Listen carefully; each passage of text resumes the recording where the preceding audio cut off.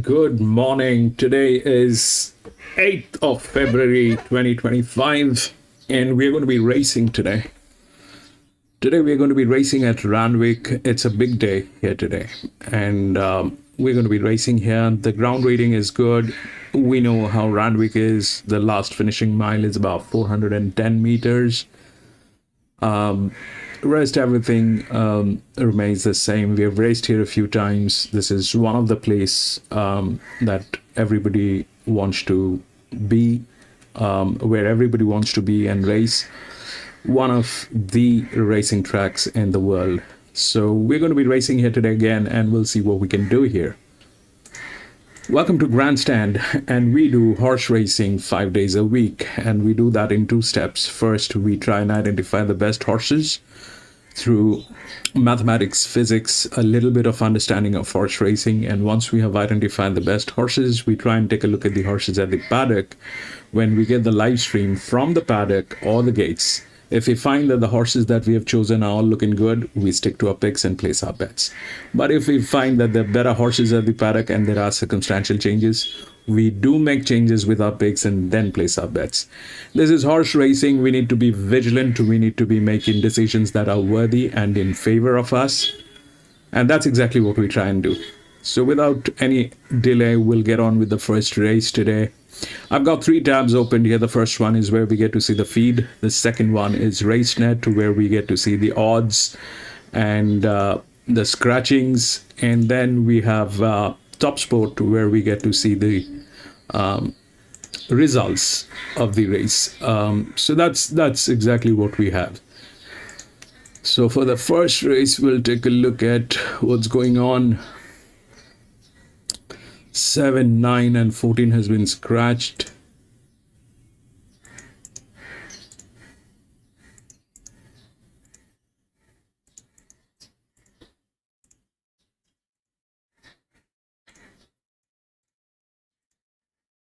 It's a benchmark 72.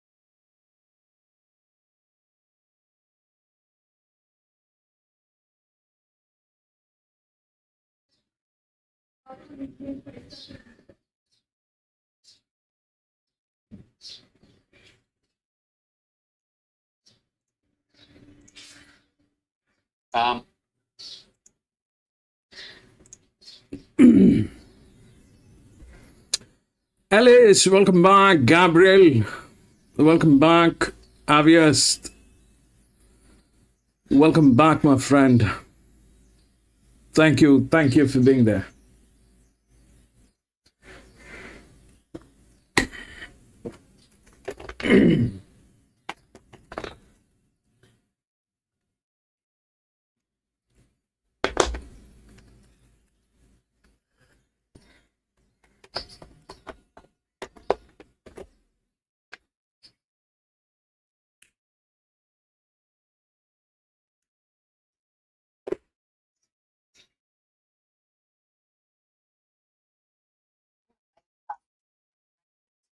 So when he first came screaming onto the scene, he won a couple in a row, didn't he, from memory? Starts 2 and 3. Might have even been 3, I can't remember. He has a bit of a wow factor, I think, talent-wise, if he holds together physically. I don't have him back second last. He actually jumped brilliant the other day, but he drew 11 of 12, so he had to go back. But I think you'll find today from 6, if he were to jump equally as well as he did last start, that maybe he can sit midfield. Midfield one off the fence would be ideal. I know he's a big horse and needs a bit of room, but he's really got to take the option to put this horse into the race without riding him outside of his comfort zone if he gets the opportunity from barrier 6 today. So there are lots of ifs and buts. Lots of ifs and buts. But ability-wise, best horse in the race. Yeah, no doubt. No doubt he's the best horse in the race if he's holding together. Whiskey Dream, yet he moves. And Master Copy showed a good turn of foot. I know the speed was on, so maybe flattered there, but he was good last start. All right, let's move on to the lucky last race on the card. This is a benchmark 85. It's over the 1,200 metres, and Hurt So Good is the favourite. Yeah, it's one of 3 horses that have been back to the exclusion of all other runners. The top 3 in betting here, we put up $8 about all 3. First back to $8 into $3.50. 8 into 4 for Amore Veloce at 8 into $4.64 Lost in Transit. The money goes in market order.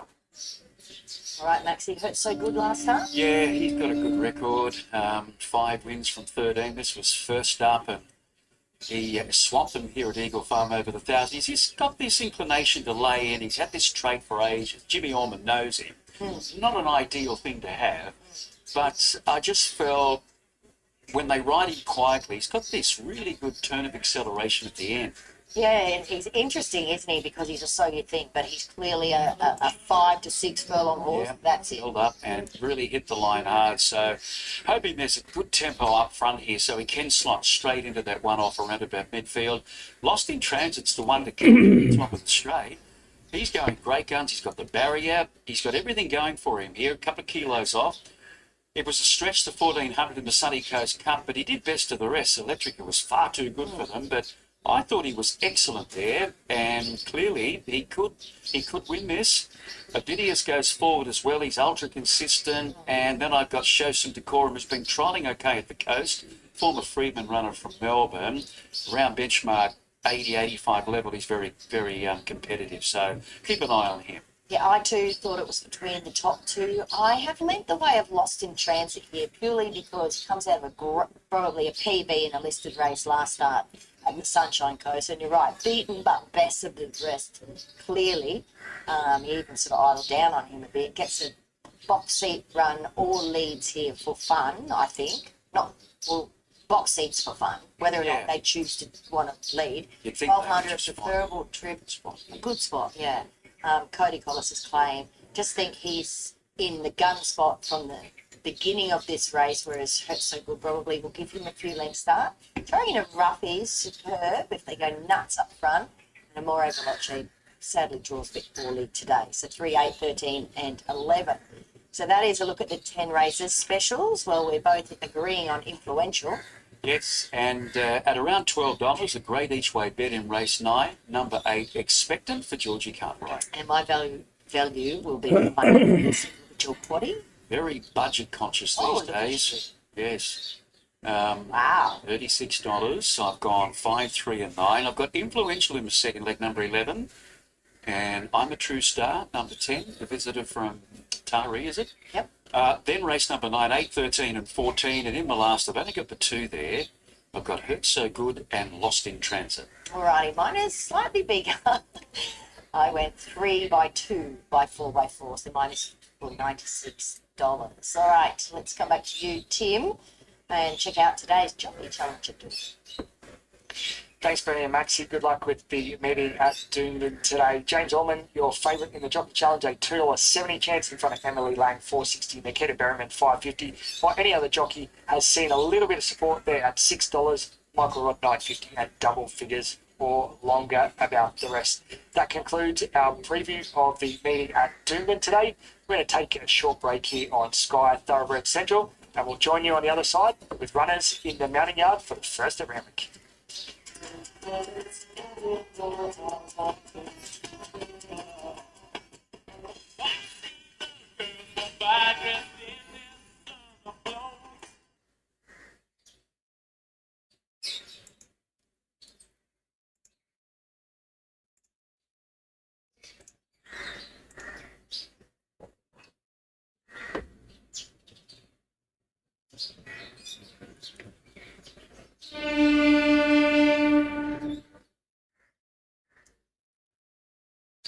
Ellis, we are doing Randwick.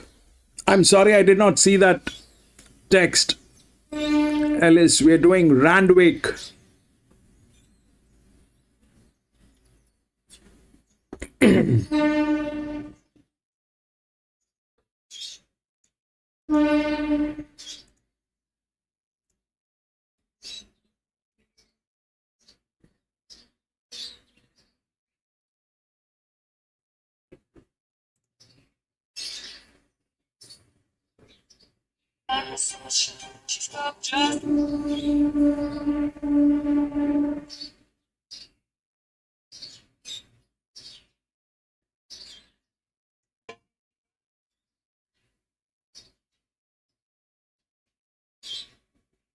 For Randwick, it's Inglis Millennium Day.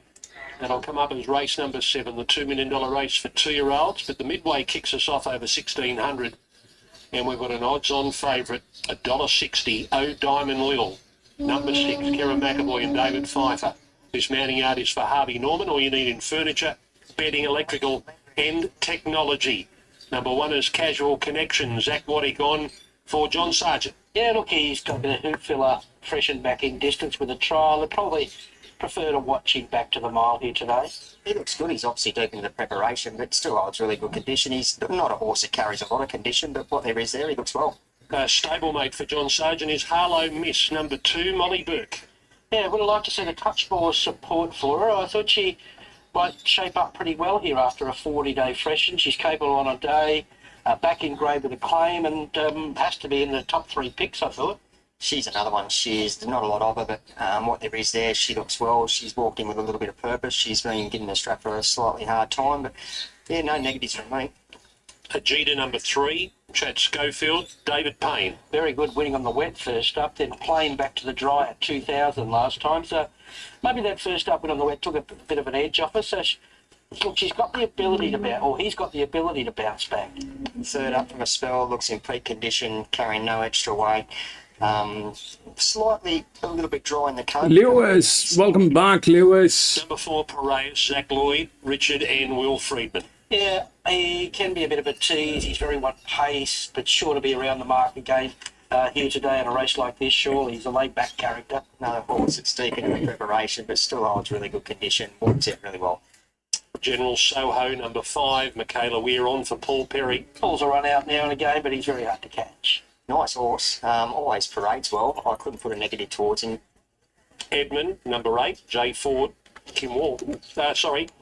Let's do something more important and talk about the favourite. Diamond Lil, Karen McAvoy and David Pfeiffer. Yeah, David's put a crossover noseband just to probably slow her up a little bit. That's not to say that she's still not going to get into a rhythm up front. It looks beautiful, the map, everything looks good for her. You know, she's had a few runs now, this preparation, but if she holds the form, she's certainly got more upside and more to come from her, and a deserved favourite.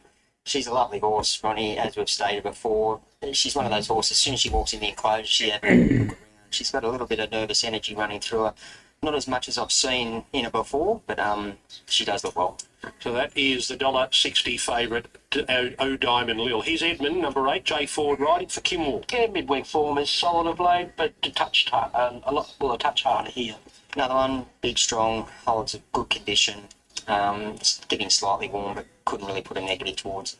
Now Verbeck, number 10, Regan Bayliss on for Robert and Luke Price. Yeah, okay, and an easier 68 provincial race last time. Map's okay, but prefer a few others. Casual customers, paraded well so far. Stable's turning out in nice condition. Yeah, no negative from mine. Bluff and Bluster, Tom Sherry on for Jason Coyle. Yeah, he's an 8-year-old who's hard to catch. I'm not convinced he runs the mile right out either. Just getting slightly warm, that would be the only small negative for mine. Another one of big odds is Phillipsburg, number 12, Winona Costin on for James Ponsonby. Yeah, finished for a couple of runs back, but he hasn't won in over a year now. It's one of those horses, he always parades well. He's not a lot to look at, he's a bit of a plain type of horse. Looks well enough. And Vieste, number 13, Reece Jones for Kerry Parker. A little bit of specking for her. It was a better run last start, but I think she's better off back in that grade rather than up to this grade. Big, strong top, holds really good condition. Just watching Piraeus walk around the yard here without a care in the world. Will Friedman, is today the day? Well, not much bothers him. For the first half of the race, not even the other horses bother him. So he's he's run very good races all the way through his career. He needs conditions to suit. I'm a little nervous. There's not a whole lot of speed engaged, and that might give the favourite a pretty cruisy time up front. But he's genuine. He'll still run some of them, if not most of them, down. And if there's a bit of unexpected speed, then he's probably right in it. Yeah, I think Will summed up. Good luck. Cheers. There's Will Friedman with Piraeus. Corey, quite a few of these are deep into their campaigns. There's a lot of fitness on the side, but I must say most of them looking really good. Well, you couldn't actually pick one of them that needed improvement in the yard. They all look pretty fit. I ended up settling with the favourite, Diamond Lil. Couldn't get past. She just looks special. She's a very highly strung type of horse, but she seemed quite relaxed and sedate. I'm not sure if it's a crossover noseband today, but she looked well. She did, yes. She looked fantastic. I am actually going with Biest. I'm going with an outsider in the field because I thought she paraded equally as good as Diamond Lil. I am 6, 4, 2 and 3. It's just come to a fact that no one wants to back anything to beat this favourite. $1.65, $1.90 pari-mutuel, that'll even up. Yeah, she picks herself. She's highly strung. She's all energy. That's just in her makeup, I feel. She went out early with the pony, and she's all energy, and hopefully she's got plenty of energy left at the end of this race for her supporters. Diamond Lil. Trying to pluck a few out as dangers. It has to be Piraeus and Harlow missed. And the Jeter, if he decides to switch himself on, he's certainly got the talent. But favourites clearly on top here, 6, 4, 2 and 3. Tim, can we get any better than $1.65? Yeah, you can get a little bit better now. We've just gone $1.70, tap.com.au. She is the best back runner on the entire Randwick program. There had been good money for her Wednesday, Thursday, Friday, but an avalanche this morning, $1.90 after scratches taken. She did get into as short as $1.50. She spent most of the morning around the 160 mark. We've just pushed her out now to $1.70. Look, you can look through her form and there's plenty of ticks. She's got the Saturday form. She's dropping back to midway class here. She was very, very good behind a really nice mare there or filly in Perfumus last time out. She has barrier one. She looks to get a soft lead. So the ticks are endless. Maybe we're searching for the boogeyman or just looking for too hard for negatives, but Randwick 1,600 metres, she's got to prove that. She's got to tick that off. She had the soft run over the Rosehill 1,500 metres last time out. And albeit she does look to get a soft lead today, we have seen her in the past over race. Her manners can be a little bit of a problem at times. So we're just going to look to lay her a little bit just for those reasons. Just maybe she might work herself up a little bit too much or just spend a little bit too much energy early in the Randwick 1,600 metres. It's a tough 1,600 metres here. So we're just hoping, maybe praying that she might be a little bit vulnerable late. So $1.70 late here with tab.com.au, best backed runner on the entire program. And they back nothing to beat her, really. Piraeus, he's held his spot in the market as a $4.60 chance today. He did get back out to $5 when the favourite got into $1.60, just back now to $4.60 with the favourite getting back out again. So he's holding his place in the market. The thing with him will be how fast they go in front, because he will need speed on in front. Ajita's now on the third line of betting and had been really soft all week, $11 all the way out to $11, but just a tickle of money for it late here, $11 just back into now $9.50. So it's the first horse that we've seen have a little bit of support here late in betting, Ajita. Hello Miss was a horse we liked, thought coming out of stakes grade, it might be the one, but it's completely friendless. It's been $6 all the way out to $11 today, so no interest for Harlow Miss. Then we're out to Edmund, who's a $19 chance. And of the double figure runners, there's no interest in anything. It's just really about the fave. You either back the fave or maybe you sit the face out. She's really heavily backed here, $1.70. But I guess her manners are going to be all important and how she's handling things behind the gates. Diamond Lil is the clear favourite, and a clear second pick is Piraeus. Let's go behind the gates. Ali Mosley, how does the favourite Diamond Lil look? She's with the pony at the moment, Greg, so she's holding herself together well mentally. She's not doing anything wrong at all. She's just come over in a bit of a lather. You can see the sweat really starting to build down her neck. It's really all over. So she can be a bit of a highly strung mare. So it's something that I wouldn't say is of concern, but it is a hot day. We don't have a lot of wind out here. So we'll just keep an eye on her. She's, as I said, she's not doing anything wrong. She is just getting warm, and it's something that she can do, particularly when conditions are like this. It wouldn't concern me too much. Really being switched on now by Zach Lloyd is Piraeus. He got a little slap with the persuader then. He had him trotting, he had him walking forward, interested, listening to Will Friedman's pre-race comments to try and switch him on, and it's something I've not seen them do with him before. So they're obviously really trying to make sure that he's switched on today when he jumps out of the barriers. So Zach has just hopped off, but he's come across well, Piraeus. He looks pretty forward. Hello Mist has come across well, as has Ajita. An interesting one I thought I'd make mention of is Casual Connection, who I think is off a bit of a fresh and we haven't seen since racing just before Christmas. I think looks right up to this, very bright, moving out well, looks healthy, looks forward here. They've obviously kept him right up to the mark. So Casual Connection would be the other one I would make mention of, and you should be getting a really good shot on screen at the moment of our favourite here, Diamond Lil. So you can see that she's standing beautifully at the moment, but you will see there's a visible sweat just dripping off her at the moment. Yes, thank you, Ali.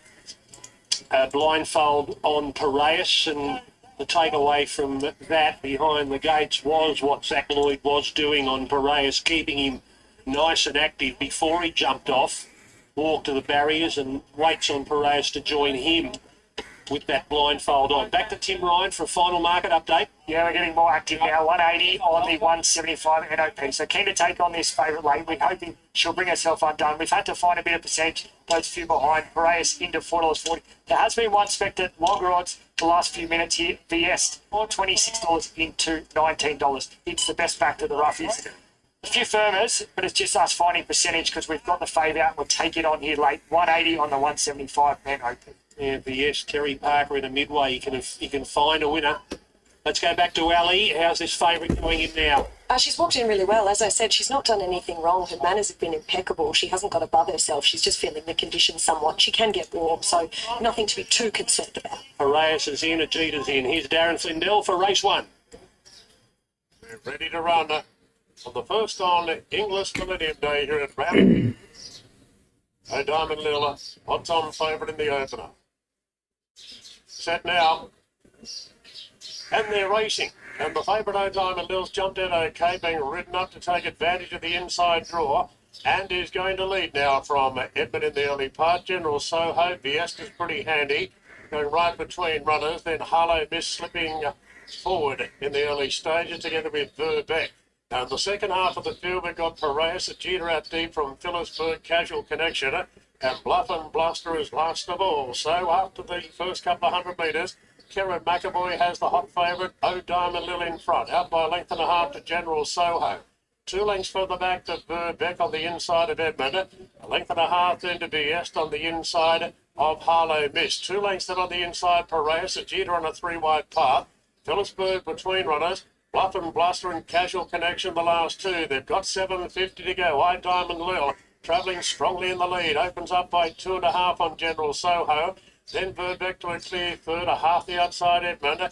Then followed by Jeter on a wide path, taking a closer order now. Phillipsburg gets onto its back. Fiesta's coming off the fence. Harlow Miss cluttered up between runners. Piraeus gets away a big start, third last, held up into the straight. O Diamond Lil swings in front by 2.5. General Soho's had enough. A Jeter trying to sustain a run with Edmund. Then came Fiesta on the inside, and Piraeus is starting to slice through the back. O Diamond Lil, though, for 200 metres, the one to get. O Diamond Lil, 2 lengths clear. On the outside, Harlow Mist is running on. Piraeus late. O Diamond Lil in front, though, and the short favourite to win the first. O Diamond Lil by 3/4 to Harlow Mist. The S third just in front of Piraeus. Good gap back to General Soho, then Casual Connection, then Phillipsburg from Edmund. Jeter did it tough today from Bluff and Bluster, and Verbeck weakened out to finish last. As scripted, O Diamond Lil wins the first. The odds-on favourite, controlling the race, McAvoy in front. And although they got a little bit close in the end, holds on. Harlow missed the S. Juno, welcome back. Back to odds, could run a race. Did it in third. Holds out. Piraeus back in fourth. Yeah, too good. It was run to script. She's a nice mare. She's got upside. She'll probably get better with the break. She tries hard, I must say. Look at those famous sets of colours. You can remember them in the old days, the old John Inglis colours, and they used to all call the boss. What a great man he was. And those colours. Great to see him getting a winner here, and with a really nice mare. Second horse just got held up in the ruck there. Maybe a little excuse, and Shenny's tip there, VS, just put a bit of value into the trifectas and first 4 there. But punters rejoice for the first, with the boogies on the ropes early. That'll affect a few of these multis later, I'd suggest as well. Yeah, terrific ride by Kieran McAvoy there. As you said, Ronnie, she's got plenty of upside, this horse. She had to get a little bit of a rub from Kieran. Not that she was the best away, but he had to give her a little bit of a squeeze from the one barrier. And she was a horse that I'm sure he'd be hoping not to do that, to get her revved up. But once she got out in front, she was lax really, really well. But when the second horse come to her, Harlow Mist, I think that was the best part of the winner's race. She really pinned the ears back and run through the line well. So she had been challenged earlier in the straight. I think the win would have looked better. But yeah, nice horse going forward. Well, a nice touch with those English colours in a day where we have the Inglis Millennium 6-2, 13 and 4. O Diamond Lil, the winner, a mare by So You Think. Number 2, Harlow Mister's second, 13 VS, and then Piraeus. They've run 135.6, 135.6, 35.33. The last 600. 135.6, 35.33 is the last 600 metres. David Pfeiffer not here. Kieran McAvoy will pop over and have a chat to Corey. That'll bring us to the second, the Tam Highway, before we get into our first 2-year-old feature of the day. Two 2-year-old races today. First of them, the Darley Lonhro Plate, over 1,000 at listed level. That'll be race number 3. The Inglis Millennium, race 7 today. Race 8, the 3-year-olds in action in the Eskimo. Yep. It's Randwick, Tuna. They have probably the best horses in the country. So it's 3 from 5 this preparation. Back-to-back wins at Canterbury after a Kembla Grange win, and runner-up behind the promising Perfumist last start. That was in our Fillies and Mares benchmark 78. Back to midway grade today. And no pressure whatsoever for McAvoy out in the lead. Here he is with Cora. Congratulations, K-Mac. She seems to be putting it all together now. Yeah, thanks, Brenny. She she's done it nicely there. Dave's sort of been patient with her all the way along and sort of, I suppose, put the pressure on a little bit more this preparation, but she's put forward some nice runs, and as I said to the guys beforehand, she ran second to Perfumus, who's probably a really smart filly in the making, so nice to see her come back in grade to that race today and do it like that. They obviously left her alone up in front, but do you think she'll get further? She possibly will, yeah. She's like a little bit gung-ho, but I think as she gets the hang of it more, she's probably going to settle down a little bit. So if she does, then she can probably go to 1800, maybe 2000. So that's sort of probably the box to be ticked off next prep. Right on. 8 star. Okay, that's the first race 2 coming up at 105.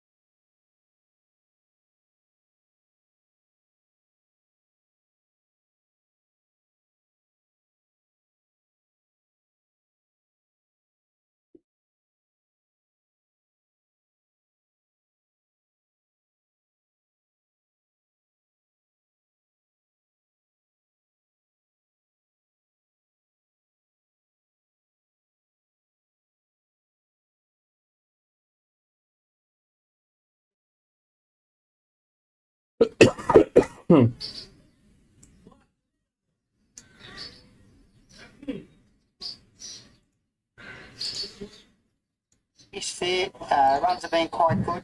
I thought she kept poking through the other day in a pretty busy finish. She wasn't beating all that fast. I think just under a length. And the past couple of runs have been pretty solid. She was a dual acceptor. They've come in this way. But the biggest thing I think with her is the Brinkers going under there might be enough to get her over the line. Of the others, I thought number 3, Fibrates, the first starters from the good old from Canberra, Exceed and Excel. Trials was fair. I don't think he jumped out at you. One you mentioned there, Too Many Kisses. 2 runs have been in pretty strong maidens. And I think you've got to throw her in there on suspicion with the way the fields are. And 7 Triple Yes, best run so far was last start. 6-3-5-7. Okay, second race on the card, another 1,000 metre maidens, 3-year-olds and up, and the trial watchers have been all over all Saints Saturday one. Very, very impressive for Robin Lee's price. Both in the first trial, when trialling behind Breville, who's a very fast type there, very good follow, and then really did it under its own steam there. Very effortless win here at Kemble over the 800 metres last time. And she steps out today. It's a Spook filly, good market support. She opened up at 280, and she's been a little bit easy today, but she came into it as little as 195, now sits at 220. Malinzi, an impending filly. I think it's Swahili for guard, Malinzi, if you're wondering why. I'm sure you would. It's $4.20. It's been a good move today too, into $7.50. Viaconi at $4.80 is out 60 cents. Puzzler, isn't it great to see Bucko back at the races today? Oh, just going to say that. It's just unusual. You see the Jockey Challenge, whatever, and he's not even there, but he's back. Been a long time out of the saddle. I think it's about 8 or 9 months since he had a fall of Wyong. So you know what? He makes a very mean cup of coffee for us. Lovely gentleman. yeah, welcome back, Bucko. We'll have a chat to him later and play that interview. He's $8.50. Puzzler, his first ride back. Glenby at $11, penalties at 14. What's your tip race to? I'm going 7183. If you listen close again, hear the dogs barking. Well, thanks. Yeah. Joel's been good. I think they've thought a bit of this Super filly for quite a while, and the way she led around that trial the other day, and when the others sort of got behind her, bang, she had a good turn of foot. She might be pretty smart, and this is a very winnable race. 7, 1, 8 and 3. I've got Brian Coney. Chris Leeds have got a couple of runners come down here today. They've run placings in country areas, so if the other fillies are as good as they say, might be beating it. Well, Lindsay, the one you mentioned there, first started from the wet-up camp, but hasn't got a few nice runners today. I just thought this one's had 6 trials and 3 preps, so it's well skilled. And number 3, Galemi, Mitch Beer's got 2 on the race. I reckon Galemi's the best of the 2. 7, 1, 8, 3. Third race of the day is the 1600 metre maiden, Sunset Park, another good runner from the Bradford Upyard. They did everything but win on that debut. Just nutted by Hoo-Ha there at Newcastle, and saw in the speedway. Drive through and just got nutted on the line, 260 to 250. Weeby Jammin was a really nice run last start from this mare. She's been consistent without winning this preparation, and she looks to have a hook on the till, especially if you're able to make up ground today. 320 pretty solid. Montego Bay is at 550 and pretty solid as well. Tiger Moth 650 from the Hawks Yard. I always got to respect the stable having a second run. Irish Anthem at 9 and trying like it does at 4. Most one. I've got an 8, a 9, 2 and 6. I think they stand out, the 2 favourites. They'll run the Quinella. I'm hoping I'm getting it the right way. I went to 8 Sunset Park. Debut run in Newcastle was terrific. It sort of hit the lead and then fought hard. So it wasn't no disgrace to get beating under a length. Got on top, Weeby Jammin, I think I agree with you. It's been placed his last 3 runs. First 2 runs were at the country. His last run was very, very good, running second in Newcastle. So just goes to show it's up for a win. With the others, I think the query box for me is Tiger Moth. The horse run only, the one on the race, 1200 metres, goes to 1600 metres today. Good money around to save the run well. I put number 6 Montego Bay. She's starting to get a bit expensive. She's not been far away much for runs, and she's had excuses. So I've got 8, 9, 2 and 6. Okay, 4th race today. It's one of the odds-on favourites you alluded to earlier, Wayne. 1664. And Nathan Doyle elected to bring Irish Bliss hit down here to Kepler today instead of running at the midway up there at Randwick. And looks really well graded today, especially with Molly Fitzgerald's 3 kilo claim. It's $1.90 over today at 185, but good form around Magnets here. And 1 or 2 of the place getters out of those races have got on to run well or win again since as well. Low draw, lots in Irish Bliss's favour. Satness at $6, always runs well here. And the 1600 metre Kepler Grange has got very good stats, track and distance wise. Alras Blues at 650, it's in half a point. Japan at 850, I thought was a nice each way chance in this race. Bubba at 9. And Big Boy George at 950, race 4. 1, 6, 3 and 8. Yeah, definitely Irish Bliss. As you say, we'll scratch from the midway. Tells that they're coming here. And actually the horses, he won his maiden. He only been placed the 2 times he's been in. So he's got a liking. Probably why Nathan brought him down. And 3 kilos is a big help. Last couple of runs have been very, very good. And it was a win last start around. Probably just maybe reached too far for it. Of the others, I've got number 6 in there, which is Alras Blues. I reckon it's just starting to really hit its straps. This last one was very good there at Wyoming, hit the line quite well. And you've got number 3, Sadness. I said last week, all Machiavellians love-hate relationship with me. Yes, there's another one, Sadness. He's hard to catch, but his last couple of runs have been in city class runs, so we'll think of that. And number 8, Japan, Clary Connors runner. It's got the right chance in the race as well. So 1, 6, 3, 8. 40 kicks off with race 5. It's class 1 over 1400 metres. One of the more open races, this one, in terms of the betting. Bella Khadija, I thought, was pretty good, especially that last 50 metres of the race there, first up. Wayne thrown at the deep end, and good for these great their last campaign. And it's a little touch of quality, I think, for Brad Winterbrake. Not gets the 2 kilos off. 360 to 380 today. Imposing pair out of the same race. I thought looks at the main danger. And it's been the better back of the 2 with the 3 kilos of Molly Fitzgerald. 550 to 440. Merchant Empire 440 is at East 40 cents. Emirates of Japan at $5. And then Ricky the Steamboat at 6. It's in a .55. Chevy resuming at 950. 1, 6, 2, 8 for me. I've gone with Bella Khadija. Its last run was terrific. First up down the Kenzo, got held up for a hell of a long way. Only really saw daylight the last little bit and didn't hit the line. But looking back on it, it's been played second up before, so its forms just look stronger than these others. Another good Brad Wintup runner. I've got Ricky the Steamboat down as the second choice here. See the blinkers go on him today. He hasn't had a real lot of luck of late. He's warming up late in his races, so he's coming back 200 metres from his last run, which is a little bit of a worry, I suppose. I thought number 2, Imposing Pier, as you say, could be the knockout horse. Was good here when it's made, and then ran in a much stronger race in town. I'll throw in Emirates Japan. I've got a big query with her too. Resumes today. Trials have been okay. And I left out Merchant Empire for the day. Tricky race. I've got 1-6, 2 and 8. Okay, 6 rates today. Filly's a mare, 64 over 1,200 metres. Not a bad 64 this one, with Gangster Granny resuming, taking on some older horses. But she looks a promising sort of filly, this one. Good winner there at Hawkesbury to end off her campaign last start. She only had the 2 starts, and I've really liked 2 trials. Low draw, she's 280, pretty solid this morning. Comparable comes through the former round Idle Flyer, which looks excellent now. It's $3 and also solid for the price team, with John Van Overmeer to ride. Rocket Millie hasn't had much luck in her 2 runs this time in Wayne, and I think her runs have been better than they looked on paper. She's $5.50 in from 7.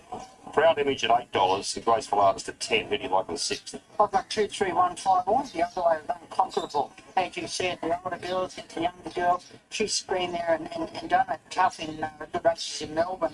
And being up here with the Price King Stable now, 2 runs have been quite good. So I thought just a bit more experience with her. But Gangster Granny, which only very lightly race, one of those looks before being turned out. She just cruised around the trial. You never asked her to do anything. She might be a bit smarter, might have gotten the wrong way. The Rocket Millie, 2 runs back have been very, very good. The other one through was number 5, Graceful Artist. 2, 3, 1 and 5. 7th race of the day, 1,200 metre super maiden at this race, and Century Song will look pretty well placed here today for Auckland Price. They seem to have a couple of really key chances throughout the program, Wayne. Running a very good second year last start to a pretty handy filly, I think, going forward in Modelo. I know you can talk about that in a moment, but I think that was no disgrace in running second to her, but today it all looks to work out for her. Nick Haywood's from a low draw, 250, and rock solid. Kamato's trialled nicely for the Ocho Charlton team, and it's certainly a big market watch, 280. Every Heart at 7, Divine Secrets at 8, Exclusive Artist $8.50 at dollars. I think it's a sneaky hope. I've had a slight opinion a bit for its first run, but disappointed before being tipped out. It's $10 was given today. I've got 1, 2, 8, 5. I'm with Century Song. I've tipped him 2 out of his 3 runs, or tipped him the 3rd time. I was out Maria too. He used to have the habit of being slow away, green all the way, and he kept saying when the penny drops with him. We thought it'd be able to go here at Canberra Grange, but he jumped in front. And Keegan Latham thought he was doing the right thing. He sort of fought him for a little while, let him stride. He was in front, looked like the winner, and then a pretty smart one come from the tail and beat him. We'll be hearing a lot more of Modella. And maybe no disgrace, as you say. The only query here is the first starter from the HA Charlton camp, Kamado. It's had 2 trials, ran second in his first trial at lead. They did knock it around. I was picked on the line. Then his next trial, sat Andy and just was far too strong winning the trial. So they'll fight it out. Then the others, I've got Every Heart. It's only lightly race. Trial's been okay. And then number 5, Exclusive Artist. Place in the country, it's only run. This is a lot harder. 1, 2 and 5. All right, last race of the day is race number 8, 64 over the 1,200 metres. Once the Colts, Geldings and End Tide. The new Sinatra is back and has trialled really nicely. I think he had some breathing difficulties in his last start. He only had the 1 run last preparation, but it's not bit costly his first prep lane, wasn't he? I think short price selected and just went all those runs and couldn't quite get it done. But he did break his maiden before being tipped out there. But resuming today off some good trials, he looks to have matured. 340 for him, he's rock solid. Sumo Star comes back in great today for Gary Bortelli. And to a track where it's performed well in the past, 340 second pick. Katagata, some good country form at $6. Penat Jarvis, Spirigian at $9.50. Thought it was a bit over the odds at that price. Sells Itch at 10 and Into the Dragon at 10. Who do you like the last? 8, 3, 10, 1. I've got to go with the new Sinatra, hoping everything's all right with him here today. Now, he won a race in Newcastle before going out. He deserved that when he'd been very consistent. Then first up, he was heavily back there at Newcastle, as you say, in Bretsonwood. Now, we can show you his most latest trial. I said he ran second in his first trial, then he wins his last trial. He led in his trial, but he's ridden up to speed in the other one. Now, he was just very, very coolly ridden out in front. A couple of sort of got to him, mate, but I think he had plenty up his sleeve. And I think, as you say, all the times that he ran before, but the jockey just switched off on him there. If he only had a sneeze, he would have won the trial a lot easier. So I'm going with him. Of the others, I thought number 3 had a chance. He Hell's Itch. John Thompson's horse has always improved in the run. So in saying that, this is first up here today. Trialled okay and goes very well fresh. So imagine it'll run very well here. I thought number 10 had a chance. Sumo Star. He's got a good record on this track too.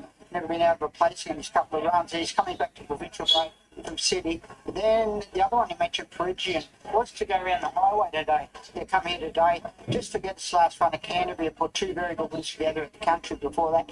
I think it's going on again, expected to run better. So for me in the last 8, 3, 10, 1. So taking your best to last one. My word, yeah. I think race 8, number 8, the new Sinatra. Let's do a bit of Sinatra there. No. I see how I made It's even a bit old for you. Wallace has got the second Well, balance in our group. He certainly does. That's right. Can't tell that a tune. What about the body today? I've gone as low as I can. I took a $12 one last week and got the bounced in the first one, so pretty sure this one. I've got 1, 6, 2, 2 and 3, 1 and 2, and then finish off with 8, 3 and 10 for a big $36, which I know you'll go after. Yeah, if you like. Let's have a look at the Jockey Challenge today. As we said, good to see Grant Buxton back riding again after such a long time out on the saddle. He has been missed, but wasn't even get a mention on the Jockey Challenge market today. He's only got 3 rides, one of them was scratched. Keegan Latham, though, that's a great mount, $1.65. He might be one to mouldy up for a few, but John Van over there at $5.50 looks to have a couple of good mounts as well. Any other 11, Elise at 12, Chad at 13, and Molly Fitzgerald at 13, Big Haywood and Brave Not. So that's our Jockey Challenge. Our first race is due at 1:25. We'll see you in the Manor Yard. In a moment, we'll be back to Randwick for race 2.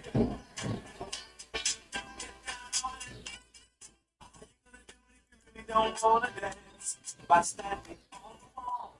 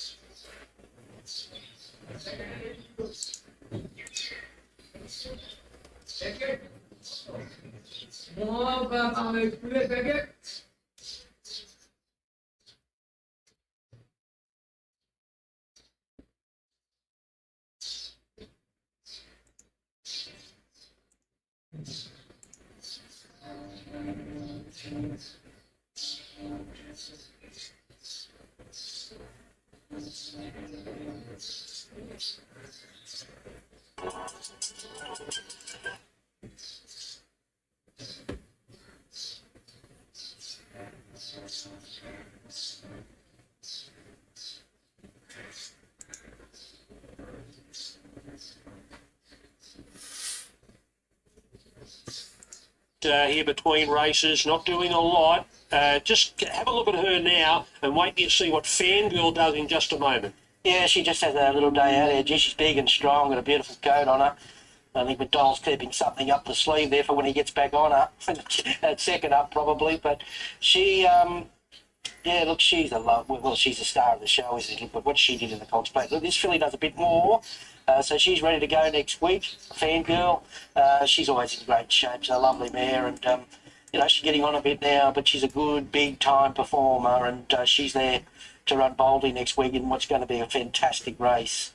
And a tissue probably just going through the motions for something to, later on in the carnival, just gets their head to the side. That's a trait for her. She dashes up there okay and probably comes home the last 300, 400 metres quicker than the other pair. So 3 very interesting mares, all proven Group 1 performers, we know that, and they're not far off coming back. Okay, so McDonald rides in Melbourne next Saturday, rides Switzerland in the Liking. So Kira McAvoy will ride Via Sistina in the Apollo, like he did when she won first up in the autumn in the Winx Stakes.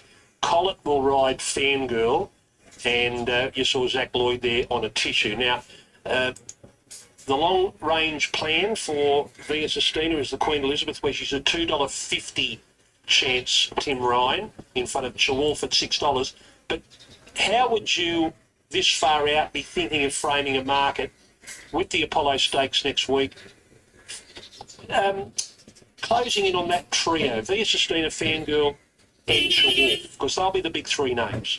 Yeah, so the Apollo Stakes being Group 2, the markets will be out with tab.com.au after nominations on Monday at 11 a.m. So expect that around about 11:30. Via Sistina Quarter Spice and Prize, winning first up from a spell in the Winx Stakes last preparation. She was 10-1 that day, and Fangirl was a short price favourite. We know a bit more about Via now, and she's the ruling Queen Elizabeth favourite. I do think she might be a bit vulnerable with bigger things in store. 1,400 metres first up, so I'd suggest that Chawolf will probably be the likely favourite for the Apollo Stakes next weekend when markets go up on Monday. And Via Sistina will just be in front of Fangirl, but I don't think there'll be a lot between them because Fangirl, we've seen her, she's dynamite fresh, And I think she's the one that looks ready to go first up. Well, the Springer, the Wing Stakes, Fangirl ran The a two- $2.40 favourite with J-Mac on. And the 8, Henry in third. both are in the best Got you in hands second here. as a The $6.50 2 and chance. 8, There's Sistina both are in the with best K-Mac hands. on. Won the Wing If Stakes, we look at $11 the chance. advantage that's with 8, 18 is there in some way or the other, but it's I'm going to be out of this one. It is very tricky. In technology.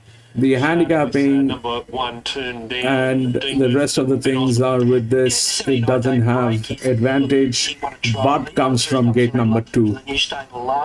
So how that 10 is not there within the odds is something that I don't know. I'm going to step out. Couldn't put a knocking on him so far in the enclosure, Ronnie. He's a proud type of horse. He's been up in the bridle since walking into the yard. Doesn't carry a lot of condition, but yeah, he looks okay. Number 2, Liz Tomania, McDonald riding for Todd Payne down from Inverell. No recent wins. McDonald rode him at the end of last preparation. He resumes without a trial. Yeah, you could say he was unlucky not to win a highway last prep. He was genuine all the way through and wasn't further back than 4. So strong push. Obviously has to be around the mark. Again, he gets back, but we saw a few run on quite nicely down the outside of the first. He's a nice style of horse. By the look of it, it wouldn't take him long to come to hand. He looks quite fit and forward as it is. The only thing I would put a slight negative on, he got a little bit of tidying up to do in the coat, but again, small negative. Creon, Jason Collett, Danny Williams. Yeah, look, he's back to highway grade. He's third up. He gets his chance to run up the stables. Well, the stables wraps on him, really. He's in a suitable race here. And I think Collett can just push the button and put him in, at least the first half of the field today. He looks terrific. He always does. Always parades really, really well. Today, if anything, I would say he's a little bit more sedate than what he normally is. He's normally a little bit fresher. Gets right up into the bridle, but again, he always looks great. Now, the end of chance number 4, Adam Hieronymus on for Colt Prosser. Yeah, next Matt Dunn horse. She is okay for first up at Port Macquarie there, but I'd still prefer a few others here with high form. Beautiful type of horse. It's paraded really, really well. They couldn't have him looking any better. There's no negative for me whatsoever. Super Norwest number 6, Ash Morgan on for Matthew Dale. Yeah, nice mare. Proven highway performer. I just think she got a little bit tired there first up, and she certainly could lift off that. That's a high pressure race last time. Nice horse. Looks fit. Forward. Second up from a spell. I wouldn't say there's a lot of improvement left. Looks good. Has been slightly up on the toe since walking to the yard, but not really a negative. Just Google me, Molly Burke, Scott Spackman. Lightly raced 3-year-old doing a good job. I'd just rather watch these 3-year-olds first time at this level. She's a nice enough horse. She's got a little bit of a short stride as she parades. I couldn't really put a negative towards her. In Pendle, Tim Clark, Matthew Dunn. Yeah, easy work with a big weight, winning first up at Lismore there, and then a good effort at Eagle Farm when caught wide, pulling up with heat stress that day. So we know he's in the right hands, and you've got to respect the market moves. Paraded really, really well.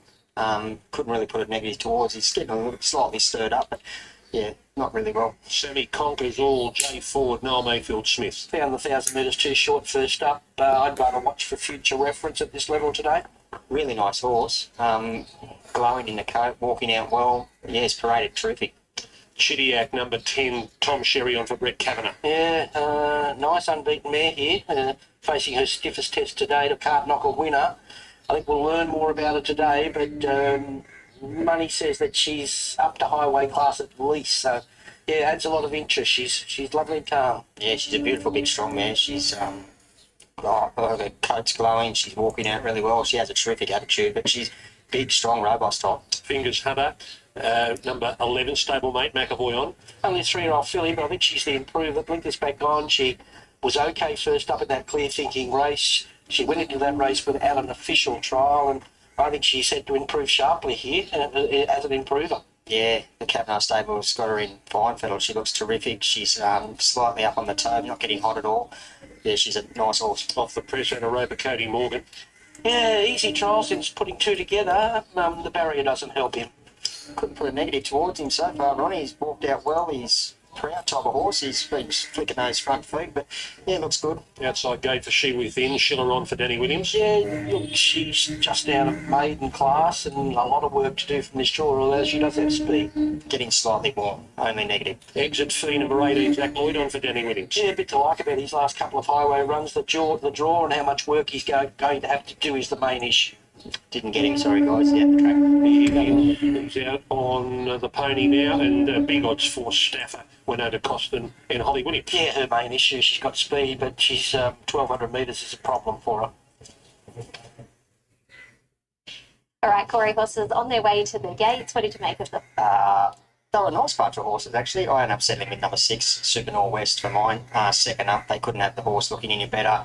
Ash Morgan goes on board. Should get a nice run from the soft gate. I am with Fingers Hunter. I didn't mind her first up, actually, but she's come on beautifully from that first up run down here a few weeks ago. So Fingers Hunter and Super Norwest from the yard.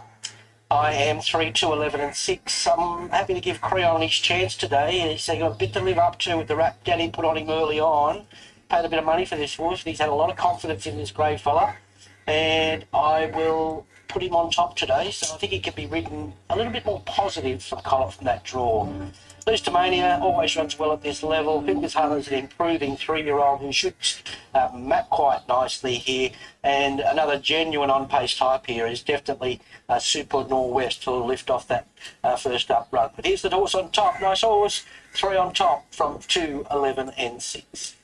$5 a field, typical open tab highway handicap. Listomania is your favourite. Had been well backed all week, 6 into 420. We're just keen to take a risk with it today. We pushed it out to $5. It's a get back run on horse. Had plenty of chances in highway, so we thought it was under the odds. Keen to lay the favourite, albeit it is the best backed runner overall. Best backed runner today has been Creon, who's been $7.50 into $6, now back out to $7. But he's the best backed runner today. Ron's tip, he's our second worst wave in a Crown, currently a $7 chance in from $7.50. The horse that we like is Impendor. He's also a firm today, $7.50 into $6.50. We like the Queensland form, good gate there, barrier 3, Tim Clark. Exit fee had been really heavily backed during the week, 15 into as short as $5.50. Just a touch easy today, out to $6.50. We're taking a few risks for it. The other horse we liked was Super Norwest. It's a $7.50 chance, no huge money for it. It's just out of touch today, 7 out to $7.50. Shidiak, the first of the double figures chances. It's a $10 chance. A firm since Wednesday, 15 into 10. It's solid today as a $10 chance. And the better back to the 2 Kavanagh stablemates in front of Fingers Hunter, who has been a little bit soft this week. $8 out to 11 off the press. Also seen a little bit of support this week, 15 into 12. But wide open, $4.80 now, your favourite, Listomania. Clearly our worst way, but keen to take on the favourite a little bit there. The firms today, Impendor and Creon. Okay, let's go behind the gates to Ali Mosley. Just getting a good look at the moment, Greg. We've got our favourite over here, Listomania, who's come across in good order with no publicly listed trials. He does seem like he's been kept up to the mark here. He's come over in lovely order. He looks quite forward to do something here. First up today, he's not getting himself too warm. He looks really healthy in the coat. He's walking out nice and relaxed, so he gets the tick.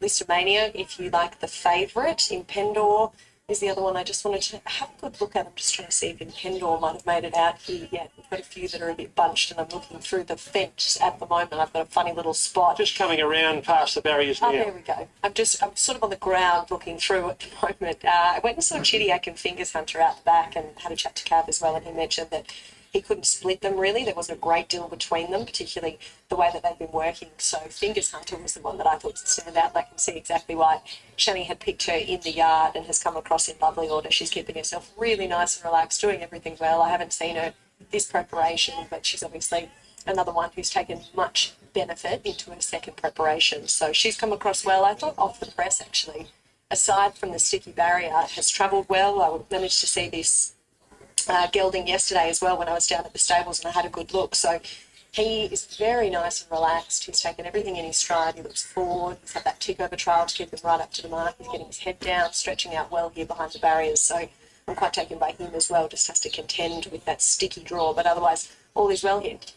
Thank you, Ali. Super Norwest just getting around to the gates now, and they're loading in quickly. The grey Creon, I think, has gone in. His Fingers Hunter's coming up, and also Turned Down is walking up. Might be Exit Fee, the other one of Danny Williams, not into the gates. Let's get up to Darren Flindell. 14 to go round. In race 2, the Tab Highway. Being set now, Chidiac, Fingers Hunter. And She Within, with the white cap there behind the gates. The Super Northwest is placed in. And Liz 2 Mania is going to run favourite, drawn towards the outside. So 3 on moving in. And She Within is the last now. And we're all set to go with the light on. Liz 2 Mania favourite in front of Impendor. And by for a break. There's the all clear now, and they're off and racing, and the top 8 turned down, left the gates quite well, pushing on the outside of Staffer. Super Northwest is pretty handy. Chidiac's going along the rails together with Just Google Me. Then came the grey crown about midfield on the inside of Impendor, and She Within's out very deep. Exit Fee in that clump as well, followed by Fingers Hunter. Liz to Mania, the favourites, back in the field about 3 wide. They're followed then by Vianda Chance, tucked away on the inside of Sammy Conquers All. And in the orange jacket off the press is last of all Super Northwest went to the front. From Staffer, turned down in a 3 wide position, coming to the turn, and She Within 4 out. Chidiac right behind them. Right up the inside, Just Google Me. Creon is racing in restricted room as they come up the rise. Super Northwest shows the way. Chidiac comes off heels to throw down a challenge. Down Liz to Mania at Exit Field, winding up with good runs on the outside and further back to Off the Press. Exit Field, the white cap races to the lead from Liz to Mania, breathing down its neck, and on the outside is Off the Press surging. Exit Field, Liz to Mania. Liz to Mania. It's been a long drought. It's over now. James McDonald got the job done by a very narrow margin over Exit Fee. Followed then by Fingers Hunter, not too far away. Impendor the rails from Super Northwest. Then Creon from Chidiac. Sammy Conquers All. Off the Press loomed there, peaked on the run a bit late. Followed by Turn Down, She Within, Just Google Me, Staffer, and Vianda Chance. It has been a long time. 733 days for Liz to Mania, a one-time country championship favourite. Back in the days when it was with Aidan St Vincent, now with Todd Payne and Inverell. McDonald rated at the end of the last prep, when they were in second ability again, was keen to ride it. He rarely rides in highways. That was the reason he wanted to ride today. Listomania, Ronnie, too good for his Exit Fee, and will stand by for 3rd. It might be Sammy Conquers All running 3rd, just.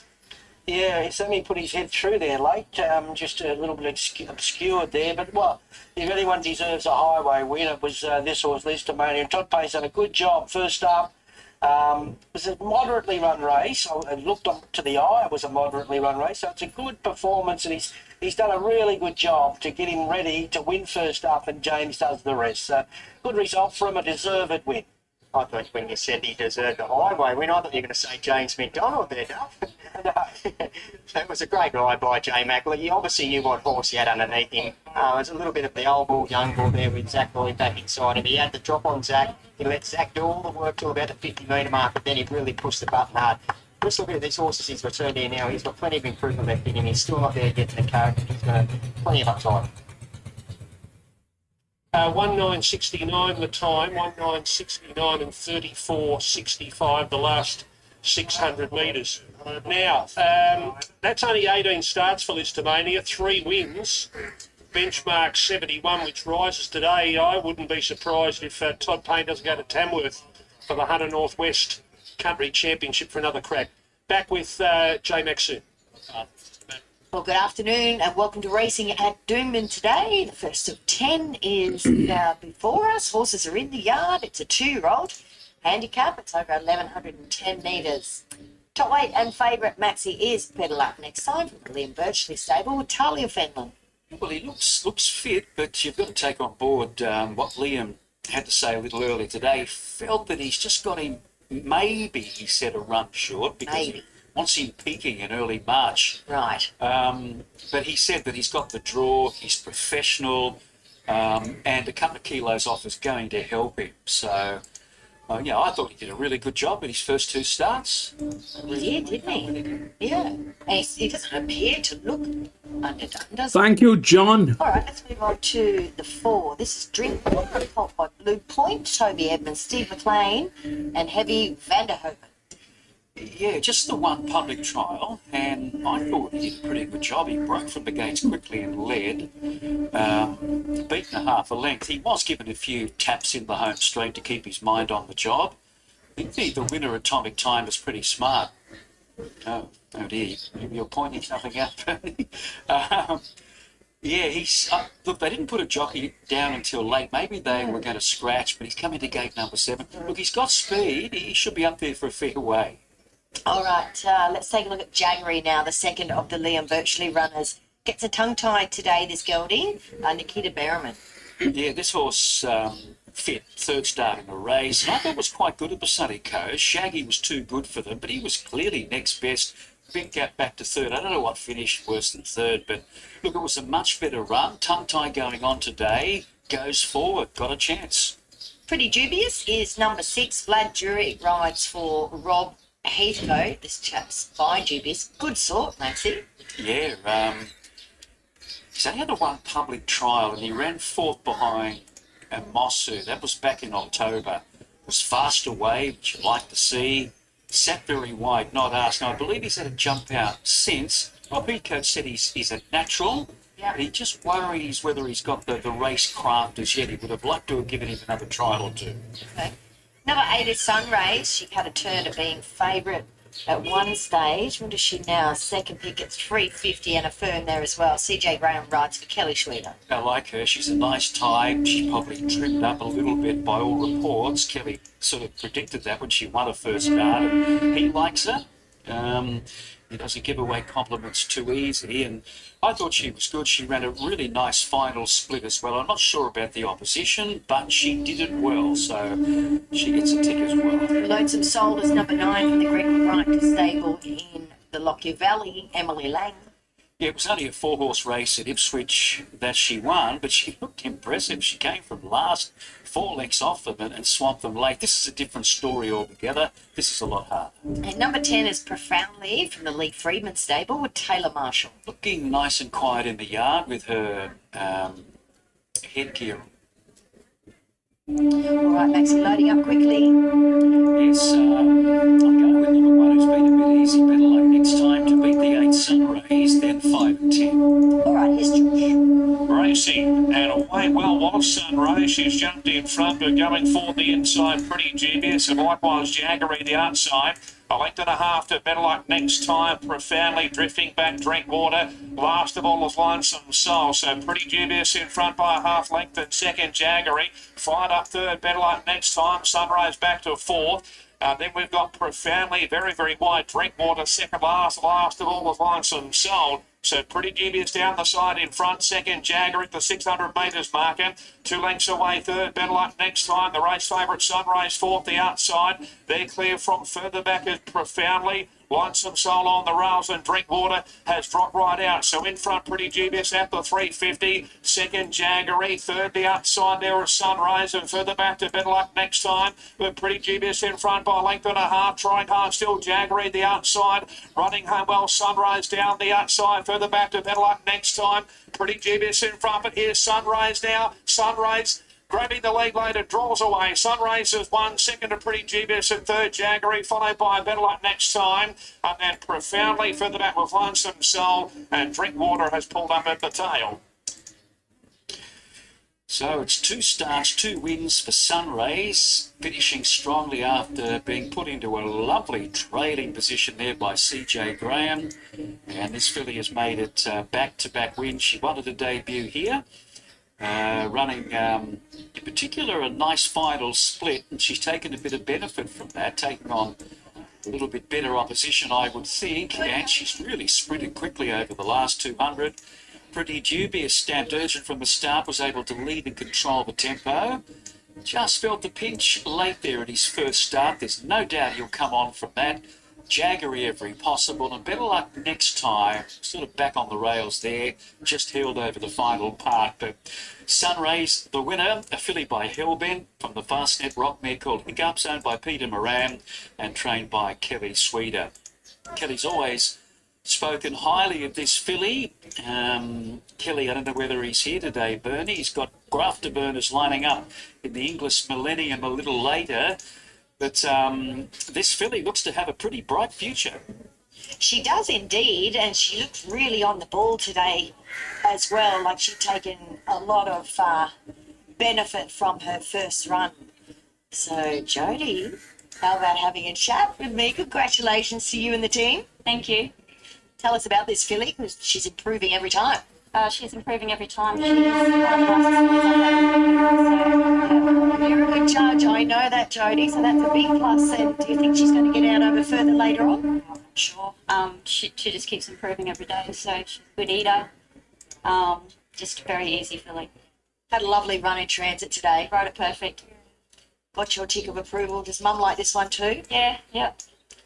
The grafter burners is obviously in the Millennium later on. Dad's gone down to Sydney. Yep, he's down there. So hopefully, You're on the outside. What's the plan? he goes back anyway. So hopefully he just works the line and steals some of their prize money. That's what we like. Enjoy the win. Well done. Thank you. All right, there she is, Jodie Sweeter, on behalf of her dad, Kelly Sweeter, but does a lot of work there in the stable. 8 beat 6, 5 and 1, 104.99 there as we head to Kembla. Yeah, welcome to Kembla Grange for an 8-race card. Provincial racing this Saturday afternoon. Fine in the good four. Steamy conditions here today. Temps in the mid-20s, but it feels a bit warmer. And we'll kick off our yard lane with number 3, Farbrace. It's first over here. John Van Oakley riding for James Cummings. Yes, I've got to say, well-bred horse. He's a horse that he's had a couple of trials. He's unplaced his first trial. He got back, didn't really run on. Then he went third in his next trial. They ran him a bit handy. Held his ground all right. They weren't exceptional trials, but I don't think this is an exceptional race, to be truthful. Well done, filly number 4, the Mona Lisa. Filly by Under the Louvre. It's Sean Garner for Paul Martha Cup. Only you could find those. Only had the one run at Goulburn back in September, and it was big odds on that occasion. Struggled, might do the same again today. Just like to have a look at her. Number 5, Too Many Kisses. Amen McLucas riding for Jason Coyle. Yeah, the 2 career runs recently, and I thought they weren't all that bad, to be truthful. And she wasn't beaten all that far in both of them, and I thought the runs were better than they look on paper. 6th Energized, the well-supported favourite, Rock Solid 225 as we record the Keegan Latham for Richard and Will Friedman. Look, he's a dual acceptor. He's in a race later on today. Look, he's got race fitness and race experience. His past couple of runs have been quite good. He started favourite here at Kembla at his last run, and he kept poking through. It was a pretty busy finish. He was only beaten under half a length running 4th, so he's got the form on the board to be able to get away with them here. The run of Triple Yes last night was an eye-catcher. Number 7, running wheeling riding here for Anthony Cummings. By far its best run so far. Ran 4th there at Newcastle, and it kept working home on that occasion. There's big odds then, but maybe it's just starting to hit its straps. 8 is Lady Secret, Chad Lever for Gary Portel. She hasn't done much so far. 5 starts, 0 placings, 3 runs this time in. She hasn't been beaten far, all the same. All right, runners are about to leave the yard. We're about 6 minutes away from the first race of the day. Richard and Will Friedman's runner, Synergise, has been the rock solid favourite in this one, mate, and does look hard to beat. What do you like, Male Numbers? 5 minutes out. 6357, mate. I think it's going on Synergise today. He's got the race experience and the race credibility under cover there, so I think she's going to be pretty hard to beat. Started favourite here last start, and it was a pretty competitive race, beaten just under a length in a pretty busy finish. I think most things are pointing to her. I've ended up trying Godolphin first starter in the cold by Exceed and Excel. It's out a long road here. Trials have just been fair, but you always got to respect them. They always look well. I've got Too Many Kisses, number 5. I think she can be the improver out of the race. Last couple of starts have been better than they look on paper. And the other one from is number 7, Triple Yes. One from Anthony Cummings. Best run so far in her career was last start at Newcastle, where she works on okay, but I think the favourite gets away with the blinkers on today. 6-3-5-7. All right, Danita O'Hagan's here for Richard and Will today. Synergise goes around in the first. Pretty close to the win, I think, didn't it? Yeah, I think she was on her toes there when the jockey jumped on. Which obviously is good sign. So yeah, hopefully she can get her win on the board today. Brings some good form on, so she's been in good form this prep. Yeah, definitely. She's had a couple of nice runs leading into this, so yeah, hopefully she can get the job done today. Pat, what about Merchant Empire and Graceful Artist? Merchant Empire in race number 5 draws well today. Yeah, he's doing well. He's fit and ready. Hopefully, today he can get that win on the board too. Graceful Artist is the 2 trials leading into today, so we'll just have to see how she goes. Good team in today, good luck. Yeah, thanks so much. Thank you. It's Danita O'Hagan from the Richard and Will team, so thank you very much for coming over and having a chat to us. Synergise to go around as the favourite way here at 225. Conditions are a little bit steamy here today, Wayne, but the track should play pretty well. It's still have a nice cover of grass. Oh, mate, it's been very warm here the past couple of days. I didn't ask Dave Anderson, but I'd say he's put a fair bit of water on the track. Rail's out 4 metres today. I think it should race pretty fairly. We always get a guide after the first couple of races. For some reason, the jockeys always steer away from the inside. And all my life, I was taught the inside fence was the quickest way around and the shortest way around. So anyway, get away with it. Yeah, exactly. We'll get an update with Tim Ryan in a moment as well, and get the market here for this first race today. A couple of shorties aren't there throughout the course of the day, so looks like it will be a famine or a feast, as he said, Wayne, a little bit earlier. Yeah, look, they do look standouts. They're probably entitled to be short, but that short I don't know. If someone's found them early on. And a few of the races here are very, very competitive. They might be the biggest fields in the world, but I'll tell you what, it's hard sort of finding your numbers. Well, 5 of the 6 are in the market here, Tim, as we say very good afternoon to you for the first. Yeah, competitive little maiden to kick off at Kembla Grange today. The favourite Synergise just a little bit easy. We're just taking a few small risks with it at this stage. It's been $2.15 out to $2.30. Maybe a little bit more room to move with there as well. So I suspect might just start a touch longer than that $2.30 quote. And that's because it's been a ton of money for Triple Yes, the Anthony Cummings galloper. I was a little bit unlucky in a 900 metre race there at Newcastle last time out. It's been a big firm today, $5.50 into $3.90. Actually firming again now, $3.70. So a big go this Triple Yes. Running willing to ride forward. The Anthony Cummings stable favours for Godolphin has been quite soft. It's actually a 2-year-old first starter taking on the older horses. You don't often see that so early in the season, but Godolphin choosing to kick off here.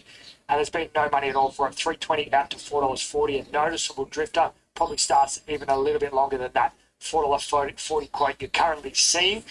Too many kisses. A $6.50 chance. It's just out now, $7 chance. That's out from $6 today. So too many kisses. Also a little bit soft. Lady's Secret, a firm today. Has seen some pretty good support. $9.50 into $7.50. So it's the second best firm in the race behind Triple Yes and the Mona Lisa. The rank outside on $81 chance. No real interest in it. So currently still a $2.30 chance Synergise. Maybe still a little bit more room to work with there. Might just get out another roll or so for the big firms. Triple Yes, $5.50 into $3.60 today. And Ladies Secret, $9.50 into $7.50. So a couple well back to beat.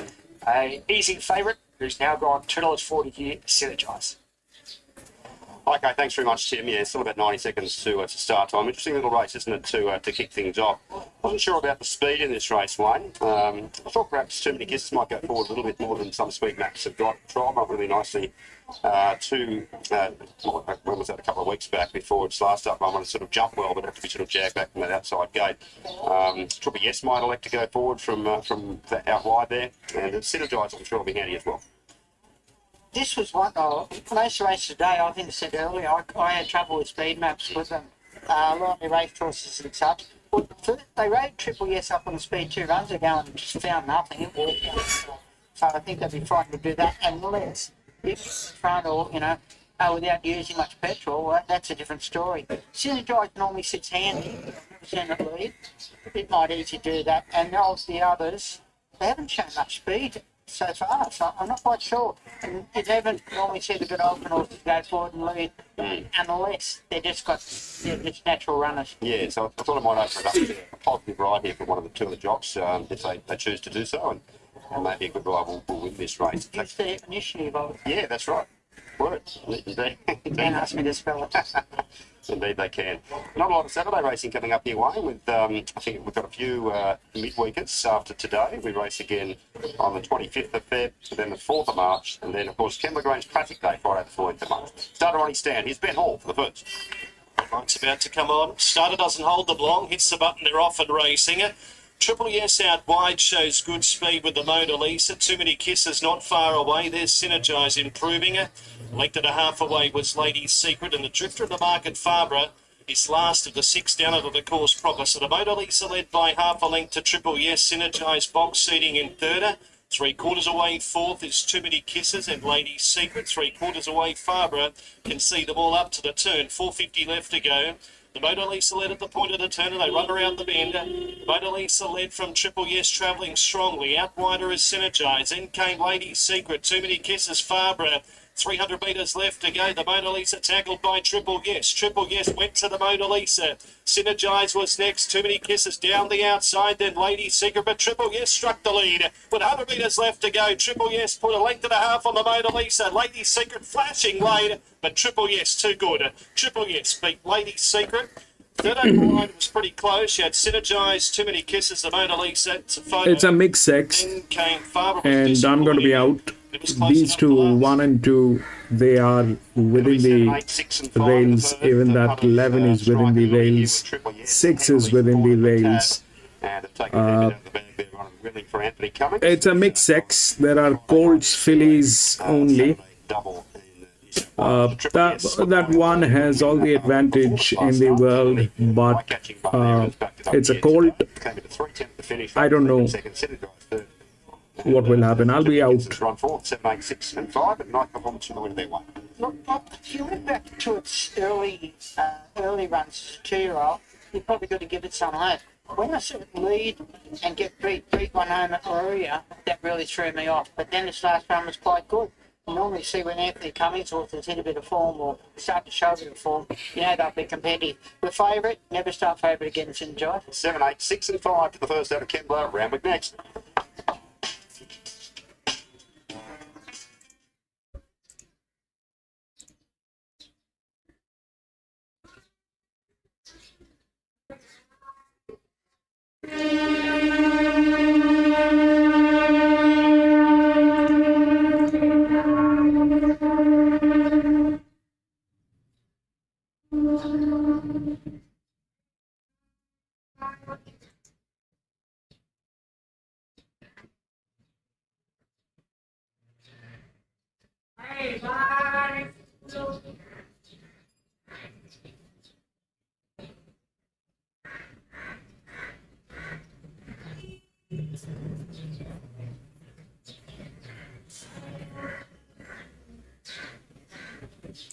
We've sort of in and out which way we're going. So yeah, today was the plan.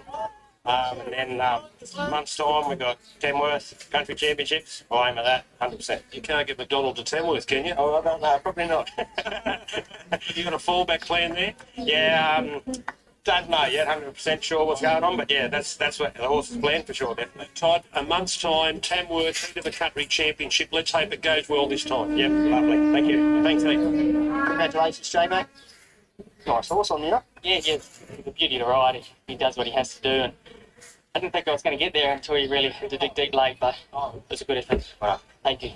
Back here at Randwick, more exhibition gallops taking place out in the course proper. This time, 2 3-year-old fillies for Chris Waller. There's the Cleachy Boulevard, who was placed in both a Jim Maloney and an Edward Manifold. And then we'll see Lady Shenandoah. A bit like the previous gallop there. Duff one was a little bit more serious than the other. This time was the Cleachy Boulevard, a little bit more serious than Lady Shenandoah. Yeah, big tall filly. She's a prospect, I think. She's untapped, second racing prep. Did a good job in her first racing preparation. Well, Lady Shenandoah, well, we might as well put her on the merry-go-round, put the kids on and turn her around about 4 times. She's gone half pace down the straight here.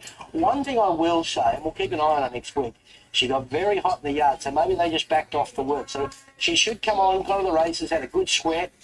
Looks like she's done a bit of. She's not a bulky mess, so she's fit. But she did have a little bit of nervous energy there as far as sweating up in the heat here today. But boy, oh boy, what she did last start was something. She wasn't even being mentioned in the same breath as the other filly, Autumn Glow, who was raging hot favourite for the Flight Stakes. She never made it to the Flight Stakes. This filly was destined for 1,000 guineas. Chris Wallace said, well, I'm not going to win it with Autumn Glow. She's out. I'll win it with Lady Shenandoah. And she bolted him. Yeah. Now, she burst onto the scene winning a Ming Dynasty. So we're talking about a serious filly here. And Tim, they'll both likely resume to Cleachy Boulevard in Lady Shenandoah next week in the Light Fingers. Yeah, the tab light fingers. So we'll have markets out around about midday on Monday after nominations, and expecting Lady Shenandoah to be a really short price favourite there in the tab light fingers. We are betting on the Surround Stakes, which will be run a fortnight after that. And we did open up equal favourites there, $4.50 each of two, Lady Shenandoah and Autumn Glow. Now, we haven't seen Autumn Glow, so she's all the way up $8. Lady Shenandoah has been hammered, $4.50 into $2.80 for the Group 1 to be run in 3 weeks' time. And I believe that she will trial Autumn Glow on, is it Monday at Warwick Farm? Just double check that. I'll have that before we finish this yard. Here's the betting yard for Harvey Norman. All you need in furniture, betting, electrical and technology. The third of the day, previous winner of the highway that we just saw, Listomania, is going to Tamworth for the Country Championships in a month's time. And the first of the heats come up next Sunday at Port Macquarie, but it will run in the Tamworth heat, Listomania. Now, the Tuesday's trials, Autumn Glow's in. What trial is it?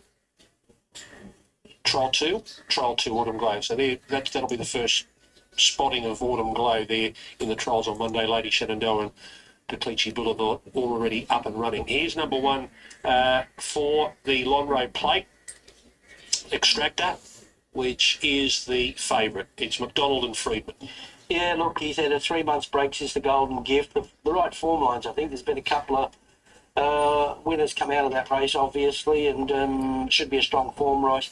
Look, I know the draw doesn't really help him here, but after looking at the first 2 races, there's been a lot of horses finishing off out wide, so I think that's a plus for him here. He just wants the speed, and I reckon he's right back in play now. Yeah, he's a beautiful type of horse, Ronnie. He's very mature. He hasn't turned a hair since being in the yard. He's a lovely looking horse. Might have a slight bit of improvement left in him from today's run, but I couldn't really knock him. He looks great. Number 2 is Shergui. Jack Lloyd on for James Cummings. Yeah, look, he's had 50 days fresh, and since running into some smart ones that he used to do. He's won a trial nicely since. He does look to map well here, and that pedigree, the half to Elise, to Sword at Stearns. He's got all the bloodlines in the world there on the dam side. Yeah, he's obviously feeling well. He's been up in the bridle since walking into the yard, having a little bit of a look around. He's a lovely type of horse, big strong hindquarter on him, big thick shoulder. He's paraded well.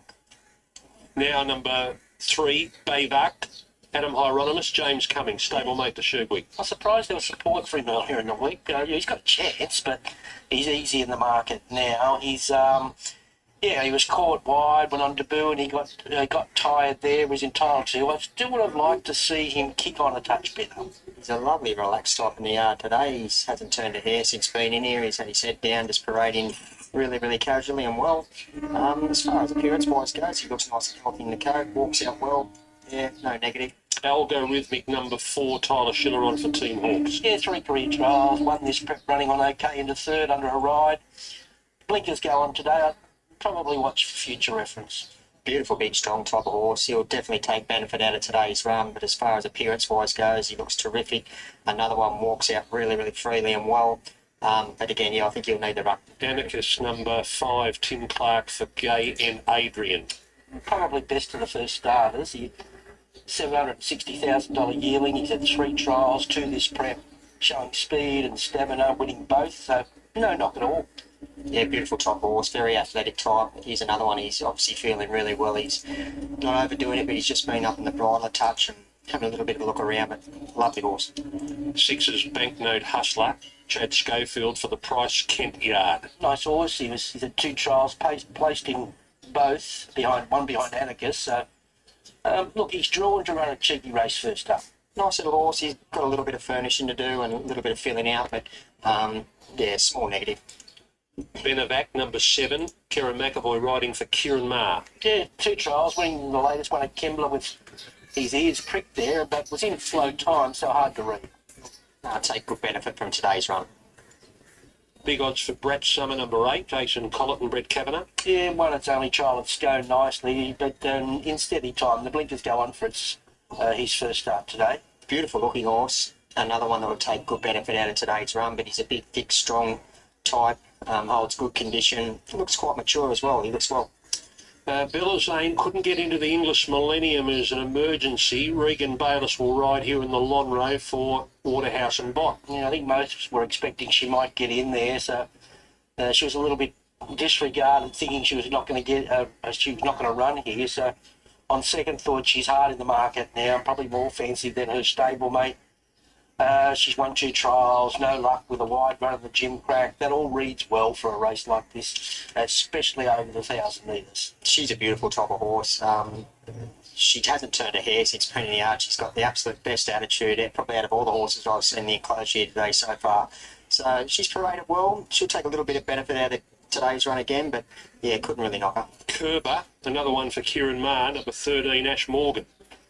Yeah, lovely big filly. Look at the pedigree on her. You won't see any better bred horses than her out of a loping by I'm Invincible. 1.15 million. Not far away in 2's trial, so probably couldn't back her with confidence off the trials, but she has to run well with that pedigree, and they're happy to start her off. Yeah, she's a beautiful big leggy type. She's still got a little bit of furnishing to do. She's not quite the mature, finished type of horse yet, but she's a lovely big leggy thing. And number 14, Lady Talaya, J Ford on for Jason Coyle. Yeah, well, we just spoke about 1.15 million. This filly was bought for 3,000 online.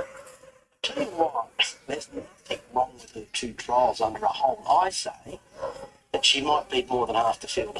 I think she's got something. I really do. I don't think she can win, but I think she's got talent. We're about to find out. She's paraded really well. She's still quite a new type. She's still not obviously the finished product yet. Just got a tongue up a bit there too, Joe. Oh, what a great bunch of 2-year-olds, Corey.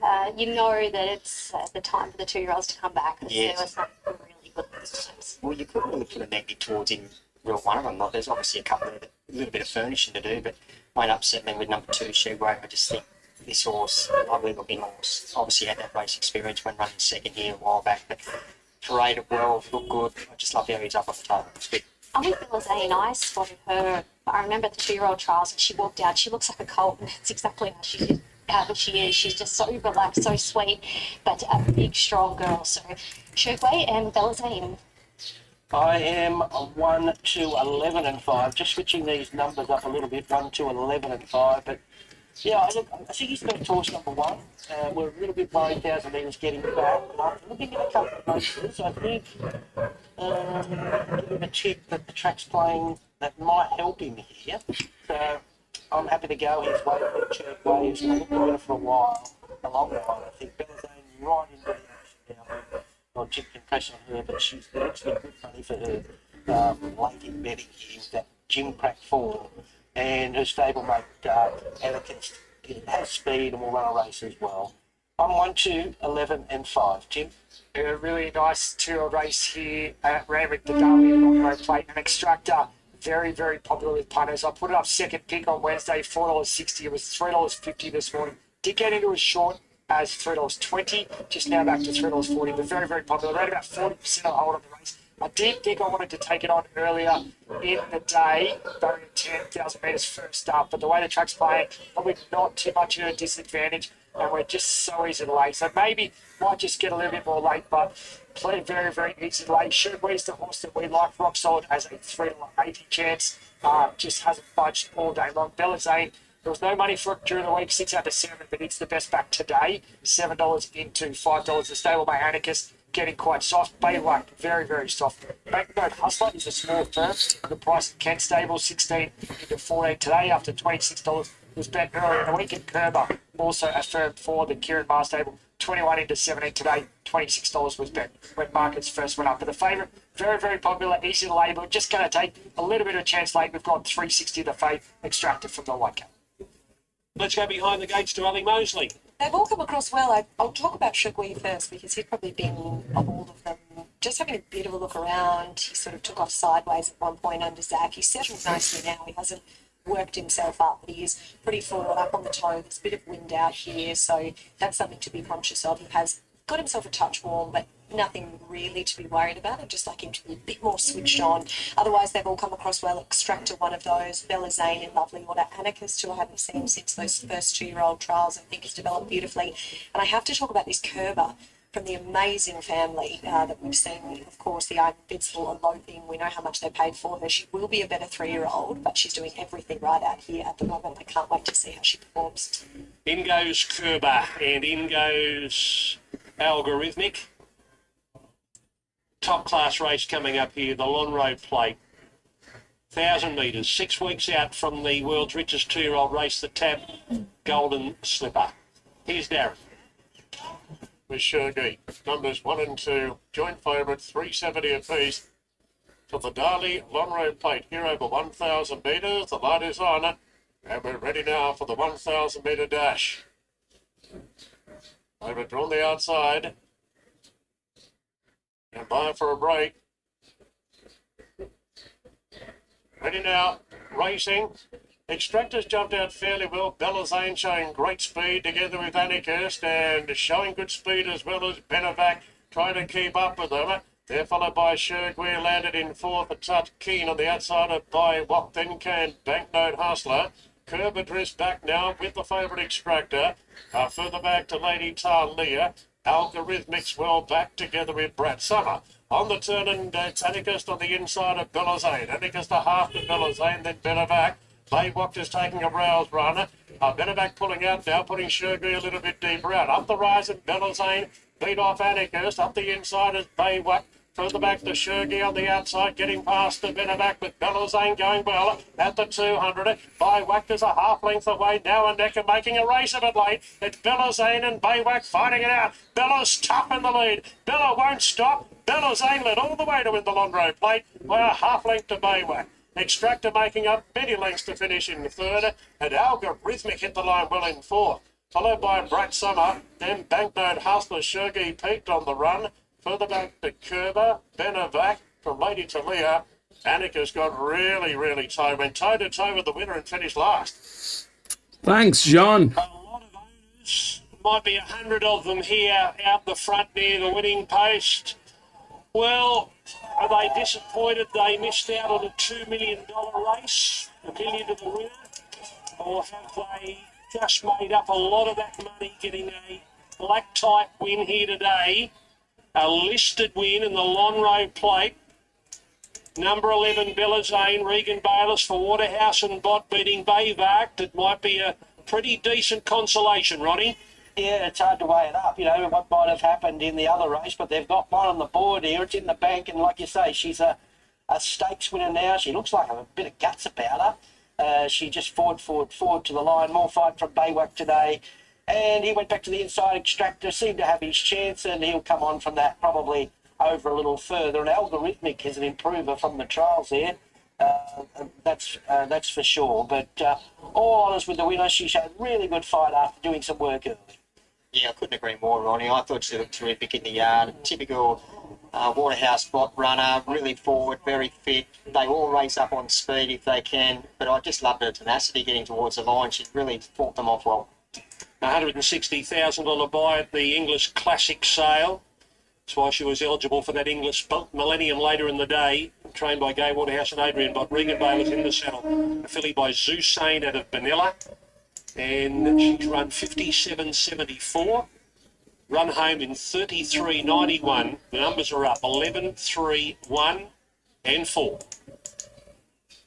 Well, Just Flying is narrowly the favourite here for race number 2 at Duman, a benchmark 68, and it is over the mile. So he's got 390 to 420, but still favourite ahead of Sharp Dazzler, the first horse we're going to take a look at, who is covered in dapples and looking fabulous, Maxie. Tony, Matty Sears, Courtney Bellamy. Everything looks great for him today, including that claim for Courtney, 3 kilos. I've been yet to win here in 6 starts. I've got to admit, I prefer him over the road, bigger stretches, because he gets back and likes to wind up. So provided the pace is genuine, he should get his chance in the straight. He's certainly knocking on the door. Tahinga is number 2 from the John Thomas stables. Not the top weight now because the others are claiming 61.5 with Paul Hamlin. I think therein lies the problem. A lot of the horses lining up here coming out of that Banana Slide race over this course and distance, 22nd of Jan. I thought his run was really good under the big weight, but he just might be anchored over the final part. Here is your favourite, number 3, Just Flying, Rob Heathcote and Jack. Oh, sorry, mate, I didn't write that. Cody Collis, is it? This is Emily Lang. Emily Lang, Yeah. sorry. Yeah, taking the 2 kilos off. But he's going great, this horse. Had his chance last start at Sunny Coast when second to Liberty Steps. I think he strides forward here. That shouldn't be a problem getting over. You've just got to wonder whether there's another good run in him because this is only his second prep, start number 6, but he looks very genuine, this guy. Okay, number 4 is Rebel's Edge. Vlad Jurek rides for Lindsay Goff. Yeah, another one probably ready to peak today, having had the 2 runs back from a spell. Gets a tick from me.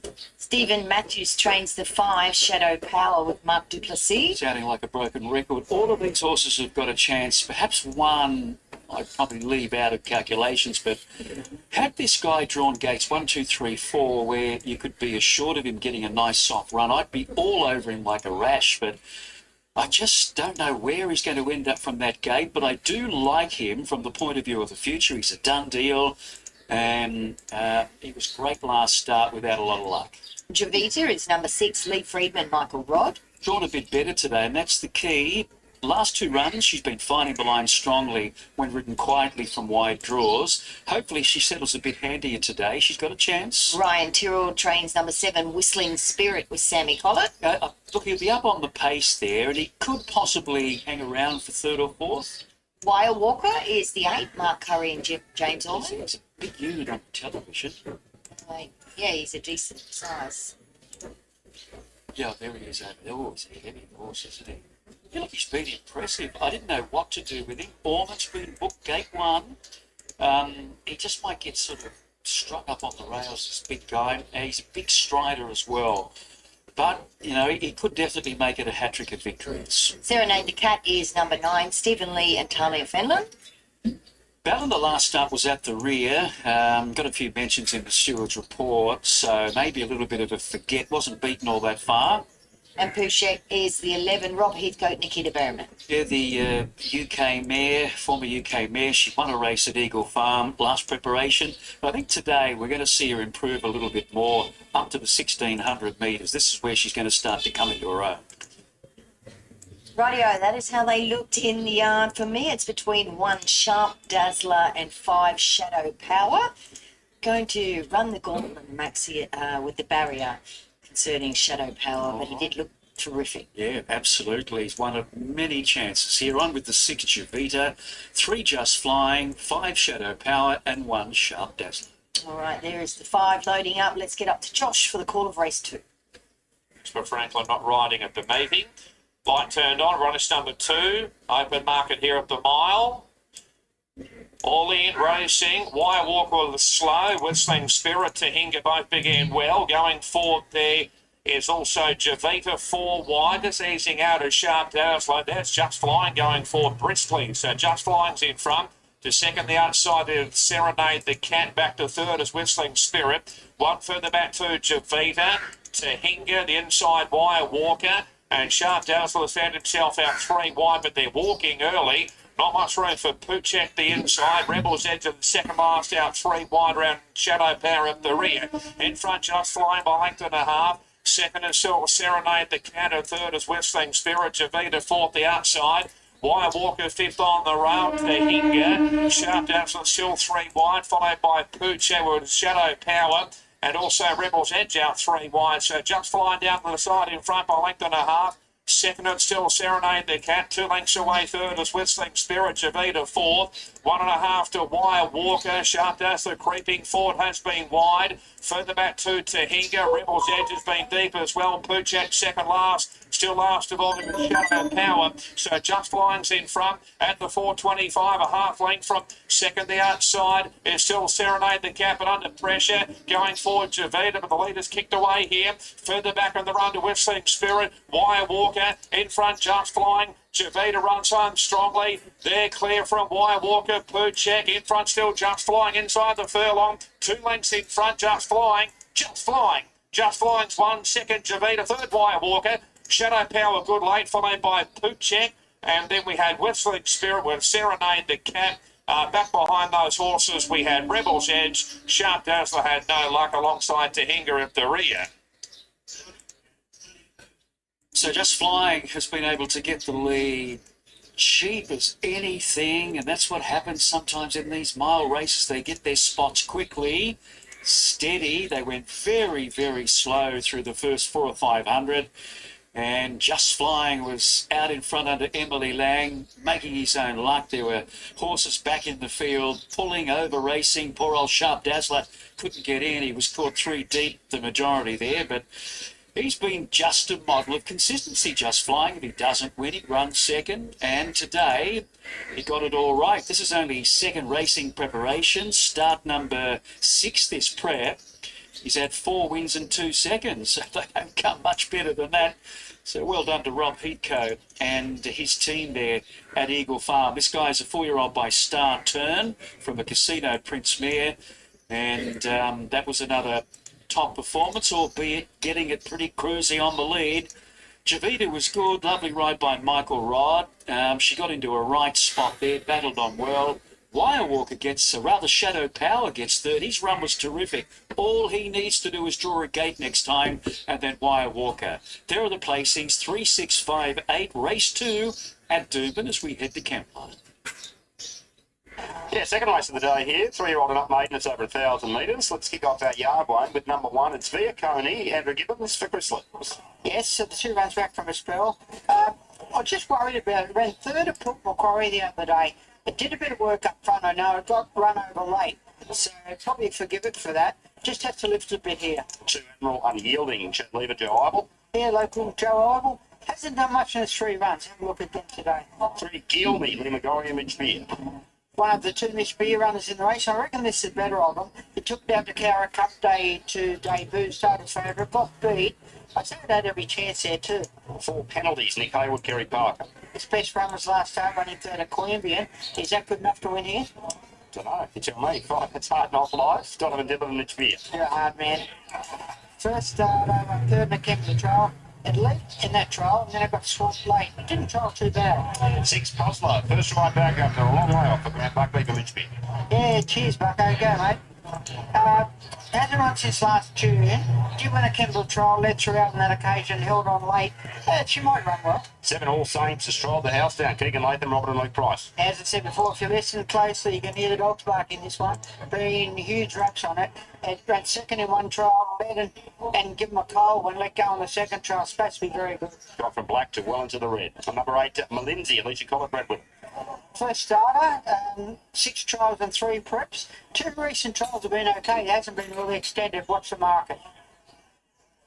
Best back runner got the cash in the first here at Kembla. Triple Yes was heavily backed into 310. They're backing up here again with All Saints. It's just firmed up again to 175 after being 225 when we did our preview earlier today. We'll get an update with Tim Ryan shortly and also Wayne's numbers. But Grant Buckley, it's been a long time since we've seen Bucko at the track. He's been an institution on the provincial and country circuits and one of the best blokes going around. He's back today. I caught up with him before mounting up.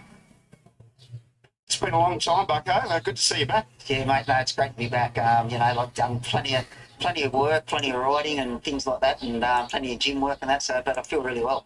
Tell us firstly what happened on that day back in June, how the injury came about. Well, it's just any other day, mate. I just got on the horse in the enclosure at Wyong, put my feet in the stirrups, took 2 strides and just flipped straight over on top of me, landed on top of me on the concrete.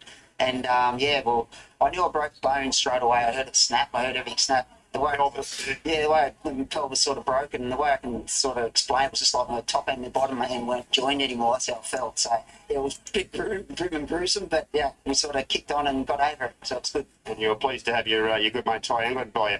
Yeah, Ty had it all sorted by the time I got home from hospital. He had the wheelchair, he had the commode, he had everything sorted for me. So, yeah, couldn't ask for a better bloke. And your beautiful wife and our colleague here at Sky, Shani, she had a lot to do with your recovery as well. Oh, she was a rock. Yeah, sort of bathed me, like, showered me. She sort of had to virtually dress me every day because I wasn't allowed to wait there for 6 weeks. So everything was like in a trolley up high. She had to pull my pants on, had to dress me. So I don't think she enjoyed it, but no, she was an angel. To be happy to see you out of the house, though.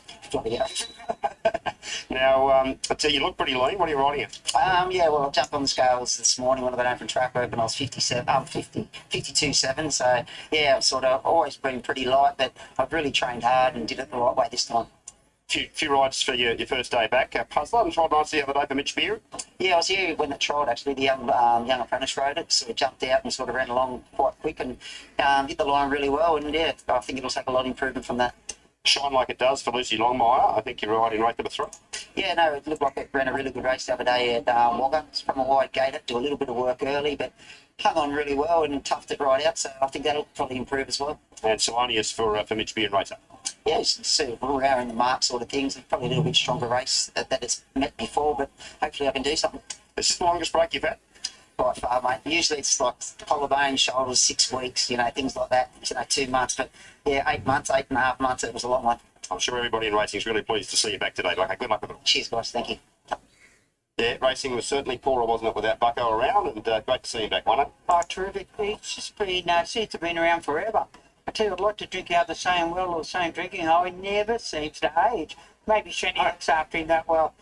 But, he always makes us a nice cup of tea or coffee, and it's good to see him back. He can do it all, can he's a great rider and an even better gentleman. Indeed he is, that's well said. Well, gee, All Saints has been well back to you, Wayne, but what are you tipping here in the second? Got to go with All Saints, 7, 8, 1 and 3. Gee, everyone seems to be tipping her. I think the Stabler boys had a very good opinion of it. The trials have been good. One's last trial, led in that trial. When a couple others sort of got near it, rider just give a little dig in the ribs and it just gave them a cold. It went away, won the trial easily in pretty fair time. So, got on top. It seems to have prayed okay. I think Brad Whipp's first started Lindsay. I think it's had 6 trials in 3 preps, so it's very well educated. It's taken a while to get here to the track. Like, only a 3-year-old, but I think she ran well. She did prayed okay. Of the race per grade, I think Chris Lee's horse, Coney, been placed 4 of its 8 runs. Have been in country areas, coming off a third at Port Macquarie. It did a lot of work in that race, but you expect it to, it's got to lift a little bit here, and it might have run into a couple that go quite well. And the other I've thrown in, Mitch Beard's got 2 in the race. I went with number 3, Galimi, started favourite. It's only run at Cowra, and you think it should have probably won there, but anyway. I'll be cheering for Bucko on Puzzler, but I haven't put him in. No, plenty of speed in this race, I'm sure, but Keegan will probably have options. Even if he doesn't lead, gets into a nice spot there from gate number 4 and All Saints. Well, its first trial, it just sat to the rhythm. Then the next trial bounced out, showed superior speed. And when they should have come to it, as I said, he gave it a dig and it went away. So it can lead, or mid surprised to see it lead. I don't know, apart from it, what sort of can go forward and lead. A lot of them in the runs that they've had haven't shown that pace. All right, prices tumbling on last week's play here, Tim. What price are we betting now, All Saints? Going to $1.65. It's just a very, very big tip for All Saints. I put it up a $2.80 chance when I did these markets on Thursday evening. Thought it tried well. Maybe not an odds-on chance for $2.80. Very long money. Left, right, and centre for it. Wednesday, Thursday, Friday. I'm still $1.95 after scratchings this morning. $1.95 into $1.55 today. I cannot keep them off it. It's around about 75% of the investment on the race for the favourite. So we won't see a bigger go here today at Kembla Grange. The second pick has remained really solid. Actually affirmed today. Lindsay, another first start of this one for the Brad Widup stable. Put up $6 on Thursday. Got to $7.50 this morning. $7.50 into $5 today. So affirmed today for Lindsay. It's the only other runner in the race that punters are giving a chance outside of the favourite. Via only the third pick. Very, very soft. $4.20 out to $7.50. Puzzler, Grant Buckley's ride, very, very soft in betting. $7 all the way out to $13. You can't write a ticket for it. Penalties also pretty soft. Admiral Unyielding around about the $17 mark has seen a little bit of support just in the last 30 seconds or so. 19 back into $17. So it's the only one at longer odds has seen really much support. Be a favourite. We've just gone back to $1.60, but it is very, very heavily backed here. Malinzi, the only really other galloper given much of a hope by the market.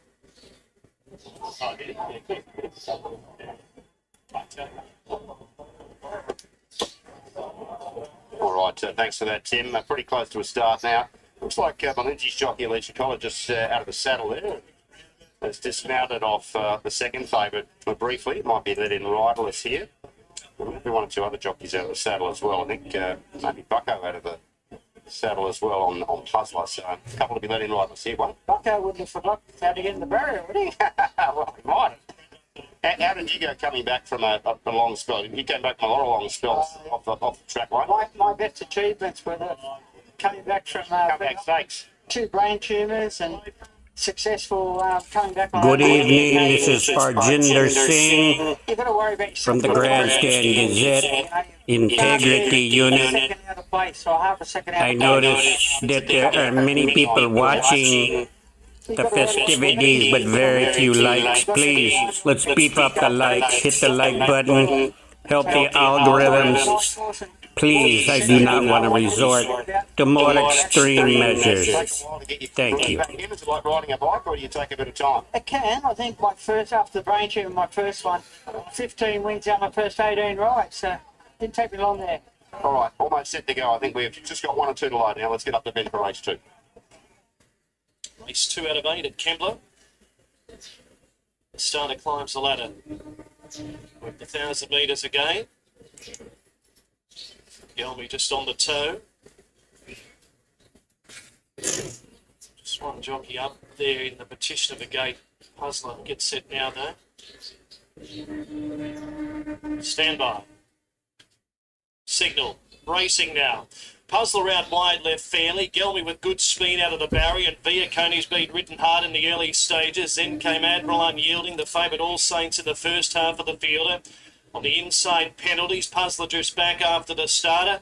Malinzi is second last, and Hard Knock Life last onto the course proper, where Via Coney and Gelby, they share the lead at the 600. All Saints is parked third.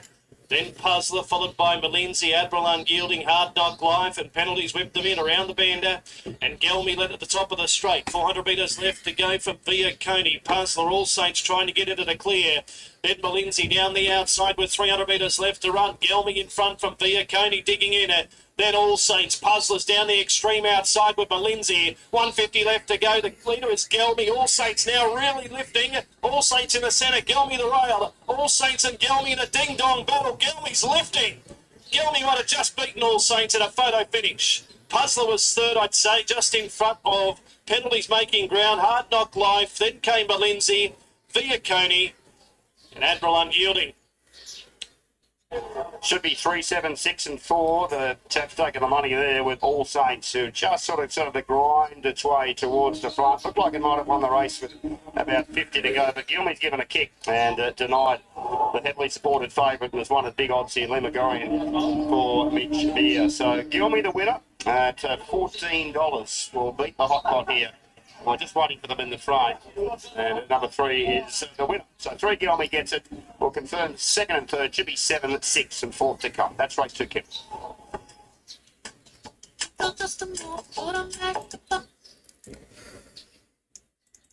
Right, this is what I have. If we look at the age, they are all almost same age. That 15 has the highest advantage. It's not overpowering, but it has. If we look at the advantage, that's 1 and 15. 1 is a 4-year-old mare with the gates, with the rails. This one has the advantage 1, 15. And then probably it's these two. That's what I think. But 15 is in a very, very destroying position. However, that 1 is also there. So with the advantage that's there, but they kind of like that. Uh, 15. But it's a Saturday. I'm hoping that they're not going to. They'll put in their best. 4 is in the best hands. It's got a drift, which is an inner drift. The question is between 1 and 4. The question is between 1 and 4. The 15 is there. The 1 is a 4-year-old mare. The 4 is a 4-year-old gelding in best hands. They look like that. But the advantage is definitely with 1.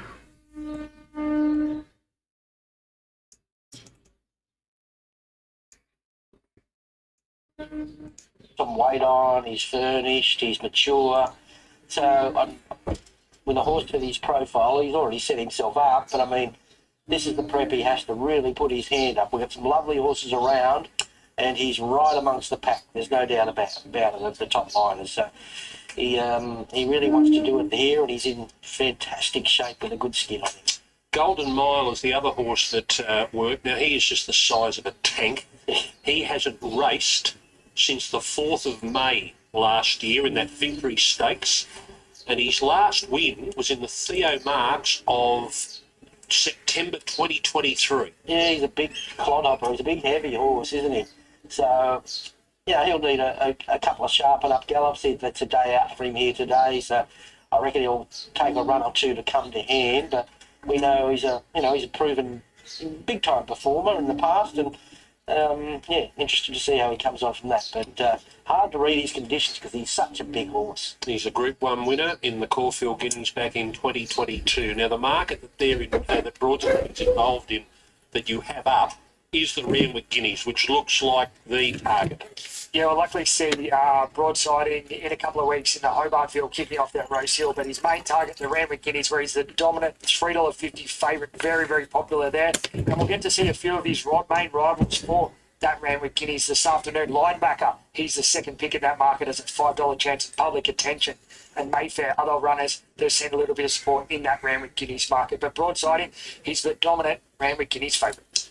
Okay, that is the track gallop for Broadsiding. Now, here is the 4th, and we'll have a look at the runners in the yard for Harvey Norman. All you need in furniture, bedding, electrical and technology. And we've got Point and Shoot, the favourite, and the Tab Lay of the Day. Anything more to add, Tim, Ryan, before we go to these horses? Yeah, we're currently betting $2.40, tab.com.au on the $2.35 NOP. So keen to take it on. Again, Point and Shoot. Number 1 is Mayor of Mount Buller, Ben Osmond on for Chris Waller. Yeah, she's off a 120-day break, lovely big strong type of mare. She's had 2 very soft trials, so impossible to get a guide off that. I just keep looking back to first up last preparation. She burst between runners late, was beaten half a length. And I think if they open up for her here, I'm very wary of them finishing off at good odds here and has a winning chance. Yeah, she looks nice and fit forward as well, not in her first attempt. I couldn't really put a knock towards her. She's always been a bit of a lady in the enclosure. She doesn't really turn her hair. Always good attitude, always walks it well. Okay, that is Mayor of Mount Buller. Here's Emadella. Tom Sherry on for John Thompson. Yeah, definitely not herself on that soft track last start. She was well beaten. The previous win at midway level, mind you, was dominant, and that was only second up. So I don't know, but the market says yes. I think she went up 25 to 1 Wednesday before scratchings. And what is she now? She's $12. So there is confidence about her. Gee, she's a big, strong mare. She's such a thick set top horse. She looks more like a colt than a mare. She's all dappled up over the hind quarters. She walks it well. Another one with a really good attitude. The Little Pumper number 3, Adam Hieronymus on for Gay Waterhouse and Adrian Bott. Yeah, go forward type. He was okay first up, but ordinary last time. So he's hard to tip off that with any confidence whatsoever. Always nice and casual and relaxed, parading exactly the same here again today. Really nice looking horse, fit, forward, yeah, couldn't knock. Number 4, Invader Zim arrived for McDonald's. He's on for Chris Waller. Yeah, just hasn't got on with it. He was terrific first up. You thought you're in for a really good campaign, and then he's been disappointing in 2 runs since, and he's hard to approach now, even with McDonald. Lightly framed top horse, never carries any extra condition, always got a nice attitude, walks out well, looks nice and healthy. Captain Maverick, number 5, a stablemate to Invader Zim. Jason Collard in the saddle. Yeah, going okay at the midweeks without raving. I prefer a few others with work to do from this draw. A horse that never really jumps out. He's a plain type of horse. Seems to be walking out well. Coat's okay. Yeah, couldn't really put a wrap on it. Okay, here's the favourite. Point and shoot off that big win last start. Tim Clark riding for Bjorn Baker. Yeah, he seemed to go like a rocket there, didn't he? Winning by, a big space, 5.5 lengths, whatever. But this is a beautiful next step for him. Look, I've got him top pick without wanting to charge in and bet. He just has to just tick off that mile, which, he gives the impression he should be okay, but I just like to see him do it first. Yeah, he's got that really relaxed, casual attitude as he parades. His parade's pretty much the same as what I was here a fortnight ago. And we've seen the finish that he had. When he was parading the other day, I thought he could have had a little bit more life in him, but again, it's the same parade here today. Looks good. Bakerloo, number 11 for Paul Perry. Michaela Weir's riding. Yeah, she's back in distance off a freshen. She's yet to place this preparation. I'd prefer a few others. Deep into the preparation, still looks nice and healthy, walking out well. Now here's the other Bjorn Baker runner, Punton, unbeaten, 3 from 3. Ash Morgan riding. Yeah, looks progressive, winning all 3 starts to date. I know Nowra, Maria, Warwick Farm Midweek doesn't jump out on the page, but Bjorn can do this. He's got style, he's got a bit of substance about him, he's got a pedigree. I really think some of these super sets are really putting their hand up, and he's a sire of the future, so he could easily take another step here. Yeah, he's a nice horse. I still don't think he's the finished product. Neither yet, Ronnie. He's still not quite there yet in the coat. He's got that little bit of a grey fleck through it, quite whispery, but a lovely horse. But again, I still don't think, looking at him, he's the finished product yet. Okay, now, I don't know what the confusion is here.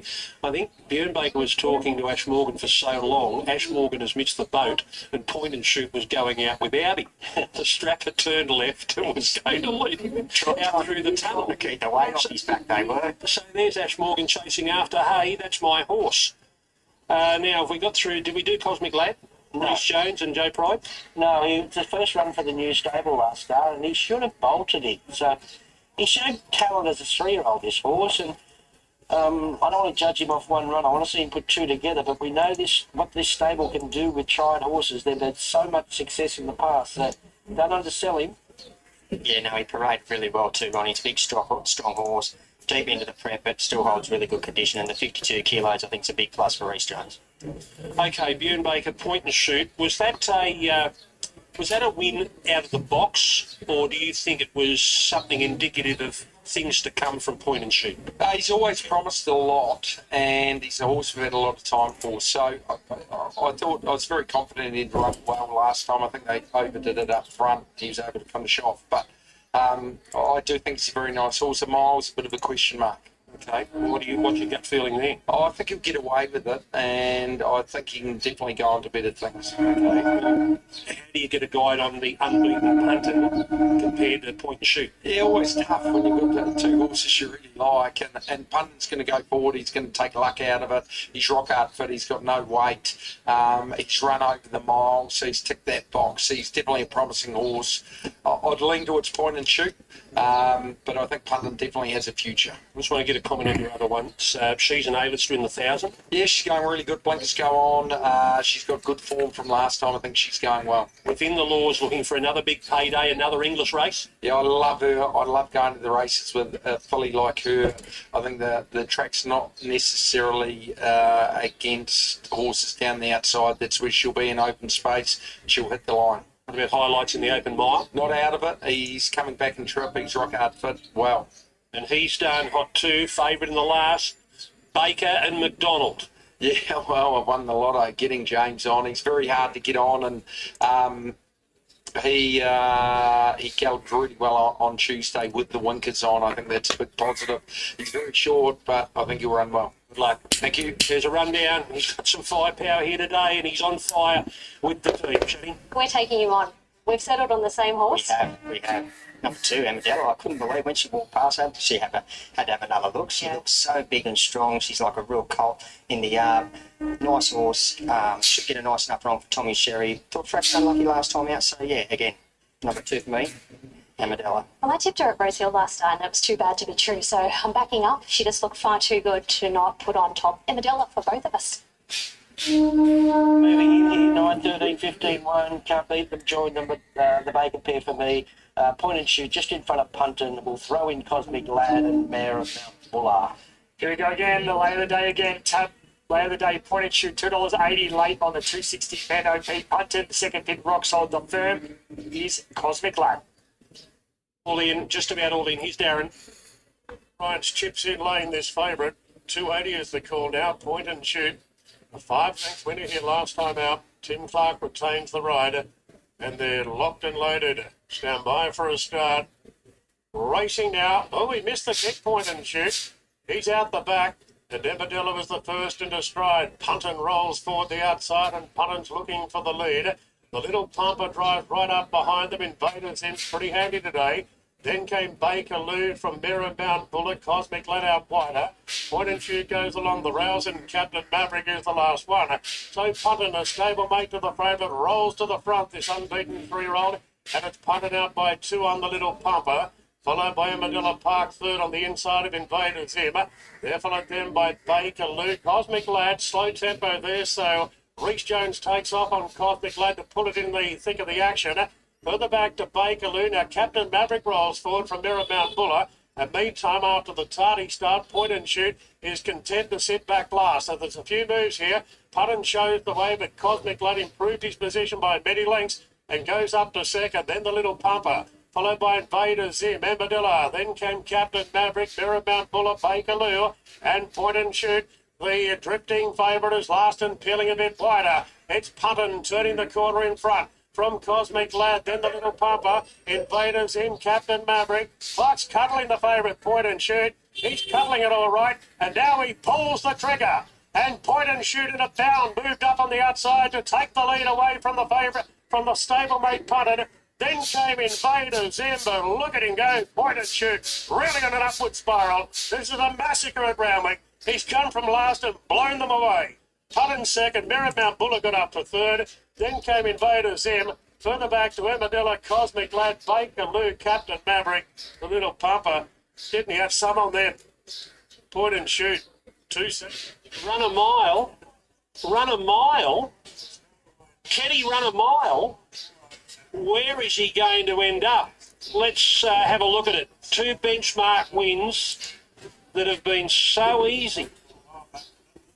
Bjorn Baker thinking he'll go on to better things. Roddy, you put into perspective because now we've seen him do it twice. Well, I said at the half mile he'd have to be far lap today. And he does that. Fairly. Where's this come from? Yep, demoralised them. So we're only still talking benchmark 78, but Bjorn's right.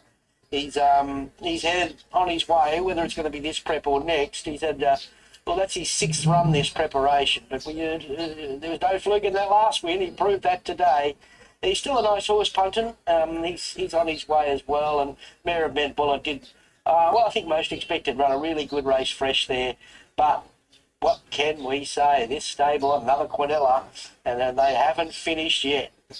Yes, what a win, Ronnie. I was a little bit the same. Not that I was a doubter of the horse's last win, but he's just backed it up again here today. And just the confidence that this horse must be giving Timmy Clark underneath him to be sit and as quiet as what he was in a slowly run race. I know it was a smallish type of field, but to sit back where he did, not make a sort of a mid-race move coming to about the 600 metre mark, just let him track up underneath him.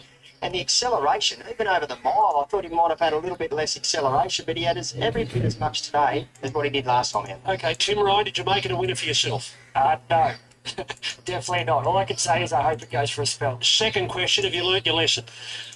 We'll see. I think we got the price right. 135.72, 34.32, 9.13, 1N4.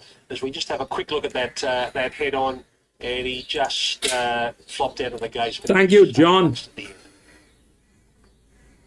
Welcome back to Duman for race 3 on the card, a benchmark 70 handicap over 2,200 metres. So this is our staying event today. Pretty open race, 460 the field, that being final reset, ahead of Lucky Exchange and Arizona Dreaming. So let's take a look at Lucky Exchange. Maxi is down grade today. Cody Collis replacing Jasper Franklin for William Crop. Yeah, been a bit wide in his last couple. He is on a back up. He went around in the Chasasne race last week. Ran fifth, probably petered a bit towards the end, but did have to start a long, wide run a fair way out. That was benchmark 80. This is 70. This is well within his scope. He's given Lucky Exchange to his mum to strap. He must be strapping his other runner down the page, which is Bilpa Maria. Let's have a look at Tappy's Lad. I just can't catch him, Maxi, but this sort of race is well within his grasp. Yeah, absolutely. He pops up every now and then. Yeah. You know, make up your own mind. All right, Kerry Tapper and Will Hamlin there. Celestial Fury. Let's have a look at him. Number 3, Rob Heathcote, Mark Duplessis. It's only the one start since coming to Rob Heathcote from New South Wales. I thought the effort was okay. Probably got a little bit too far back. But today I'm expecting the horse to go a lot better from that control. All right, number 4 is Golf of Domini, Kristen Buchanan and Taylor Marshall. Yeah, he's a little bit hit and miss as well, this fellow. He made a complete mess at the start in that final reset race at Newcastle, so a bit of a get run there. But he's like a lot of these horses, could bob up. Yeah. All right, let's have a look at this favourite final reset. He looks push button, Maxi. He's put 2 good runs together, Matt Smith, Jimmy Orman. I like the fact he's only had 15 starts. Yes. Matt Smith's got him to a distance where he gets into a nice rhythm. Sat well off the pace there at Newcastle, but powered through the line, and that followed a good second at Canterbury. So, yeah, this is a race well within his scope. Like a Bill is number 6 from the Pat Buston stable with Ange Jones. He won that Stayers, that provincial Stayers final at Ipswich on Cup Day last year. The wins are few and far between, but there was a bit of money for him at the Sunny Coast last time. Arizona Dreaming's number 7, Maureen Harry from Deegan, trains with Michael Robb. Getting close to a win. I think he'll go forward like he did at the Sunshine Coast when he closed off nicely and just was out there. Plead a Deal is number 8 from the Michael Morrison stable, Talia Fenlon. It's a wet tracker only. Kairos Louis. Price Kairos Louis, $5. Christoph Sintillis and Jay Guthman Chester. I think that price is around about right. He's had one run back from a letter. Very good at Ipswich over the 1700, went wide all the way. He goes forward, and this is his cup of tea, 2200, 2400. Marisma is the 10, Matt Dunn and Andrew Mullion. Very big win last start at Ballina. A very good ride as well. Yeah, but that was benchmark 66. This is a lot harder. Radagast is the 11, Nick Keel and CJ Grail. He got the inside barrier. Was in that Vega race there at Sunshine Coast, and it was just sort of one-paced all the way. So he with a chance, more a place chance, I feel. And Bilpa Maria is the 13, William Crop and Sammy Collin. It's hard to recommend her on a recent form. All right, final reset is still the favourite at 440. However, there is a move for Kairos Louis at 480, Maxi, and I'm with the favourite. Final reset. You're with final reset. I'm just going the other way for Kairos Louis. I think they'll fight to finish out. Good Cornelia here, the 9 and the 5.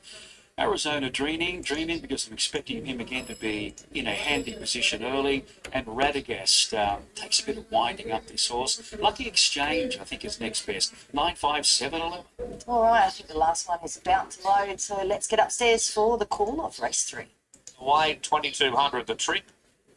Gates open. Racing now, and Celestial Fury, Radagast, both the way okay. Handy there is Plea Deal.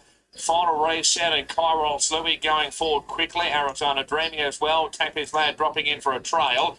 Wide round Bilpa Maria, Lucky Exchange and Like a Beal. A long way back is Golford Tamini with Marisma over on the outside. So Kairos Louis in front. The second is Arizona Dreaming.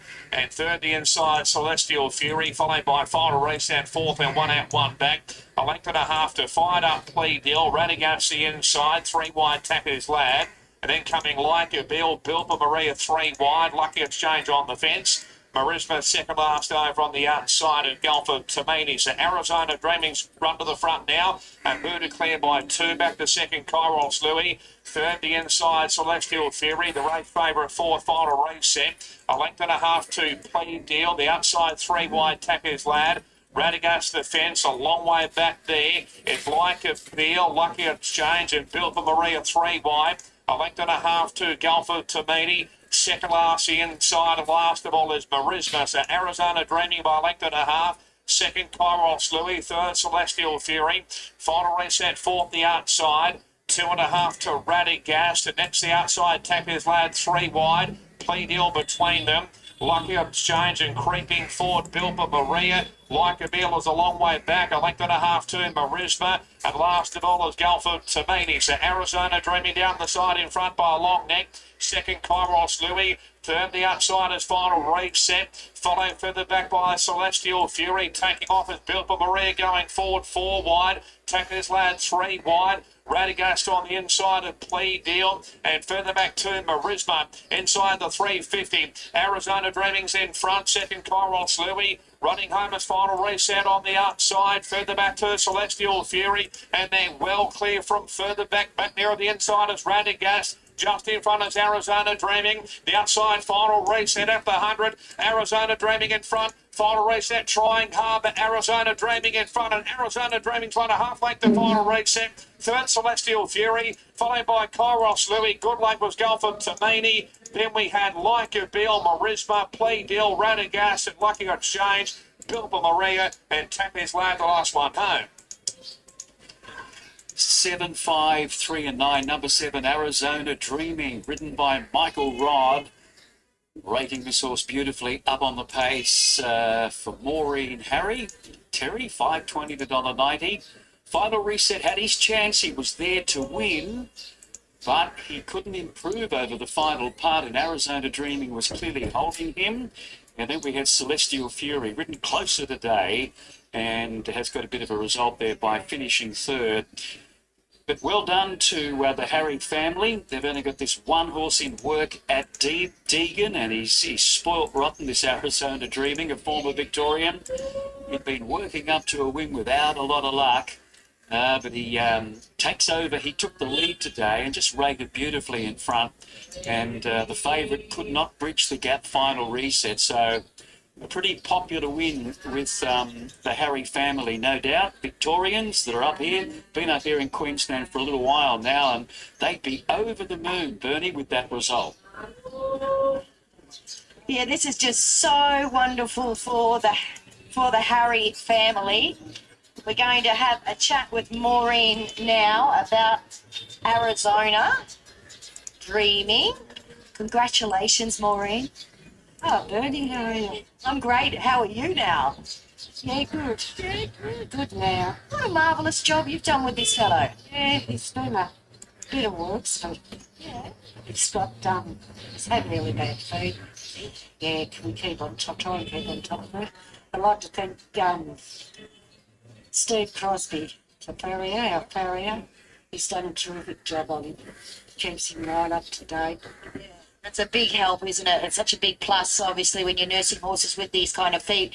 How long have you been up here now? Oh, be 3 years in June this year. Being at Deegan, do you take this fellow to the beach at all? No, not to that beach. Too many stingrays? Stingrays. No, that's what I'm missing about Mournival. Lovely beach, and used to go down there with all the time with my horses.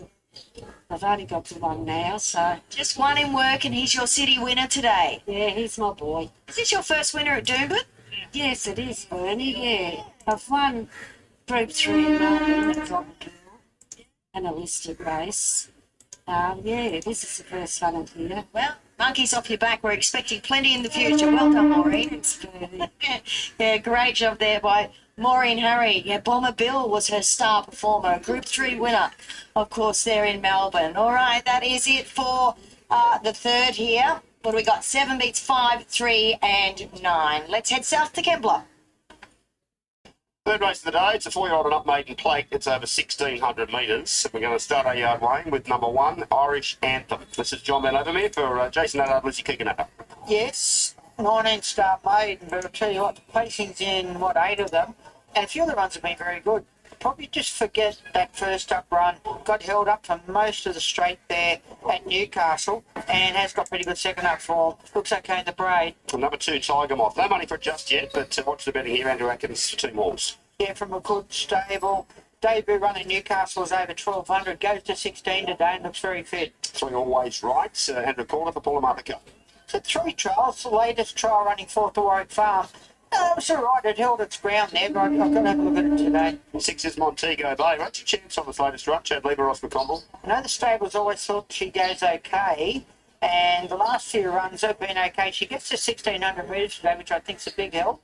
Bucko's blown out the cobwebs now with his first race right back, and he's on number 7, Shine Like It Does for Lucy Lockmore. Yeah, he's placed on it. Hopefully it goes better here. This one's been placed this past 3 starts, all a bit in country areas, Goulburn and Wagga. Just probably needs to lift it a little bit here. Late Sunset Park was well placed up to the mile today. Lucy Colin Brad Woodham. Yeah, now we're getting serious. Sunset Park's only had the one career run up in Newcastle and started favourite on that occasion. Hit the lead, fought hard to go down just under half the length there. So by having that run up there, I think she would have improved for here.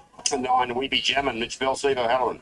She's in the same category. She went to Newcastle last start, running a terrific second, come to the outside and down the outside and finished off quite well. She's actually been placed to the last 4 runs, so she's busting to win. All right, here we are with runners just leaving the yard and heading across to the barrier stalls for the second race of the day. And Sunset Park has been pretty well supported here. It's currently at $2.40. Rosie Gill has come over for Brad Widdop and to talk about this. See the stars, man. She looks pretty well placed up to the mile today, right? Yeah, I think the mile's definitely going to suit her. She just sort of peaked first up and her first at the start, so I think this is going to suit her to the team.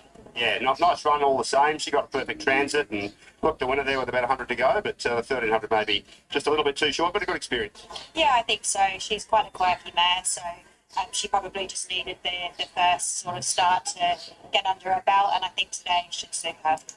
Positive ride from Alicia? Yeah, we'd like to be positive.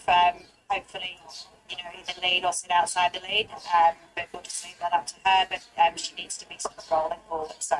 Bit of nice relax in the air. Yeah, really happy with her. She's taken a long time to get to the races, and as I said, she's quite quirky. So really happy with how she's paraded today and been down at the stalls. Speaking of quirky, Bella Kalisha a little bit later on, really hit the line well there first up after a good first spell for you guys. You've had a 1 prep.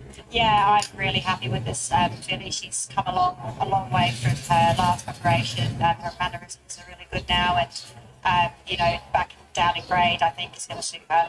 Good luck with the pair of them. Thank you. There's Rosie Gilla for Brad Widdop. A couple of good chances today, Wayne. I think we can probably both win, to be honest. Sunset Park, the first of them. A nicely bred type up in grade, up in distance, I suppose, today. Looks well placed after a handy run on debut. Which way are you going? Yeah, I'm going to go 8, 9, 6 and 2. I'm with Sunset Park. That was a terrific debut run. Hit the front, and then the other one challenged it. Fought really hard there. So going from the 1,300 up to 1,600, I think might be able to just get a nice balance and a nice run through the race. Hard to beat. 9 Weeby Jam and the other mare there that's taken her on as favouritism. Been placed, 6 of its 8 starts. Been placed its last 4. That's probably its best one. Was running second Newcastle last start. There's big odds on that occasion. It's a big run and made a good run and then just got a bit tired the last little bit. That was over 1,600. It has run a place here at Kembla before over 1,400, so they can do it. Then you got number 6, I thought, Montego Bay. Shamir trained here on the track. She's had quite a few excuses. She's never been far away in it. But going to 1,600 I think is a big thing with her. Then we'll throw in number 2, the Hawks runner, Tiger Moth. It's debuted over 1,200, goes to 1,600. I think might just be a bit competitive here today. I think the favourites have got to go 8, 9, 6, 2. Well, Potter's largely got the cash from the heavily back Triple Yes getting home in the first race of the day, and then Tap pretty much got it all back, and I reckon then some when All Saints was rolled as a heavily back favourite in the second. Now, Tim, where's the money going here in the third? Yeah, we'll call it about square coming into race 3. The favourite Sunset Park has been in and back out again. It was $2.60 this morning after scratching. Got into a short as $2.40. We're just taking a few more risks with it now. Just got it back out to that $2.60 quote it was this morning. Just keen to take it on just a little bit from the tricky draw here, barrier 7. Alicia Collin to ride Sunset Park. The firm has been Weeby Jammin. It was well backed after Marcus first went up on Thursday. He put up $6 into as short as 310 after scratching this morning. Back out to 330, back into 310. So it's the best back today. We've jammed the second pick there. Tiger Moth, a $6 chance, just a little bit easy. Around to Montego Bay, the local, was $5.50 out to $7.50, just back into $6.50. So he's got a little bit of support late. Double figures chances, not a lot to speak of there. Irish Anthem quite soft, as is Shine Like It Does. So Sunset Park, 260 gone now. We try to hand out the 260. That's now back into 240. So it's solid late. But the best back today has been Weeby Jammin, who is now a $3 chance, which is a firm in from the 310 on your screen. Okay, thanks, Tim. So it looks like those two are carrying the weight of money. We'd be jamming best back. Sunset Park, they were late firm there after getting out to 260. Just two to load now for the third race of the day. We're a mile, a maiden plate. Here's Ben. Kembla Grange over the 1600 metres. The starter is on the ladder.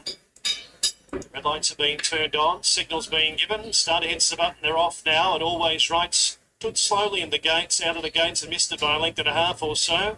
Sunset Park, the favourite, began nicely with Shine Like It Does, and Tiger Moth now balances up third, followed by Irish Anthem.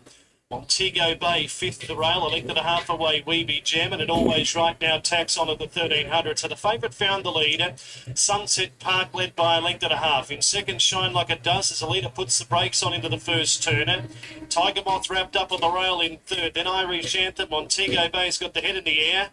Then Weeby Jammin'. The pace is pretty slow now, and last of all is Always Right at the 950 metres. Sunset Park in front, running its own race here. Led a half a length to Shine Like It Does. Third, Tiger Moth. Irish Anthem, two off the lead in fourth on the outside. Then Weeby Jammin' in that one wide line, followed by Montego Bay on the inside, and a length and a half away, Always Right. In the direction of the 600 metres now, coming up to the turn. And the leader is the favourite, Sunset Park from Shine Like It Does. Irish Anthem third on the outside of Tiger Moth, just niggled along the rail. Weeby Jammin' about 5 off the lead, then Montego Bay Always Right around the turn. Down past the 400 metre mark now. Sunset Park held together. Collett about to get busy on the favourite. Led from Shine Like It Does, still there. Then came coming home hard, Irish Anthem on the outside. Favourite in front of the 200, Sunset Park. Irish Anthem trying harder. Then Shine Like It Does, Montego Bay. Weeby Jammin' can't win. It's Sunset Park with 100 metres left to go. Going Great Guns the favourite. Too good, Sunset Park. Sunset Park won by a length at 3/4. Irish Anthem third. Montego Bay just ahead of Weeby Jammin'. Then came Shine Like It Does. Then came Tiger Moth and Always Right. It was a lovely ride from Alicia Collett. 8, 1, 6 and 9 will be the numbers. She was able to stack them up there mid-race after finding the lead, as we heard from Rosie prior to the race. The intention to ride forward and then controlled the tempo. And despite looking under pressure there with a couple of 100 metres to go, was able to find a kick there. And the daughter of See the Stars has been able to win here first, second up over the mile to record its first victory. At start 2, Irish Anthem tried hard. Montego Bay third, Weeby Jammin' fourth. 8, 1, 6 and 9. See the Stars hand puppet, 4-year-old Collett breakfast. And a popular result there at 260 starting favourite. That's the third.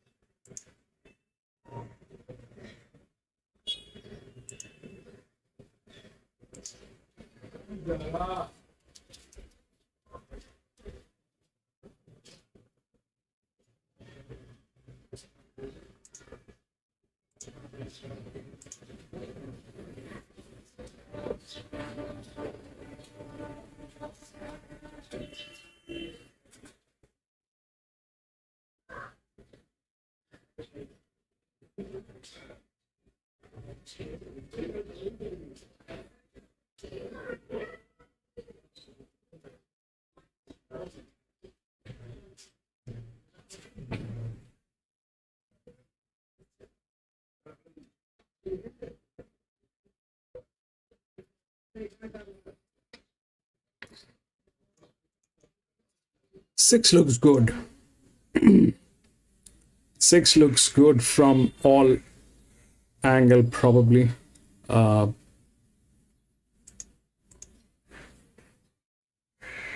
That's how the rail work is. It's the best in handicapping. The BB, the torque. Six should not be losing this. She's been really solid all week. Manny, brought to you by Harvey Norman for you needing furniture, bedding, electrical and technology. Home of Dancer number 1, Ben Osmond and Chris Leeds. Yeah, she did enough first up, and she usually lifts second up, 1300, good draw. That's all positive for her. Yeah, she looks nice enough in the yard, Ronnie.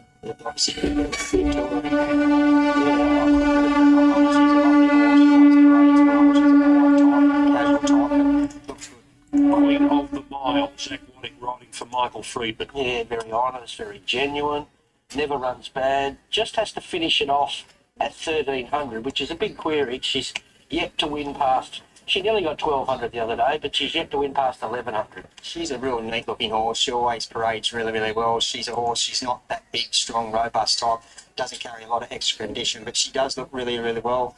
Her coat's really healthy, she walks it well, and again, her attitude's perfect. Shamey number 3, Karen McAvoy, Cliff Brown. Yeah, blinkers off this mare. She was just fair first up down the straight there, probably over an unsuitable distance. So you have to respect Cliff. He knows he wouldn't be coming here unless he was, pretty well so. I think she's going to run well second up. Rode many a winner for Cliffy Brown over in Singapore. Champion bloke, good trainer, nice horse. Big, strong, fit type of horse. Yeah, I couldn't put a negative towards her. She looks well. Champion bloke, but just a good trainer. Oh. I didn't hear that. Number 4, Anna Vinci. Third up off a long break, a 2-year break this mare had. Tyler Schiller for Neesham and Archibald. Yeah, so what I'm thinking here, she was so good first up after 2 years, and maybe just a little flat second up. So I'm prepared to say that she's more seasoned now and maybe worth another chance. Rob Archibald just watching Bozusto run second in New Zealand on his phone. Beautiful horse. She's really athletic type of horse. She's quite proud. She's been up in the bridle since she walked in. She's getting slightly warm, but that would only be a small negative. It is very hot out here. Yeah, he had a shock just beat Bozusto. You had to watch it walking around. Is that why he nearly threw the phone? Yes. Means he going to New Zealand, another Aussie beat there. That's it. Here's Land to Win, number 5, James McDonald, Chris Waller. Yeah, look, I've been on her back. She's capable of things falling into place. Might have to give a bit of a start from the draw. McDonald goes on today. Yeah, she's worn me down, but she's still got a winning chance. She's another one. She's always got a great attitude when she enters the enclosure. She always parades really well. Always looks good. She's very fit, very forward. And now here's the favourite at $4.60 now, getting up to $5, Tim. Still $4.60 tap.com.au. Okay. Yeah, it's very, very easy to lay. It's only losing our book. Okay, $3.80 on the tote. $3.80 and $1.90. The 6, Tim Clark for Kieran Mark. Yeah, interesting. She's lightly raced. She has upside. 162 days off. 2 trials a little inconclusive, but they are 800-metre trials. So I thought she showed nice promise with 2 wins last preparation and a second. Lovely racing style. I'd love to see her start to firm. That's the only thing. The market, I was going to trust the market with her, and it's not giving me any confidence yet. They couldn't have her looking any better. She's paraded terrific so far. She's feeling well. She's flicking those front feet out as she walks. Yeah, again, she's nice and fresh and looks very forward. Kimberley Secrets number 7, Ash Morgan on for Nick Olive. Look, she did enough at midweeks there first up. She deserves to win another race amongst the rough hopes here.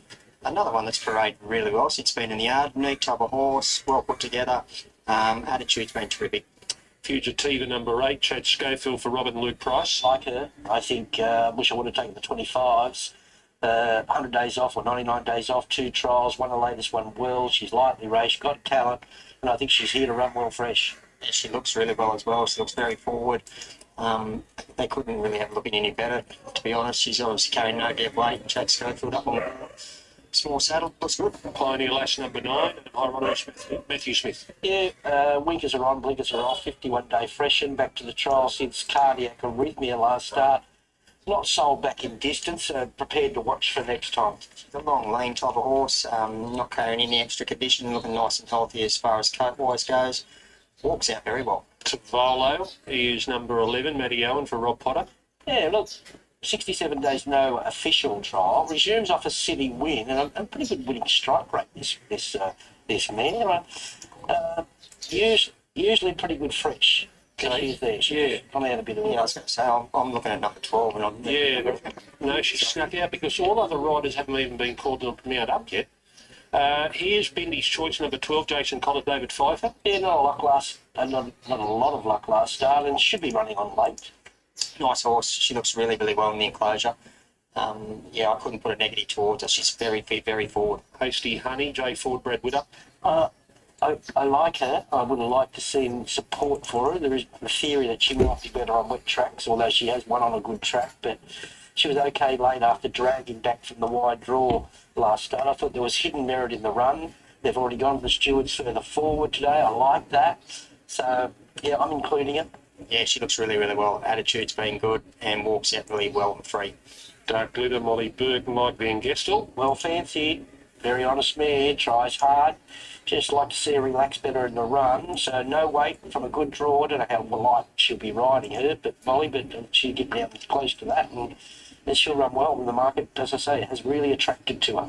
Yeah, another one, Ronnie, that I really couldn't put a negative towards. She's traded really well. Attitude's good. Thought it was going to get a little bit stirred up there when Molly first got up on board, but she's relaxed down well. Manhattan's emergency getting a run. Reece Jones for Brad Widdop. Yeah, had good expecting this mare, so I'd rather watch her, but up in class second up, but expected to be a little chance. She's absolutely glowing as far as her appearance goes. Great looking bunch of ladies there. Corey, who did you settle on? Well, I ended up sitting with number 2, Queen of the Mile. She looked absolutely outstanding in the yard here. There's not a lot of her. She doesn't carry any excess condition. She's obviously deep into the preparation, but I just thought she was glowing. She looked terrific. Number 8, Fugitiva for me. I thought she looked fantastic. She's resuming. I think she's on a provincial championships path, but I just like what I saw in the yard from her. So Corey's with Queen of the Mile. I'm with Fugitiva. I am 6, 4, 13 and 8. I'm going to stay reluctantly with It's a Knockout. I'd still like to see a little trim up late. I think the map suits her here, and she certainly bears a fair bit of respect still, I'd suggest. I think Anavici can run better here. 13, Hasty Honey. Ridden closer today, can improve sharply, and I think Fugitiva will definitely sprint well fresh here. 6, 4, 13 and 8 in a tricky little race. Yeah, men's race is always quite tricky. The favourite It's a Knockout is a drifter today, 420 at the 480, but that's not stopping the punters back in. 40% total hold with tab.com.au, which is a lot for a $4.80 chance. And subsequently, she's a massive loser in our book. She might just still get out a little bit further. We're just a little bit behind in NOP, which is a $5 chance. The best backed runner today has been Dark Glitter, $11 into $6.50. It has the Perfumist O Diamond Lil form line, so that's a bit of a tick for it. And it's been a really good go. Mike Van Gestel's runner there. Queen of the Mile is on the next line of betting. Was quite soft, 6 out to 9. Just a late bet for it at 9, back into $8. So a small firm just now. Land just out a bit today.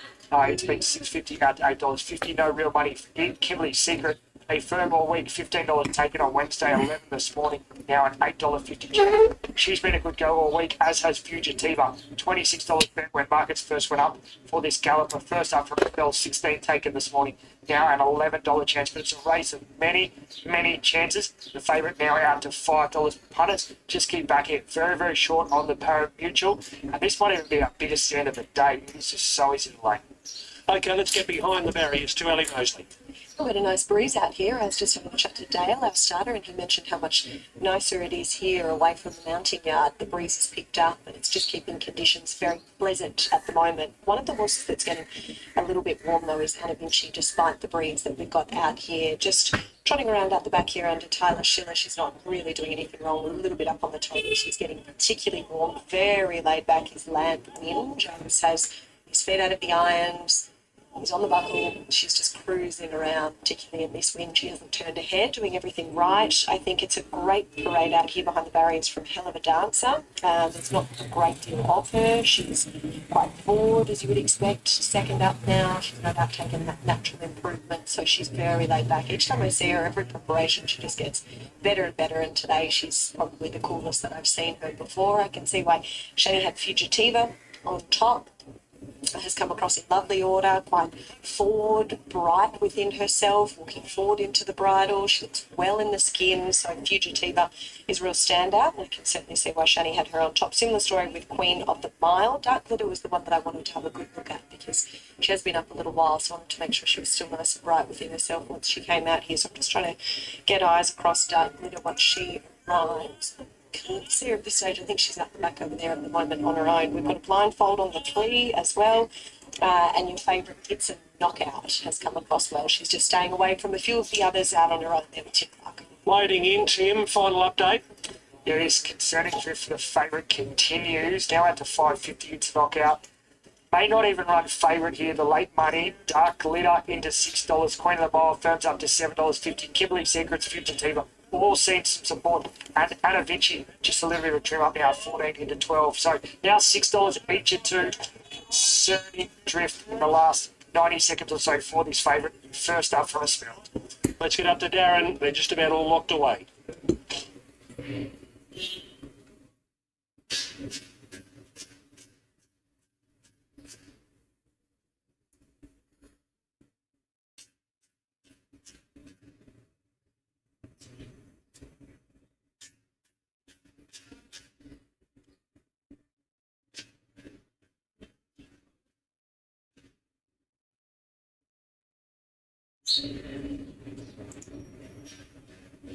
2 out here, Landman and Shane go forward.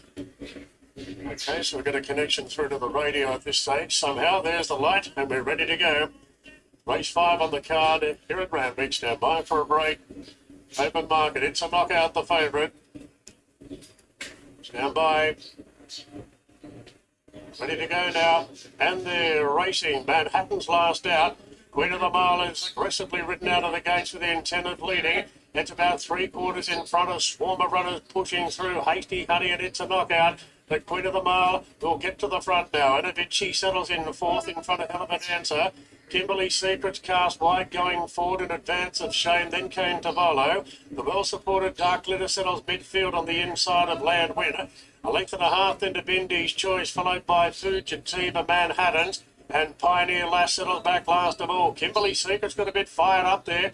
Rushes up on the outside at Queen of the Mile of the 650. 2 lengths to It's a Knockout, the favourite stalking now. Then Hasty Honey from Anna Vinci. Shame on a 3-wide path. Then came Hell of a Dancer. From Tavolo, Land Wind, Dark Glitter, Bindy's Choice. They straighten up now. Queen of the Mile on the inside, a narrow leader from Kimberly Secret to the outside. Two after It's a Knockout, then Hasty Honey, Anna Vinci and Dark Glitter starting to make ground on the rails. It's Queen of the Mile in front from Kimberly Secret. Dark Glitter's running a race on the inside, clear from It's a Knockout. Queen of the Mile just in front. Dark Glitter the inside, Kimberly Secret's the outside. Dark Glitter got to the front. It's a Knockout knuckling down late, but Dark Glitter lands good bets to win that. Dark Glitter by a neck on the line to It's a Knockout. I think Kimberly Secret's held on to third. Closing up well with Fugitiva at the end. Pioneer last, Queen of the Mile close up from Land Wind Vintage Choice. Then came Hasty Honey, Hell of a Dancer. Further back to Shame and Da Vinci and Manhattan's last to finish. They knew all about it. Picking them off one Dark Glitter. It's acting $6 equal favouritism when they jumped. It'll pay $6 and $2.30 on the tote. Beats It's a Knockout and Kimberly Secrets. Welcome back to Duman. Time to take a look at the horses in the yard for the fourth. Sir Joe is your $3.80 favourite here from the Rob Heathcote stable. This is a Class 1 plate, and it's over 1,200 metres. Borelli is the first horse to take a look at. Maxie. He gets tongue-tied today. He can be a little unruly to ride. Kellysh leader Michael Rod. Yes, he can get a bit keen. Not his first start. I thought he might have gone on, but he hasn't. So, look, he's got the good draw. He'll be up on the pace. The tongue tie's going on. He has had a recent barrier trial. Lindsay Goff trains the two Mercian with Georgie Cartwright. It was okay here a couple of Mondays ago, running third to try everything. The alley is a little bit awkward. This is such a competitive Class 1. You need everything in your favour, and I'm not sure that he's going to get that today. Mr. Caleb is number 3, Stewie Kendrick, Cody Collins. Just had the one run since coming up from New South Wales to the Kendricks. Didn't fire. So turned out for a break. Had a recent trial, went okay. I think we're guessing. Does have a 2 kilo claim at inside gate, but I'm just watching. Preeminence. Nice type. Barry Lockwood, Martin Harlan. The horse that's usually up on the speed. I just wonder whether this prep they might ride quietly. That's typical of Barry Lockwood. He usually likes to. His horses settle where they're happy, and that's what happened in a recent trial. He actually jumped in front, was taken back to last, and never let go. So he's a query horse here. He could have last shot at them. Here is your favourite, Sir Joe, Rob Heathcote, Jim Orman. Well, it's simply, if he's in the same form as what he was a couple of Wednesdays ago at Ipswich, he wins. He ran great time, open company time, and could have won by further than the 8 lengths. Look, he's a big, powerful horse that has had a few soundness problems, but hopefully that's all behind him. Vindicta is an interesting horse. First up for a year, crossover off Jack Bruce and Jake Bayless. Yes, he had some good form around some handy horses.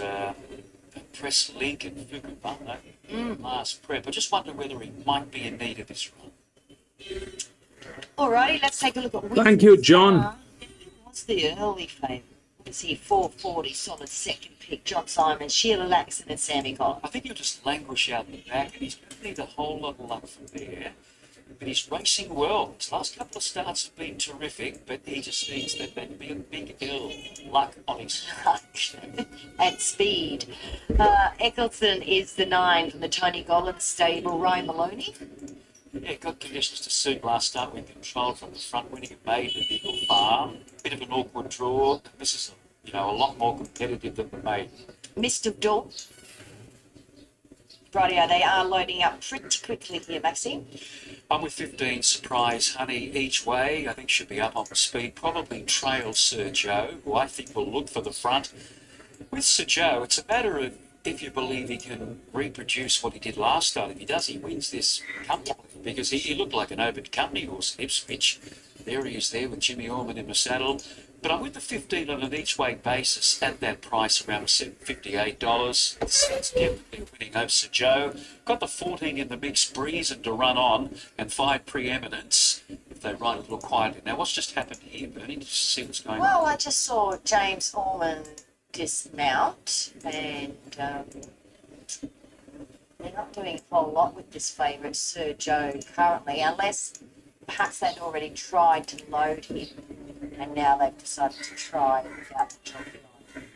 Farrier's coming in, so we've obviously pulled a shoe or let's have a loose plate, and He was slightly on the toe in the yard, so I'm thinking, he's going to be slightly difficult to shoot. But Glenn, our farrier, master farrier too, I might add, Maxie. Yeah.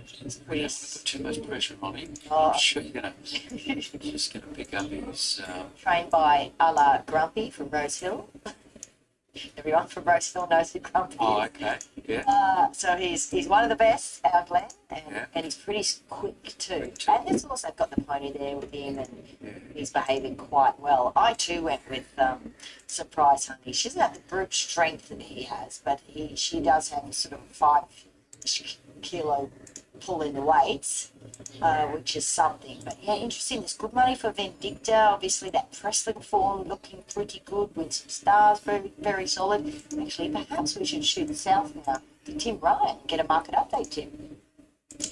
Thank you very much, Bernie. Well, it's not the thing you want to see if you are on this favourite Sir Joe. It is the best backed runner by a long, long way at tab.com.au. $4.60 into $3.80. Actually, the boys just spun it out a couple of rolls there, just now out to $4. So a firm overall, $4.60 into $4. It is close to 40% of the hold in our book, and a really big loser for tab.com.au. So it is the best backed runner. On the second line of betting is Winsome Star, who was favourite this morning. It's been a little bit easy. $4.20 out to $4.40. You did mention that money for Vindicta, Jack Bruce stable in great form. It's been a good firm today, $7.50 into $6.50. The second best backed runner in the race behind Sir Joe is number 15, Surprise Honey. And it's also a small firm up today, $8 into $7. And we're out to Breezen, who's a $9.50 chance, who's been a little bit easy. Preeminence and Eccleston, $10 chances. A little bit of money at longer odds for Mist of Dawn as a $15 chance. So still $4 about this favourite Maxi. Probably not what you want to see if you've taken the price about Sir Joe with it being shoot. Yeah, all right. Well, everything's going okay so far. That also with the back there, Bernie, please, and this filly by Jungle Cat. Damien Courtney alerted me to this regarding the owner, Wayne Honan, the Honan family, famous in harness racing. He said he was just watching and spotted the black and green checks. Well, that's familiar because Damien's a great harness racer. Yes. And he said that's Wayne Honan, the owner. He was sort of shocked a little bit how Wayne would have a horse here trained in Brisbane. A famous family, and he was saying, Damien, that the best Honan horse for him was a horse called Ardstraw many years ago. So interesting story behind this filly, trained by Darren Bell, and she was super impressive, wasn't she, at her first start? She started $21 that day, but she won like the $2 favourite. As her name would suggest, she breezed past the Maxi. One by one. Certainly did. So what are you suggesting, Wayne, is crossing the line into thoroughbreds? Yeah. Well, there's been a few crisscrossing over the years, haven't there? And for harness racing fans, they'll recognise those colours that won probably literally thousands of races over the years. Extraordinary. All right, Breezen is about to load up. Let's get upstairs to Josh for the call. Friend Spirit about to move forward. And Mercy and to come up with Breezen and will be right to run. So they've reloaded very quickly here. So past fit to run, the favourite, Sir Joe, and the ferry work has been completed on him. And now we've just got Breezen to move in and will be right to go again for race number 4. But now we have Breezen on the back pedal and playing up behind the barrier. So a further little delay here. So Sergio back to $4 per tag, Winsome Star of $4.60. Vindicta has been one of the better back late here, number 7. And we're going nowhere until they can get Breezen up into line, and was going in the right direction, then did a little turnaround and self-worked up over there, Breezen, who was a filly by Jungle Cat. Very, very impressive on debut. So Breezen, the only one that we wait to move in, and now the field is right to run. Take 2, if you will, at race number 4, light turned on at the 1200, and the gates open there racing. Surprise Honey began well. Likewise, Preeminence and the favourites right up there. That's Sir Joe. 4 wide, Vindicta pressing on. Further back to Mr. Dawn, Eccleston trapped out. Mr. Caleb on the inside, Borelli. Winsome Star Mercy in a long way back as Breeze and out 3 and 4 wide. Extreme Spirit has lasted also. Sergio's in front, second Vindicta. Back to third, Surprise Honey. Fourth, the outside of Preeminence. A length and a half to Mr. Caleb, Mist of Dawn. Further back to Winsome Star. Eccleston's out 3 wide over Borelli. Further back to Extreme Spirit, Breeze and Mercian's last of all at the 450, so Sergio's in front at the moment, travelling better than Vindicta. Third, Surprise Honey, further back to Preeminence, and just in behind those horses, Mr. Caleb. The leader is Sergio, but here comes Surprise Honey on the outside. Vindicta is gone. Next, the outside is Preeminence, but Surprise Honey's raced to the front of the 150 and is racing clear here. Sergio can't go with her. Winsome Star is powering home late. Mr. Dawn on the outside, but Surprise Honey's won. Second to Winsome Star. Third to Mr. Dawn, followed by Sergio, good late Extreme Spirit. Then we had Preeminent Mr. Caleb, Mercy and Vindicta, Eccleston, followed further back on the run then by Bredson, who was wide, and Morelli's pulled up at the rear. 15-8, Mr. Dawn might get that third spot there ahead of Sergio. Pretty close, number 13. Mr. Dawn will get third from Sergio by the looks of that. So, lovely ride there. Good barrier. Emily Lang was able to park Surprise Honey. Always travelling strongly with those winkers on first time behind the leaders. She came around the heels of Sergio and has been able to pull away. Winsome Star running on strongly. Mr. Dawn, then Sergio as we head to Canberra. Yeah, fourth race of the day. This is a benchmark 64. It's over 1,600 metres, and Gene's been heavily back. Number 1 here, Wayne. We start with Irish Bliss. Not going to Randwick, but here at Kembla, Molly Fitzgerald climbing 3 to Nathan Doyle. As you say, it was supposed to go around the midway in town that brought it here.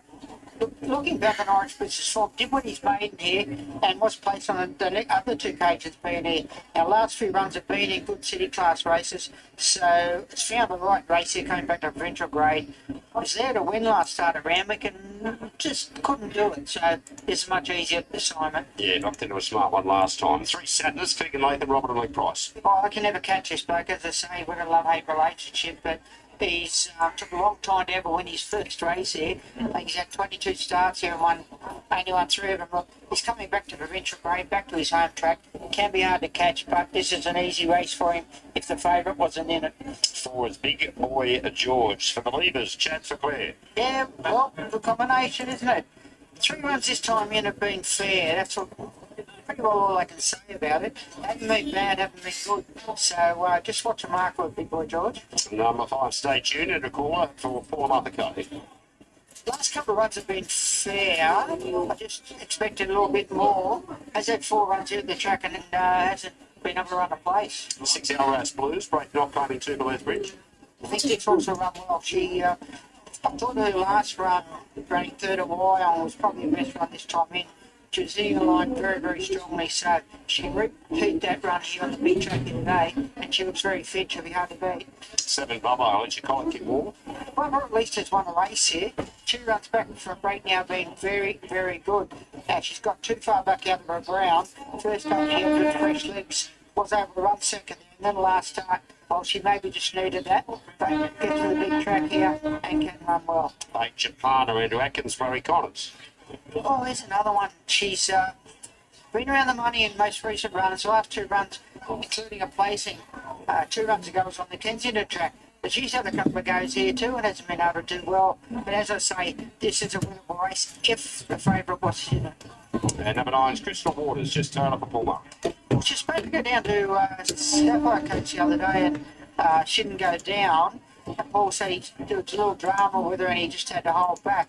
Now, I am just thinking the track may be a little bit firm for her today. I know these days she prefers a little bit of dig in the ground. 190 into 160 since we started the yard, Wayne. Irish Bliss crunched. What are your numbers race for? He should be winning up from 1368. Straight from Sydney today to run here. He's got a good record on the track. 3 starts. He won his maiden, then was placed in the other 2. Should be beating them. Sadness, I can never catch him, but coming back from benchmark races to this in town, should be hard to beat. You've got our Rust Blues, those Bridges horse. She's been running on quite well. Last run was her best. And Clary's running to Japana. is in the same boat, but I think the favourite just wins 1-3-6-8. We'll hear from Tim Ryan in a moment, but firstly, let's hear from Claire Lever with Big Boy George. Well, Claire, he comes here today with some reasonable form this preparation. How have you assessed it? Yeah, probably a touch disappointing.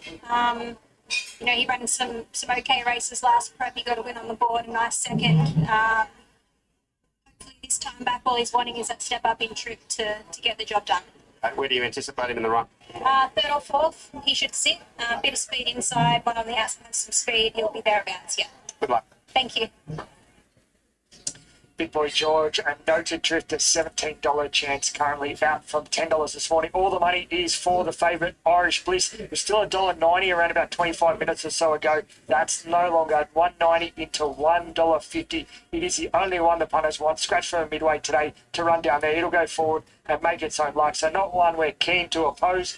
The second pick, Sadness, solid enough. Actually affirmed today, 60 to 550. It'll also race forward. It is the only other runner that the punters are giving a chance. Everything else is a noted drifter, all out to double figures. So only two in single figures, $1.50 about your favourite, and Sadness $5.50 second pick. We are set and ready for action. Starter is on the ladder. Red lights blink. Starter hits the button. He caught them in a great line. Sadness out deep, fast out with Alris Blues, the favourite Irish Bliss going forward on the railer. Big Boy George not far away with Japana. Crystal Waters third last settling down. 3/4 away Bubba, and last was Stay Tuned. 13.50 left to go on the leader. Irish Bliss led narrowly, but it's had no pace because Alris Blues goes up on the outside to put the pepper to the favourite. 3 lengths away third Sadness, and Big Boy George on the rail fourth. 2 lengths away Japana. A further 3/4 away, Crystal Waters. Bubba was next, and last of all is Stay Tuned around the top turn with 1,000 metres left to go. Irish Bliss in front. Got a mid-race breather there, led by half a length to Alris Blue. Sadness is third on the outside of Big Boy George. There's no change to the order. Japana is covering up Crystal Waters, and Bubba, and last of all, Stay Tuned in the 700 metres. Irish Bliss have a good kick up to the turn now, led by a long neck to Alris Blues, just creeping closer. Sadness third, Big Boy George the rail fourth. Then Japana, there's no moves yet. Crystal Waters, Bubba, and Stay Tuned to the turn.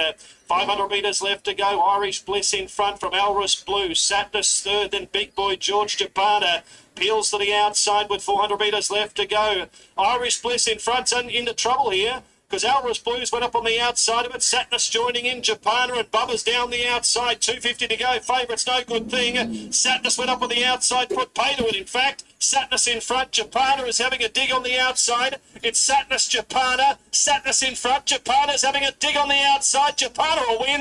Japana beats Sadness and Bubba. Then Big Boy George, followed by next was Stay Tuned, Crystal Waters, Irish Bliss. Very disappointing. And it was near enough to last with Alris Blues. 8, 3 and 7. I think I'll be the numbers there. Fourth's pretty tight, but Japana has won it. Well, it's a double figure odds here. Andrew Atkins for Clary Connors. A man by Overshadow and Nothing But a Dreamer for his third win at start 21 today, coming off what was, well, it looked like a reasonable run for the favourite there, Irish Bliss. I know we saw one Alras Blues pressure it early, but seemed to get as Ben alluded to in the call, a bit of a mid-race breather, but just nothing left there in the straight when Molly asked, and it's been a pretty disappointing at face value there, one. Only thing you could say with the weight, she may have just held up for a little bit too long. I think she's been too far to use that excuse. And she looked at a pretty easy run there in front, but when they all swamped it, didn't find anything at all. Japana, Clary's mare there, she's been sort of threatening to do something like that. And when it got to the outside, just run over the top of them. I don't think there's anything unlucky in the race. No, good performance from Japana. She's won the race and won it pretty comfortably there at the end. We stand by for second and third. I think Sadness will get that. And it looked like number 7, Bubba, might get into fourth position. And the numbers are in the frame. 8, 3, 7, and fourth has gone to number 5. Stay tuned. 8, 3, 7, 5. That's the fourth. Quaddy kicks off next with race 5. We'll be back when they're in the year.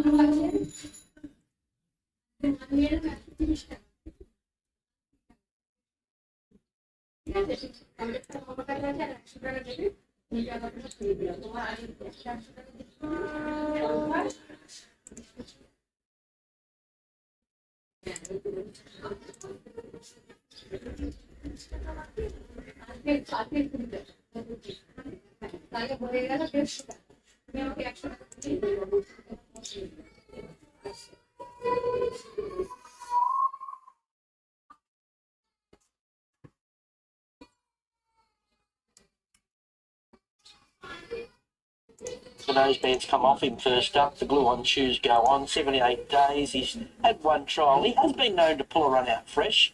And who knows? I'm not saying he hasn't got a place chance yet. Looks nice in the yard. We'll take a bit of benefit out of today's run. Still looks a fraction burly, but that would be a small negative. Okay, here's She's an A-lister. We've got, I think, six of the 9 here, all first up. She's an A-lister's another one of them. Jason Collett-Buernbaker. Yeah, stable's upbeat about her, which is positive. She's won 2 trials. She's won a past few preparations fresh. And gets last look at what looks to be a hot speed here and hard to hold out. We'll take a little bit of improvement out of today's run. Still looks a little bit soft for mine. Appearance-wise, guys, really nice and healthy in the coat. Casual attitude, nice and cruisy. Yeah, but again, I think she'll take benefit out of today's run. Ostmar, number 5. Karen McAvoy, second runner for Anthony and Sam Freed. I think she's hit it up well. No official trial to a couple of jump outs in Victoria, looking very sharp. Has the strongest peak profile last preparation where she won a stakes race in Adelaide, 4th up there. So I think she finds the back of the stablemate here, peels off, and will be hard to beat. Yeah, she looks terrific in the yard. She's pretty wound up. She's been up in the bridle since getting into the yard. She's slightly highly strung, obviously feeling well first up. Sparring, number 6, Tyler Schiller for Ron Stubbs. Yeah, may put a bit of a fly in the ointment here, ridden further forward, because he does have speed if they want to use it. I just would have liked to have seen more from him first up. Yeah, he's a very relaxed, casual customer. He's just going about his business in the yard. He looks nice and healthy. I couldn't really put a negative towards him. Okay, the Black Cloud, Joe Pride, Jay Ford. I didn't know how to approach her. She's had 2 nice trials, terrific 2 preps back, didn't come up in 2 runs last preparation, so they put her straight back to the paddock. And the market tells me forget those 2 runs last prep and treat her on the previous prep, and she's right there if that's the case. She's obviously feeling very fresh and well. She's had a good look at a couple of things on a parade. First lap she had a bit of a bounce at the side when it changed sponsorship, but she looks terrific. There's not a lot of her, so she's going to come to hand very, very quickly. But for mine, yeah, she looks nice. World Alliance, Reece Jones and Matthew Smith. Yeah, first up, 155 days off. He did some good things, winning 3 races last preparation, has a big finish, although this is his stiffest test to date, but he's one start at 1,000 and he won it at Warwick Farm first up last prep. Yeah, he's pretty wound up too, Ronnie. There is a bit of a breeze blowing now, so it's stirring up a couple of them. Looks very forward. Obviously, not a lot of the horse, so it's going to come to hand quite quickly.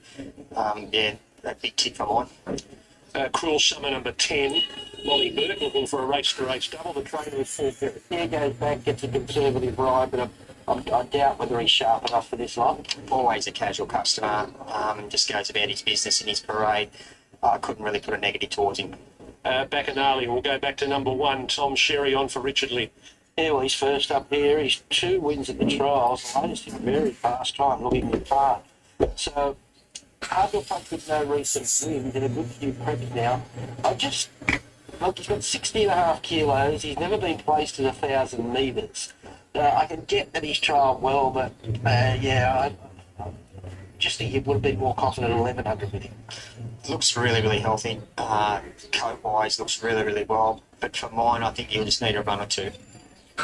Okay, Joe Pride, the Black Cloud. What happened last prep?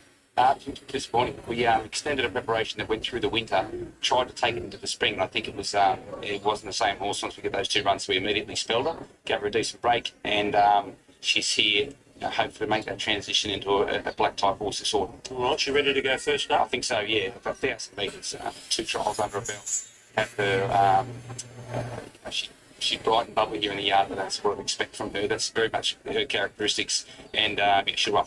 Okay. A few expecting Avalor to bounce back today.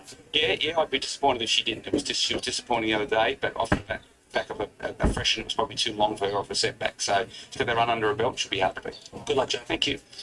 There's Joe Pride. He's got the Black Cloud first up here today. Some very buzzed up sprinters here, Corey, I must say. I think the wind stirred him up a little bit as well. Right, this is what I have. This is a very complicated race. It's a 94 benchmark. Honestly speaking, the advantage is they work till about 70, 72. That's where the advantages work.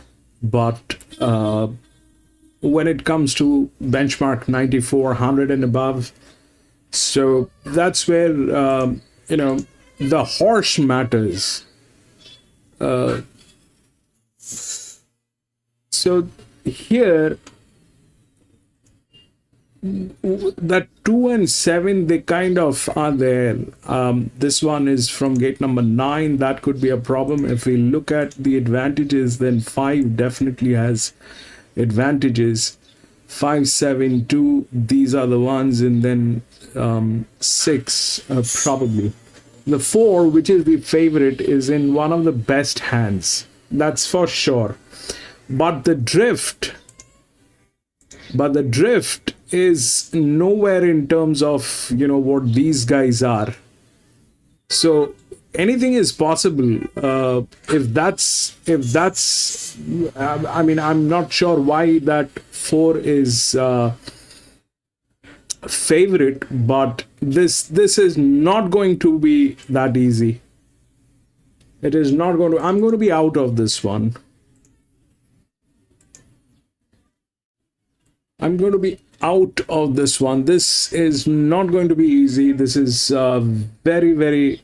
4 is a rat. Rex, I don't know, but that 4 is the favorite. The drift, is something I don't know what to do with that. And definitely 1 has a very, very strong outer drift, which is probably will get it a place. But if that 5 gets in there, then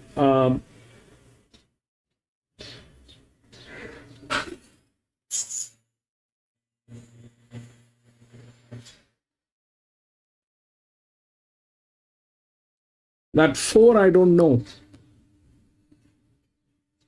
I don't know, Rexy. I'm kind of a little confused. It's a benchmark 94. It's one of the top-notch races here. So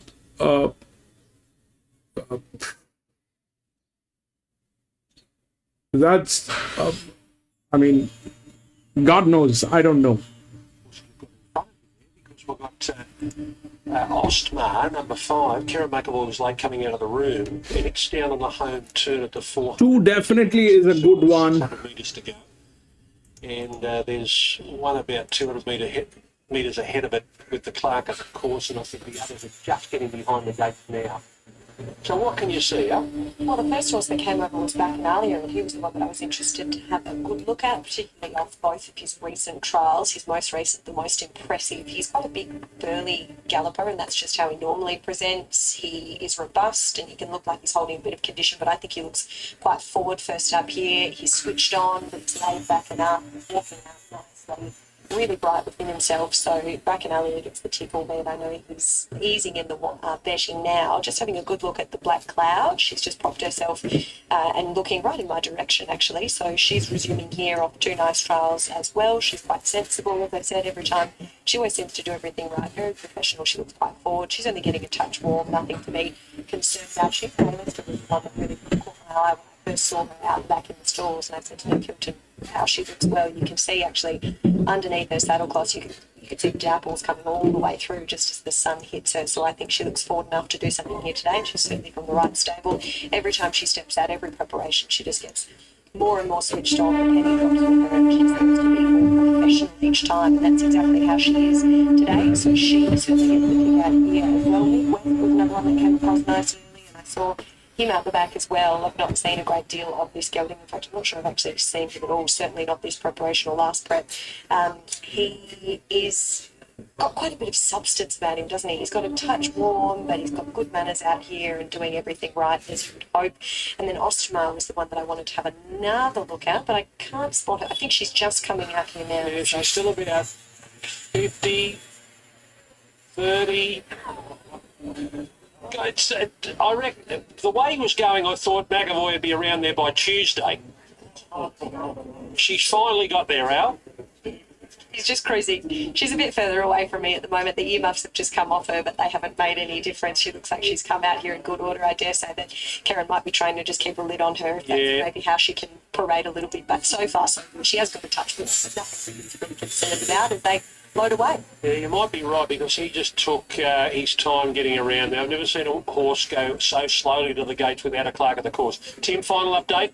One-way traffic late queue for She's an A-list at $3 now. That might even firm too late. It's the only one we're laying. Black Cloud getting soft. Osmar very soft. Midwest holding its spot at World Alliance, but $3 is off the map here late. She's an A-list up. First up from the swell, the Bjorn Baker stable punters. They're cashed up and they're setting around. Okay, the Baker man's at it again. She's an A-lister first up. Collard on board. Heavily back favourite, looking for a double. This stable, here's Darren. Going in Midwest to the outside draw. They're in 9 with as many starters. She's an A-lister back over on post time. There's the light. They're off and racing, and Midwest is left really sharply from the wide draw. And Saquonical going with the job and lead. Bacchanalia bounced out well together with the Black Cloud. They posse up behind. Osmar goes to 4. Followed them by Quick Tempo. A couple after She's an A-list on the inside of Cruel Summer sparring. And World Alliance the last one. Midwest 2 in front. The Black Cloud closing in. Osmar comes off the off. Going into third from Bacchanalia the outside. Further back to Quick Tempo, She's an A-lister and Cruel Summer as they turn. And Midwest leads the way by a length on the Black Cloud. Osmar got put back in a pocket. Then came Bacchanalia. She's an A-lister into the clear. And really been nursed into the race now. The Black Cloud moved up to take the lead from Midwest. She's an A-lister. The Black Cloud and She's an A-lister. World Alliance is running on, but She's an A-lister has been backed off the map here. Surges away. Another one for Bjorn Baker. She's an A-lister. Ran away to win it from the Black Cloud, and World Alliance closing in. Then Osmar, further back sparring, Midwest, Quick Tempo. Bacchanalia got really tired, and Cruel Summer was last to finish. There is another one for the Baker Yard. One more. 3 last night, 2 today. More to come, maybe. She's an A-lister, and they're not just winning, Ronnie. The punters love them as well. They're backing them all. And they have it on the totes line as well. They knew money. So they come to Australia, and they just can't do a thing wrong. Cannot do a thing wrong. Had that race in control from the point of the turn onwards. They're betting on a lot of things at the Super Bowl about how many times Taylor Swift showed and all that sort of stuff. How many times, if he wins another race here, I get to interview him. How, do you reckon he'll mention the classic sale? He's buying more horses tomorrow. BjornBaker.com.au. Actually, I was out of it. Scott especially just sat back and I couldn't agree more on him. Had the race in his hands from a long way out, but I just love the way that he sits back and snipes at him late. Terrific ride. The stable's on absolute fire. Okay, gee, they've run 56.68. 56.68, home in 33.33. 56.68, 33.33. 4, 7, 9 and 5. Well, we've got the 3-year-olds in the yard for race number 5 here this afternoon at Duman. It's cutest 5 money attached under handicap conditions, and it is over the mile. Your favourite is Savour the Dream ahead of Atomic Clock. So let's have a look at Savour the Dream, Max. He's trained by Bevan Lemming with Martin Harley to ride, and he's had 7 weeks between runs. Yeah, so just to freshen up with the trial, he didn't have those winkers on in the trial. He ran second in a hot heat of the coast recently. His last week almost dislodged his rider of 600 back last, checking off heels and got through and won.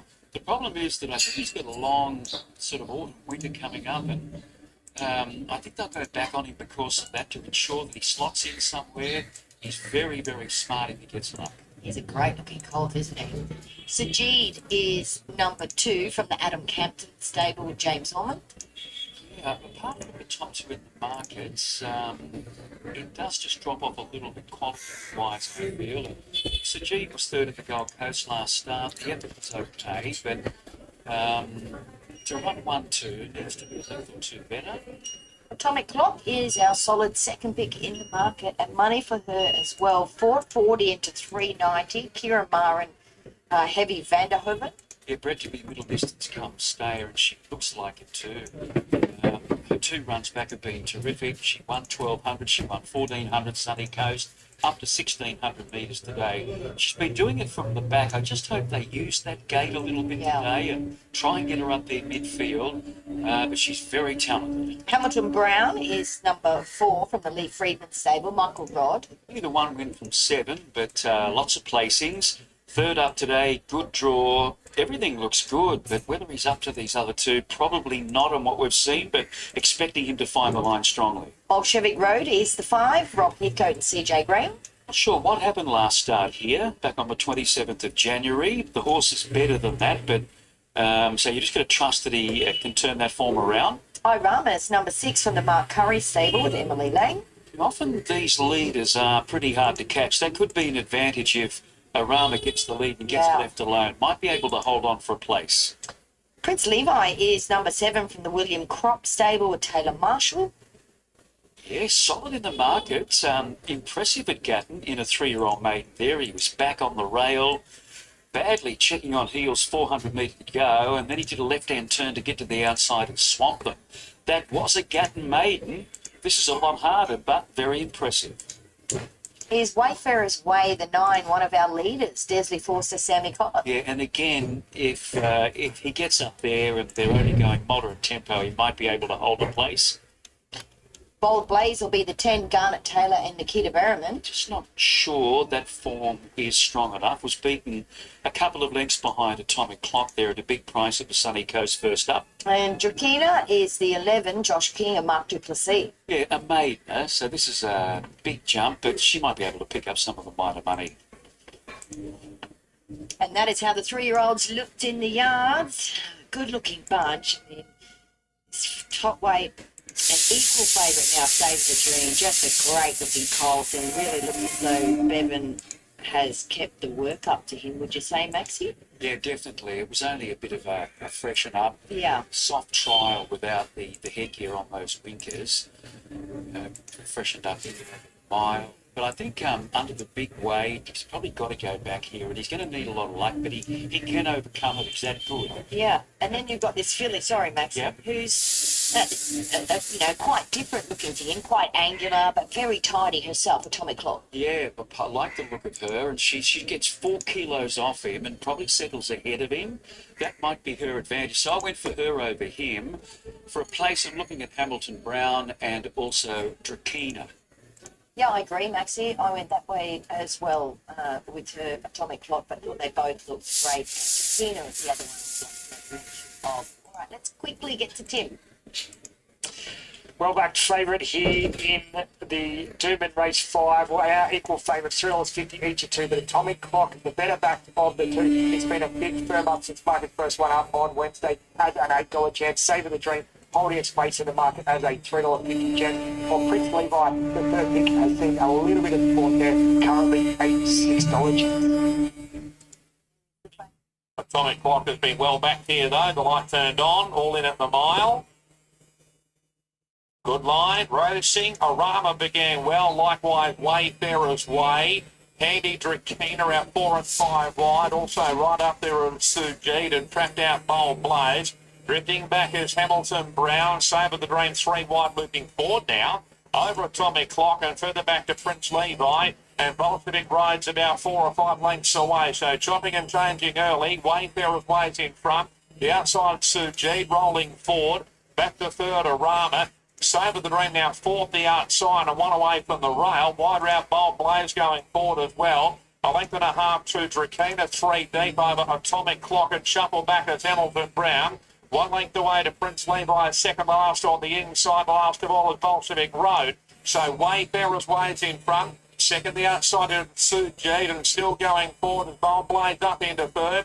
Arama fourth and fifth, the outside and Savour the Dream. Wider out Drakina, 3 and 4. Wide creeping forward, further back to Hamilton Brown. Atomic Clock is now third last over on the outside. A length and a half to Prince Levi, Bolshevik Road. Wayfarer's Way at the 450 in front. Second, the outside, and still Sujit. Savour the Dream travelling okay, and behind those, looking for the way clear, gets out now. Arama likewise back near the inside. Drakina down the outside. Atomic Clock further back, but Savour the Dream has raced to the lead now. Running home, Prince Levi down the outside. Further back to Drakina. In front, Savour the Dream. Lifting Prince Levi, but Savour the Dream's in front. What a ride, Martin Harley. Savour the Dream's won. Second, Prince Levi. Third, Drakina. Followed by Atomic Clock. And then we had Bolshevik Road. Back behind those, Arama, and Sujit, Hamilton Brown, Wayfarer's Way, and Bold Blaze. Oh. Well, Savour the Dream, Martin Harley. If you back that, you might want to send him a sling, $3.30 to $1.60. Prince Levi carry on from that good maiden win at Gatton, and then Drakina, big run by her. Gee, they take her somewhere in a maiden, she just wins, doesn't she, next time? And Atomic Clock, maybe big girl, big striding girl, Duman, not ideal, but she's just whacked away and got fourth there. But how Martin Harley got to that point there without any trouble to any other horses, I don't know. I don't know whether we can have a look at that lateral shot again of start and just watch Harley on Savour the Dream, but it was in the wash-up, it's been absolutely 10 out of 10. Now we see them turning into the straight. There's room for Atomic Clock to come through. She's right behind Savour the Dream, but really not accelerating over the final part, but under the big weight, 60 and a half. Savour the Dream has been able to get up first up, and that has been a very, very tidy performance under the circumstances. Now, he drew barrier number 10 and managed to get into a lovely position. By the time they hit the back straight, there was still a little bit of shuffling around, and he was 3 deep for a little portion before being able to get in. So, Bernie, as we have a look at this lateral shot, you see he's the widest runner there, and then he spots a run in front of Atomic Clock, gives him a bit of a dig at this point, and he's able to get in front of her. And at this point here, I'm thinking, gee, what's going to happen? But seemingly, he got there without causing any drama. That's been a miracle. Yeah, just extraordinary, Maxie. Just chatting with stable representative Al Morgan, and Al, he's obviously a really smart colt there. So let's just start first by congratulating you and the team. What a great win. Yes, it was a great win. Yeah, he's developed into a nice horse. Yeah, he's talking about trip to Sydney, but I'm not sure what they're going for down there. But yeah, they're thinking about taking him down to Sydney. He wasn't good enough today to warrant a trip down there too. He certainly did, and he'd had the 7 weeks between runs, been back to the trials, but obviously fitness was not an issue today. I had a little couple of weeks off between his last run, and he's 1,500 today, and he's obviously still fit enough to run it, yeah. Did you think Martin Harley looks like a motorbike rider extraordinaire in the early part of that race? Yes, he rode him well early, didn't he? I don't know how he got across from outside barrier to one off the fence within 100 metres, but yeah, no, great ride. Yeah. It was a great ride. Bit of Irish luck with him. Thanks for joining us. Well done on the win. Thanks for that. Right, there he is, Al Morgan representing Bevan Lemmy. 1, Savour the Dream. Boy, he really stamps himself today, doesn't he? 1, 7, 11 and 3 as we head to Kembla. Fifth race is the first leg of the quad. It's a Class 1. We're over 1,400 metres. Very competitive, with only one of them longer than $4.80 at this stage. We'll start with number 1, Bella Collegia, who is a narrow favourite. The break not riding for Brad Widow. I think she got a great chance in the race. Just got held up at the wrong stage of the Kenzo track last start and really only got going the last 100 metres and the race was all over then. I think the fall before that was quite good. Yeah, not the same race as number 2, Imposing Pier, who also ran on well in that race. Monty Fitzgerald running 3 for Annabelle and Rob. Yeah, just tied on its run there, and I remember winning here at Kembla first up, won its maiden and won it quite well. Second up syndrome maybe. Number 4, Merchant Empire, Lee McGorrian for Richard and Will Friedman. Lively race. He won his maiden at Wyong, put out, then his first up run at Newcastle. I must say, he started a favourite there. It was a fair run. He couldn't improve. 6 is Ricky the Steamboat. I know you gave him a sneaky chance today. Nick Hayward, Joe Pride. Yeah, he's been unlucky his last couple after winning a race on the Beaumont track. Joe's put a set of blinkers on him today. We'll see if that helps him. 7 is 55, Chevy Alicia Collin for Annabelle Leach and Rob Archibald. Yeah, it's first up from a spell. It's only lightly raced. I haven't won my numbers, but looks all right. Number 8, Empress of Japan's interesting runner. There's talent there, Keegan Latham, Michael Friedman. Has run since October. It had cardiac arrhythmia. Its last run here at Kembla. It's had 2 trials. It was unplaced at Bradford, but really not knocked around in either trial. Round number 9, Zale, Mitch Bell, Gary Nixon. Yeah, it looked like it's starting to come back with a bit of form this far with his second at Goldman last start. Probably just has to lift his game a touch. All right, runners are heading out now for a start for the 5th race of the day. We'll get Wayne's quaddie numbers in a moment, but Megan Easton's come over here to have a chat about 2 runs in the race, Imposing Pier, which is a nice run last up, mate. Yeah, it was a very good run. Obviously, open great being in the city, but he's only beaten 2 lengths anyway, finished 7th. But he kind of ended up having to sit kind of mid-pack, so hopefully if we can be a bit more forward like we were the day we won here, that's the plan. Yeah, lightly race type, still plenty of upside to come, should be peaking 3rd up. Yeah, definitely. Like he's going to only keep improving. He's still learning a lot. He was quite green in that last run, so hopefully we can show improvement today. 55 Chevy, the other runner, number 7. It's had a bit of a colourful career so far, but it's shown some talent.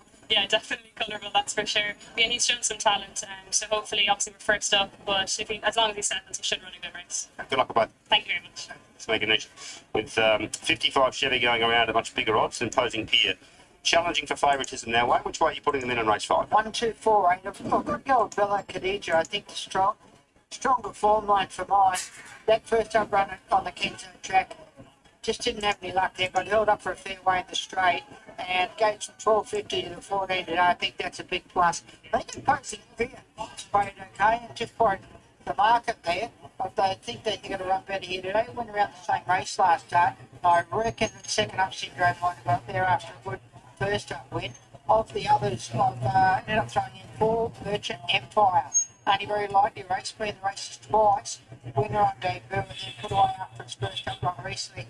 Finished up over there in Newcastle, so I expected to run well on that occasion. The other one throwing in, I've got down to number 8, Empress of Japan. She resumes here, didn't have a run since October, where she had cardiac arrhythmia put away. She had 2 very, very fine trials. I had to leave Ricky this team, but I just couldn't find 5 spots for 4 horses. We'll just have a look at your quaddie then too. $36 for Wayne's quaddie. And as we get to Tim Ryan a couple of minutes out, it's a very competitive race this one, Tim.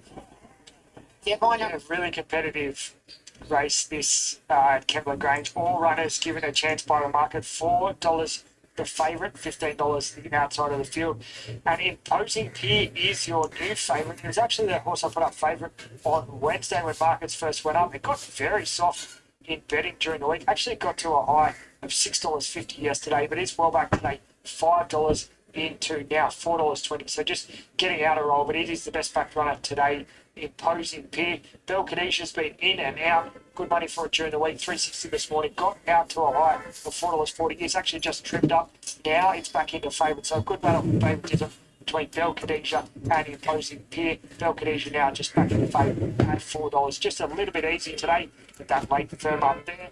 Empress of Japan has been reasonably solid today, $4.80 out to $5. Merchant Empire has been really soft, $3.90 out to $6. We can't write a bet for Merchant Empire. Ricky the Steamboat has remained pretty solid. He's been $6.50 with the 6 or 55 Chevy. Another runner for the Nation and Archibald stable has seen good support among the odds. 10 into $7.50. Sale, the rank outside of the field, just getting a little bit easy, $15 up to $17. Clear favourite now. That money has continued for Belcadesia, who was soft in betting, $3.60 all the way out to $4.40. The money is coming in late for this loss. $3.70 on your screen. That'll update to $3.50. It's been a really good go here, rate Belcadesia. Late posting here. Also a firm today, 5 into $4.60 for that money. Just drying up a little bit, mate. All the cash for this rate.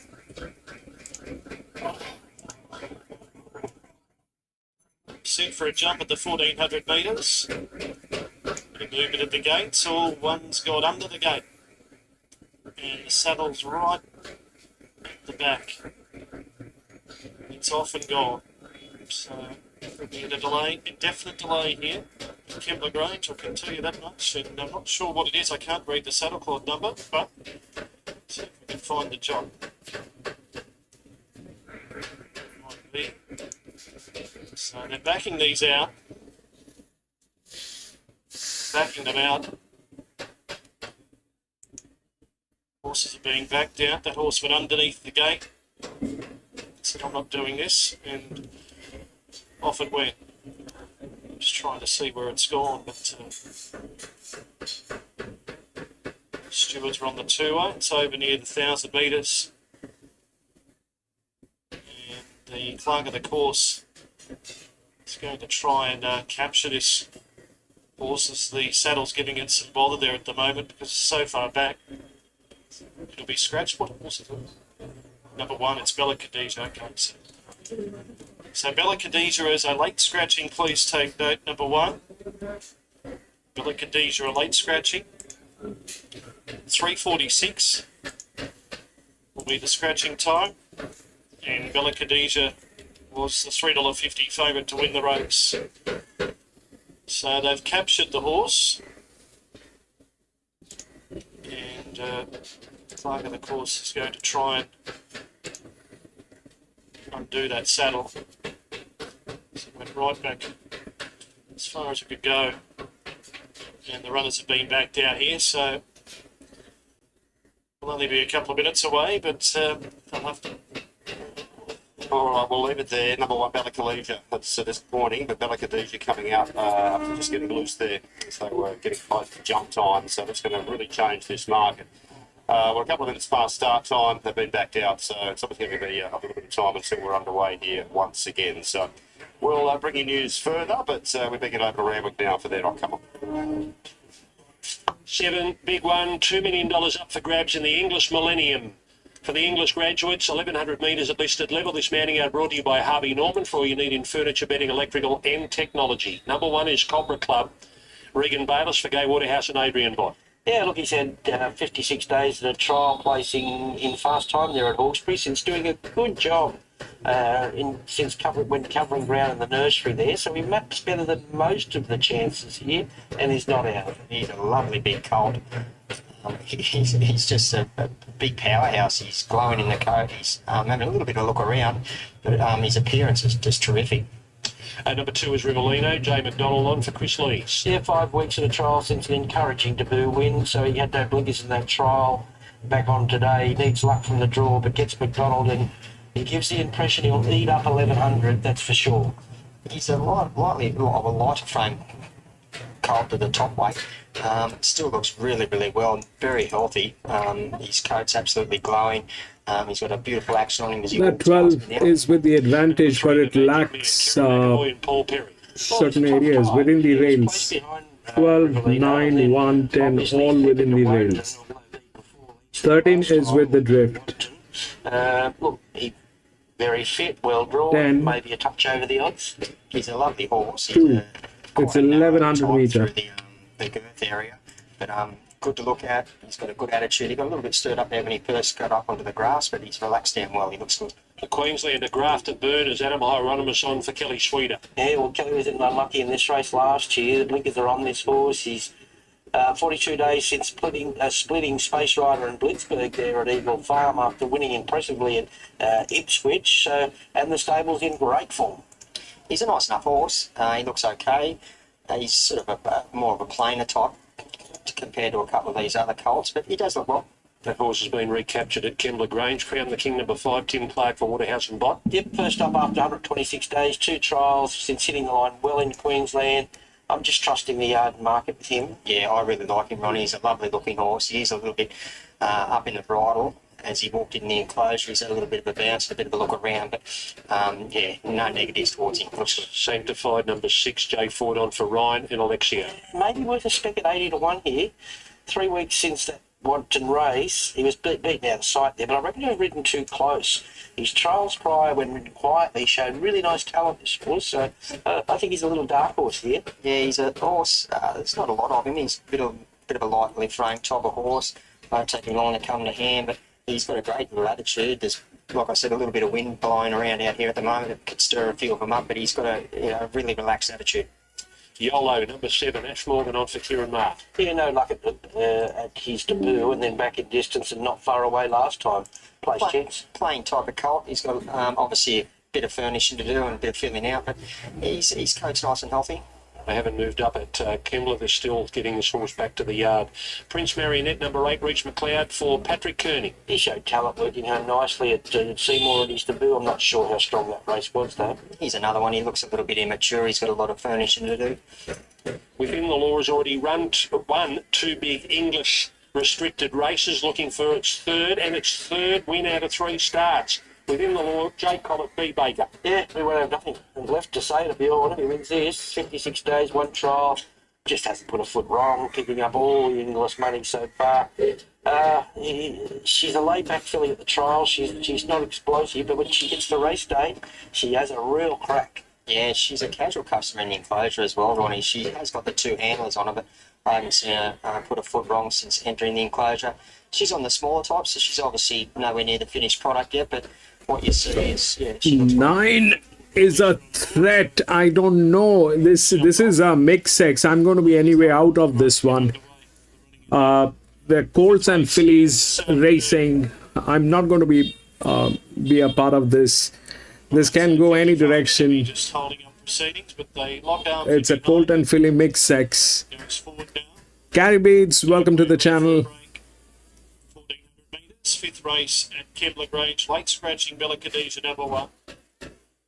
Red light has been turned on. We are set. This is a crazy one. Off the inside, Merchant Empire. And there's going to be huge traffic. In the early part, Imposing Pier, and Zale was 3rd away. Ricky the Steamboat at the centre.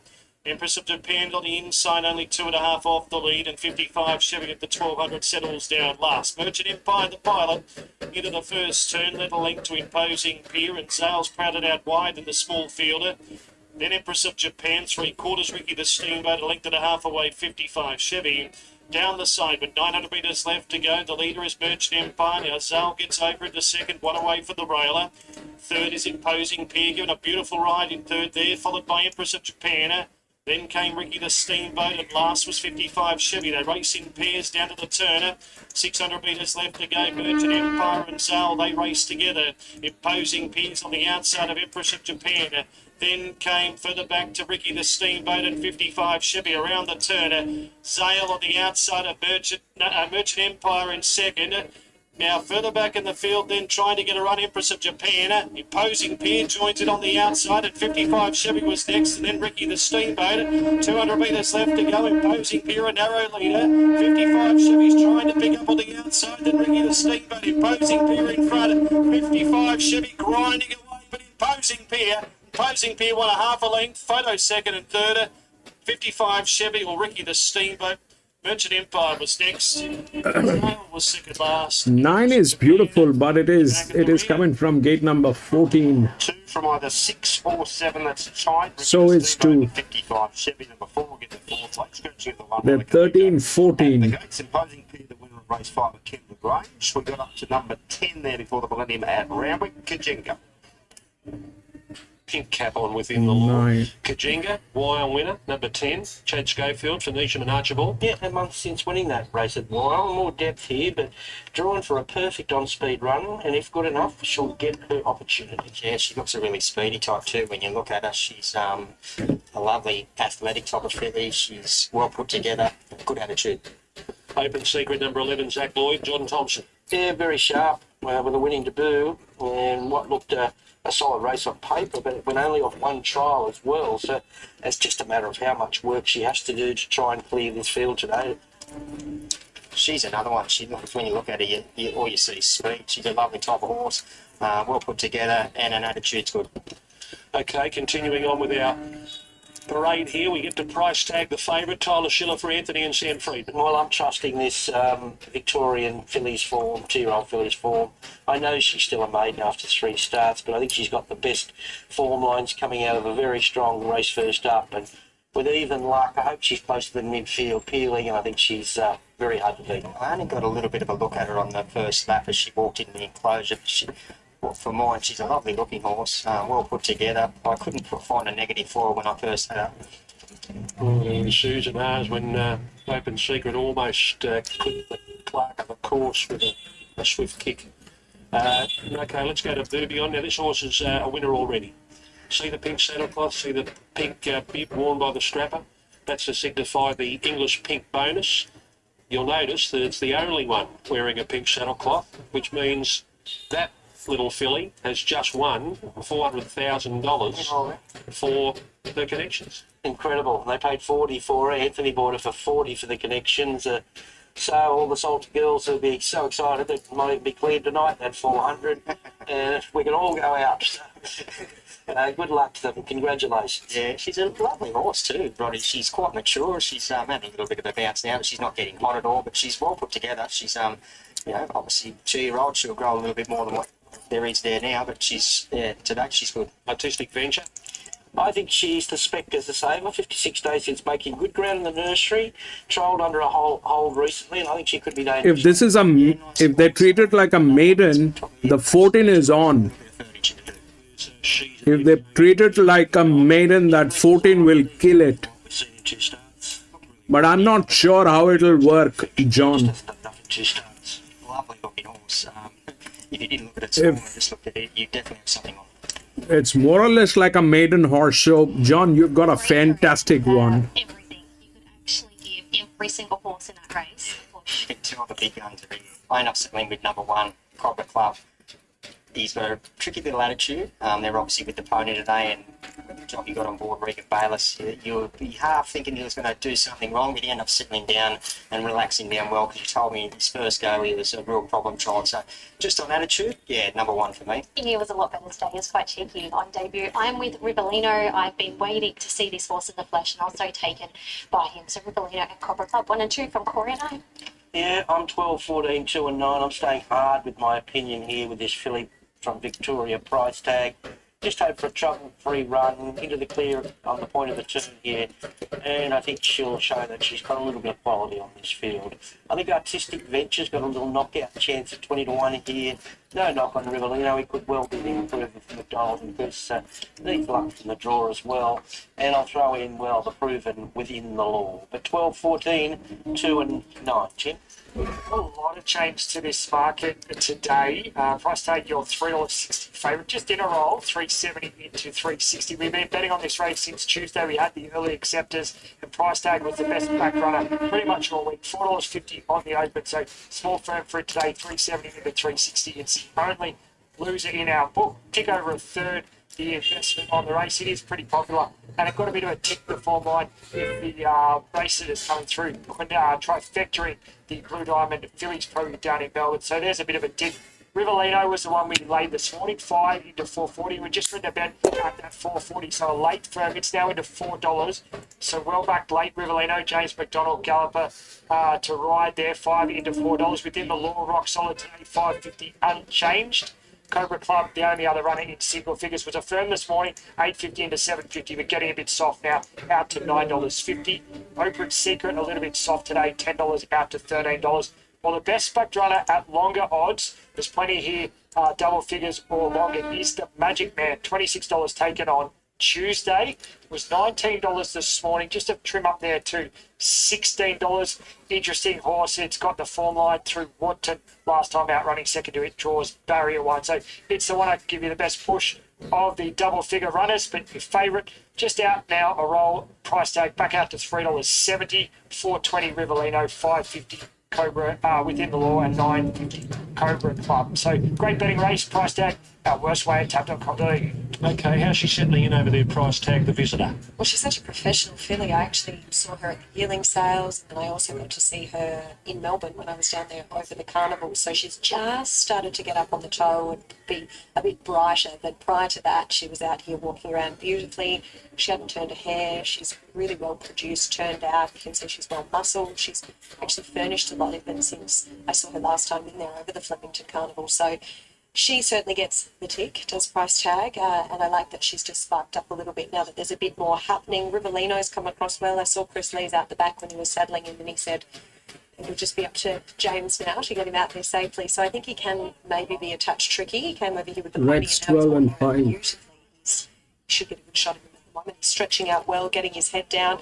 Within the law, just a touch up on the toe, but again, nothing to be too concerned about. We've got quite breezy conditions out here this afternoon. Cobra Club's come across well, as is Open Secret. Open Secret, very professional, doing everything right at this stage. The Magic Man, another one of those, and the Queensland Visitor, Grafted Burners, has turned out in lovely order also. Thank you, Ali. They're starting to load up here. Big field, 16 runners. We don't see any races here at Randwick load up 16 into the gates in a 2-year-old race. We do in the Millennium. Up comes Crown the King.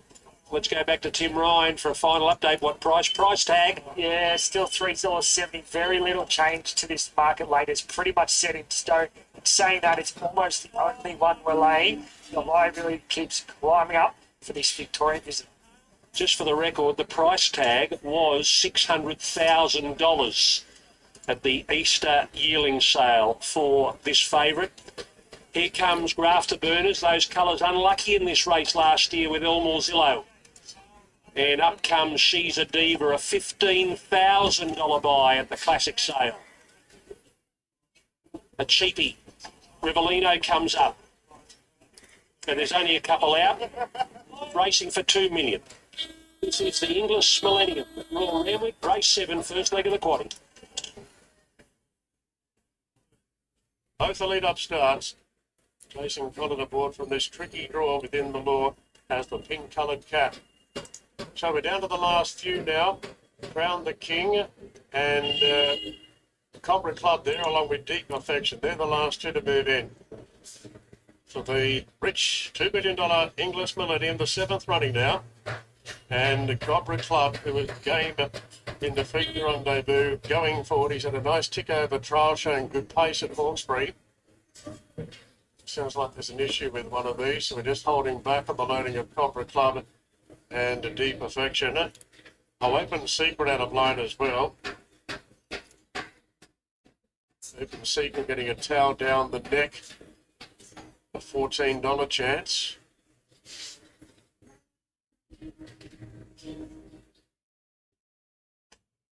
Okay, let's go back to the barriers to Ellie Mosley. Grafter Burners has been backed out. I'm just trying to hear what the boys have been saying. I think they heard that Adam Hieronymus had mentioned there might have been something wrong with the saddle, so he's just readjusting it. You can see at the moment. I don't think there's an issue with the horse. I think it's just the Coco Bongo. wasn't quite sitting right, so that's what he's adjusting at the moment. Okay. Welcome back, Coco. Grafter Burners wasn't playing up, but Hieronymus called out, wanted Grafter Burners backed out so he could readjust the saddle on this colt by Graff. Graff ran in an Everest, a 3-year-old who ran in the Everest for Chris Lees. And he sized this one, Grafter Burners. The barrier attendants helping Hieronymus fasten that saddle. Up goes Deep Affection. Grafter Burners, another attempt, will complete the line. Hieronymus might just trot it in a circle to make sure he's happy.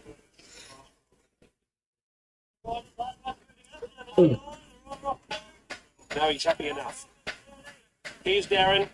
for take two of the English Millennium. Well, now we're ready to run at the Inglis Millennium. $2 million in prize money. Price tag the favourite. And they're off and racing in this year's edition, and jumping quite well, Cobra Club, together with Whiteout showing a bit of speed. Open Secret coming across, and now the Magic Man is right there together with the favourite price tag. Kujenga's in that clump as well. Then came Yolo. Boobian back on the rail from Prince Marionette. Now about midfield, Crown the King and the White Cap as Open Secret gets back the outside. Artistic Venture down on the rails, followed by She's a Diva. Rivellino's out wide on the outside as Sanctified.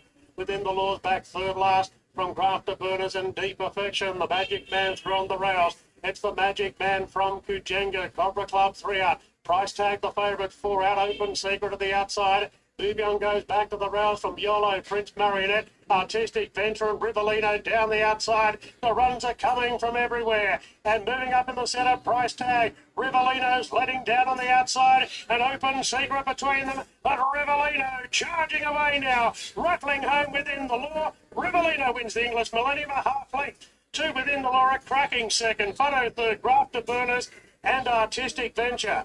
Then came Sanctified from Open Secret, price tag. Further back, Crown the King. Then came Deep Perfection, She's a Diva, the Magic Man, Cobra Club. A gap to Yolo. Well back then was Prince Marionette from Boubion and Kujenga. Rivellino picks up more than $1 million here to win the English Millennium for trainer Chris Lees and the rider James McDonald. Rivellino is first. Within the Law picks up more English money. Not the major prize today, runs second. And over on the inside's going to get third. What is that? Artistic Venture? Number 14. We've got to go to Brisbane. We'll come back. Yep, numbers are up. 2, 9, 14 and 4. Welcome back to Duman for race 6 on the card. One of the best backed runners on the card is number 11. Not a bad one, John. 1110. Not a bad one. Another Cognac from Tony and Matty Sears favourite, Flattery. Although she was beaten Termagant, she was clearly better than another Cognac there. You probably had the best jockey and the best fit. To run well here as we step up a little bit. It's wonder whether if they ride him a little bit more on the quiet side and have last run at them can finish in the money, the top 3. Number 3 is High Bar from the Josh King stable with Mark Duplessis. Yeah, Barry at 10 now, that certainly looks better than 16. Got a bit of speed, puts himself up there. He's very hard to catch, but on his day, he can be very good. Secret Revolution, never on the track last start. Chris and Corey Muntz and Mark Harley. That was that wild Botanica race that Termagant was most unlucky in. And 2 starts ago when we were up there at that midweek, he what was he doing? Pulling and hanging, wasn't he? And then even last start, he was sort of caught out wide a little bit, but slightly further trip. Wind strike rate is only fair. I'm thinking more on the place like today. Deer Trail has a bunch of talent. He's had about 15 months off, Tony Goll and Ryan Maloney. When we're doing this yard, he's been rock solid in the market on the QOP. He hasn't budged from 440. He looks good.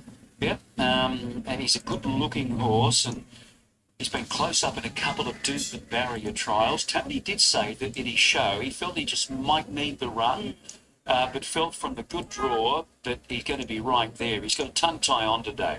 Tellers is the 8, usually a bit slow into stride. Chris Waller, Andrew Mallion. Just going through the motions. In fact, Bailey Wheeler was very lucky. He reared so high out of the gates last start. Wheeler was very lucky, so can't have. Okay, number 10 is Instagood. She said a month between runs. Tony Goll and Emily Lang. Yeah, well.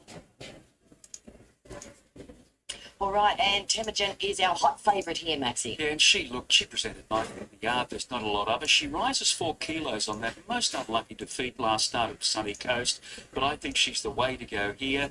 Clearly the 11 on top of the 2. Another Cognac who's been spec'd in the market, then 12 Bellegato and 6 Deer Trail. And with that chap loading up now, High Bar, that he does have an awkward barrier to overcome, along with Salt Lake Betty, who is loading now. So here's Josh for the call. Now they're going to jog her along right. Well, it's the last 50. Nikita trotting alongside the mare. So she's the only one that we wait to move in, and she goes forward as good as gold. So now we're right to go. So can she bounce back, Termagant? Nikita getting back aboard the Fave and the light turned on. Another Cognac well back late drawn in with Bold and Smooth. Secret Revolution. Light blinking. Gates open, racing, and away well there was Bold and Smooth. Likewise, Secret Revolution. Up into third there was Bellegardo, another Cognac and Termagant going forward. Wide round and Salt Lake Betty drifting back there. Trail Tellez on the fence. 3 wide high bar, a length and a half to Insta Good. So Bellegardo sped clear by 2 lengths, working forward. Secret Revolution back to third, Bold and Smooth, and fourth the outside Salt Lake Betty. Termagant fifth, another Cognac 60 inside, wide route high bar going forward. Further back to Deer, Trail Tellez and Insta Good. Bellegardo's in front, second Revolution at the 450. Third the outside Salt Lake Betty. Termagant's in behind those looking for the way clear. Further back on the run too. Nearer the inside, Bold and Smooth. She's out in plenty clear air now. Termagant grabbing the lead though. It's Secret Revolution. Bellegardo's gone. Here comes Termagant now. And Termagant's raced up and grabbed the lead. No concerns today. Away she goes, Termagant. She bounces back. Termagant the winner. Second Revolution. Third to Insta Good, good late. Followed by High Bar, Bold and Smooth, Deer Trail, Bellegardo, Telev, Salt Lake Betty, and another Cognac. All right, number 11, Termagant, very, very easy today. I guess if you were on today, you weren't completely happy until that gap presented at the top of the straight. You could have driven a Mack truck through it. And Nikita Berryman, she got the heels going 100 out. She really responded and attacked the line. Termagant, $290, $1.60. That's what should have happened last start. So sometimes in racing, you just got to be a bit patient and wait. Secret Revolution came out of that race as well and runs good. So did Instagood coming home strongly on the outside high bar. Back and running on. So 11, 4, 10, and 3. Yeah, this is what we're expecting, or what would have happened last start had she got that gap at the 200 metres mark. So a bit of justice there with the winner carrying the proven thoroughbred colours. A 4-year-old mare by Deepfield from Candica, whom I'm pretty sure proven raced as well.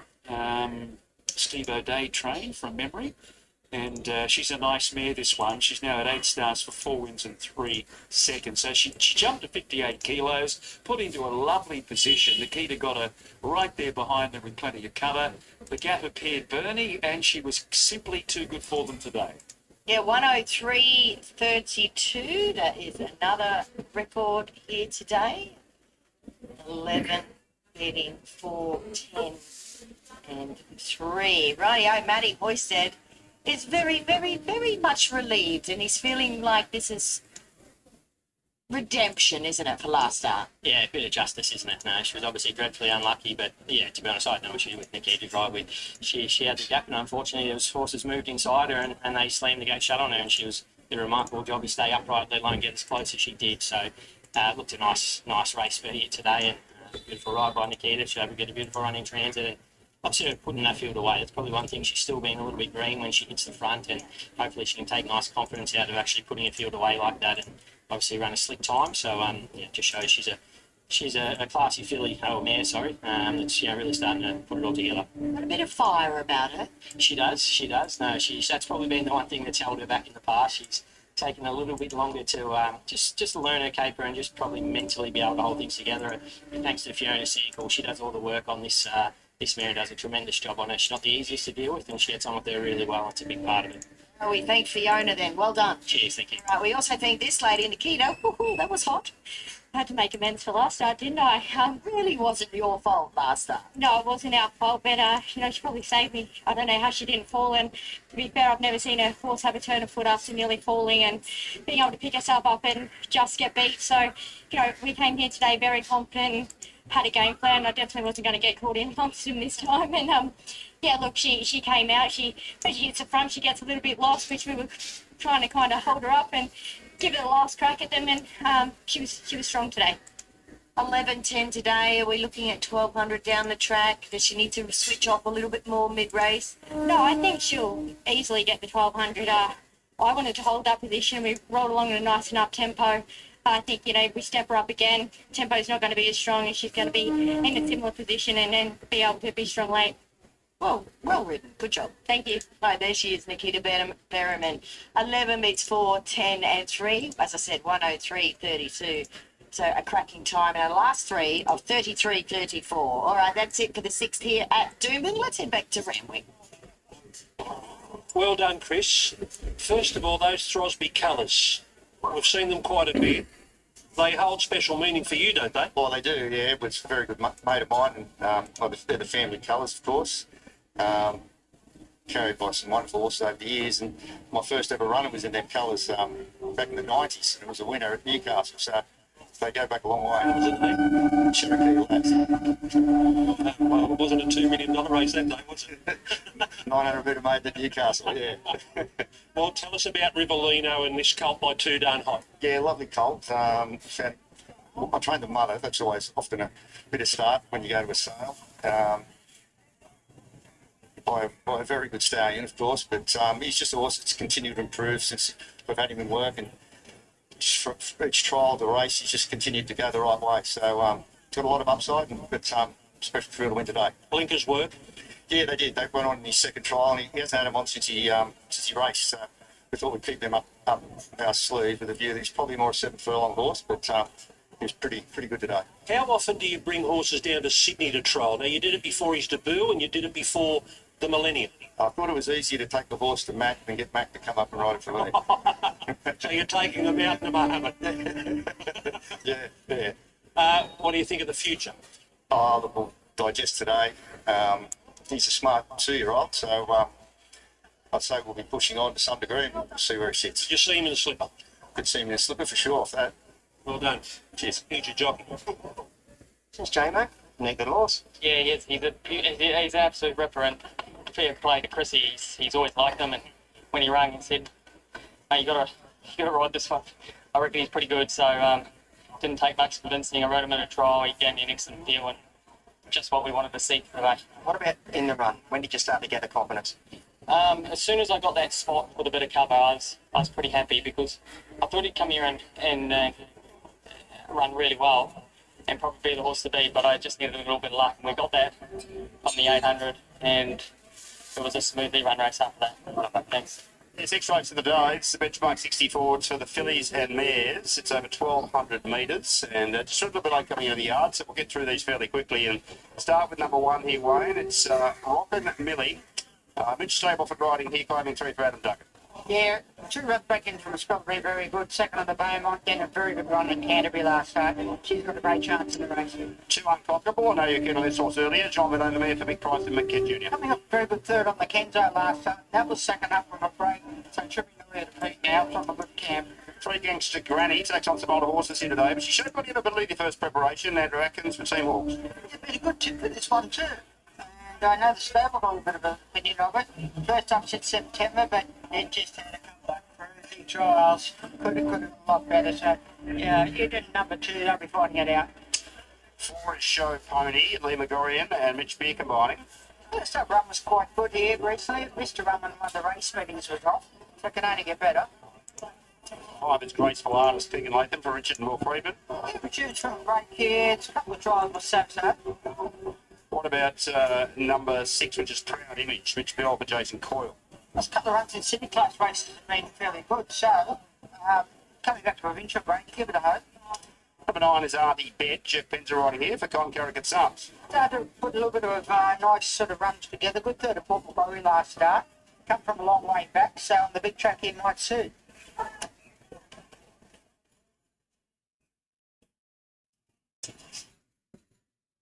Bit late coming into the yard here for the... On the way to the barrier stalls here for race number 6 at Kembla Grange. The Gangster Granny at $2.40, Unconquerable $3.20, and Rockin' Millie at $7. A little bit late coming in and just about to arrive at the stalls. Wayne, what's the late mile race 6? I'm going 2, 3, 1 and 6. Just going against a favourite. I don't think there's a lot between them. The 2 and the 3. Unconquerable from the Price Kent stable, now based at Rose Hill. You've got Overmore in the saddle. That's a big plus. You could lead pretty well right most of the way down the straight on the Kenzo track last start. Now the second half for a spell was swamped late. I thought it ran very, very well there. Against the Granny. Now she's the query. She only been to the races twice. She debuted on the Kenzo, nice placing. Put away after winning a maiden on the Hawkesbury track back in September. 2 unplaced trials where jockey never even sneezed on any of them. So where the other horses been in benchmark races and she's just going through, that's what I'm banking on. Then we've got the top weight here, Rock and Millie. Her 2 runs back from a spell of being good. You just forget that last start in Sydney. Might have been just second up syndrome. And I was throwing number 6, Proud Image. It's coming back from city grade to provincial grade. So we'll go numbers 2, 3, 1, 6. All right, after the slight delay in the previous race, we saw them a little bit late into the yard here for this race and just at the barrier stalls now and about to move forward. And Tim, as we welcome you in again, it looks like Gangster Granny is where the money's been going predominantly. For this 3-year-old filly resuming from a spell, she was the query horse when assessing this race. She had a good placing there behind Aliana and a Kenzo maiden before winning a provincial maiden at Hawkesbury. Barrow trials weren't too bad. I actually marked a second pick. There had been good support for her on Thursday and Friday. She was still 270 this morning. But the last hour or so, it's just been one-way traffic. 270 into even money. She's around about 80% of the investment on the race. She has been absolutely smashed, and she now goes odds on 195 for Gangster Granny. So 270 into 195. My early favourite, Unconquerable, comes through some good city class racing last time out, but it's been completely friendless. 290 all the way out to now $4, actually back into $3.90, but 290 out to 390, absolutely unplayable. Unconquerable for the price of Kent. Stable Rock and Millie on the next line of betting is an 850 chance. It's just out of it from $7. Graceful Artist, a bit soft, as is Show Pony's been quite soft. There's been a little bit of money for Proud Image as a $9.50 chance, but it's also been soft, $7.50 out to 10, just back into $9.50. Can't give you a push for the 2 double-figure chances there at the bottom. 195 Gangster Granny. The market says this filly's come back a better filly, and she's going to dispense with this field quite easily. It's been some go.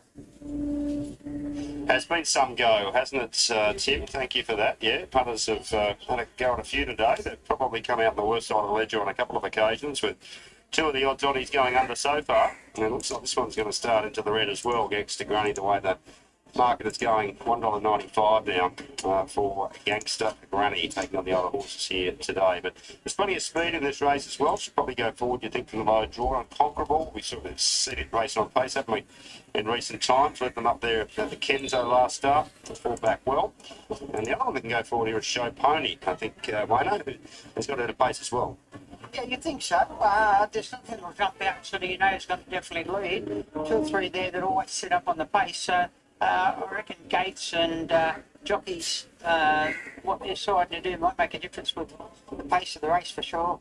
All right, just running a couple of minutes behind start time here now. That looks like there's just 2 to load. So let's get up to bed. Gangster Granny, 195. Last lock here for race 6. And we're almost set for a jump for the running of this race. Graceful Artist walks forward, we're set. And we run 1,200 metres. Starter has the button, the lights are on. Ready to jump. You got the signal. Something not quite right there out in the middle of the line. There's the signal this time. Starter hits the button, they're off. Rock and Millie began fast in the early stages, going forward Unconquerable. And there goes Show Pony with good speed. So Show Pony will lead on, settling down by half a length. Unconquerable, Rock and Millie third. The favourite Gangster Granny is back 4th. Then only bet on the inside. Proud Image second last, and Graceful Artist is last at the 900. Show Pony led the way down the side with 800 metres left to travel. Length and a half clear from Unconquerable, and third Rock and Millie. Gangster Granny is settled perfectly 4th. Then came Arnie Bet, Proud Image, and Graceful Artist is last, about 8 off the speed. Down past the 600 metres, Show Pony held together from Unconquerable. Rock and Millie third on the inside. 4th is Gangster Granny, now peeling wider. Then Artie Bet, Proud Image and Graceful Artist, top of the straight, 400 metres left to go. Show Pony nursed along now, starting to be felt for. The outside Unconquerable. Here's Gangster Granny on the outside, joining in sharply. 250 left to go. The leader Unconquerable. Gangster Granny moved up now, grabbed the lead. Gangster Granny Unconquerable trying to fight back, but Gangster Granny with 100 metres left to go is just in front, but now starts to pull away. Gangster Granny beat Unconquerable. Proud Image was third. Fourth, maybe Graceful Artist. Then came Artie Bet, Shape Pony Weekend up the straight. Rockabilly last. And Granny is too strong for them in the sixth race. Gangster Granny beats Unconquerable. Market getting it right. First and second favourites 1, 2. Third's pretty tight. Maybe the sixth round image. Fourth a bit tight. We'll stand by for that. A heavy support for Gangster Granny. She's pretty nice filling this one way and resuming today. She's lived up to all the promise she showed on preparation. She's very, very smart, only lightly raced. I was just banking on the other mare, maybe a little bit older, a little bit bolder. She might have been a little bit stronger with the race she's running in, but that was very impressive there. When Andrew asked her to go to the next gear, she found something, and she wanted to get past horse in front of her. She's pretty very handy. I know they probably always thought that, but she's shown that today. I know it was, what was it, a benchmark 64 for girls, but she's better than that. Must be a story to the name. I wonder. I've written to IQ had a miss away. We'll find out. 3-year-old filly Andrew Atkins for Team Hawks, and it's a second win at start number 3. And we're just standing by for third and fourth here. I think number 6 will get the third, but 3, 2, 6 is third there in Proud Image, and fourth is number 9, and that is in the frame. 3, 2, 6, and 9. Let's head to Randwick for the Eskimo Bridge. Okay, race number 8, the Asahi Super Dry Eskimo Prince Stakes over 1200. This mounting yard for Harvey Norman. All you need in furniture, bedding, electrical and technology. Now, we thought he was late coming in, but he's arrived. We want to have a look at him because it's a different linebacker today, ladies and gentlemen. Here he is, gelded. Karen McAvoy for the O'Shea and Charlton yard. They've taken the earmuffs off, Ronnie. They've taken the stallion chain off, and a few other parts off as well. Yes, he's a good little boy. It looks like it's a red carpet for that too.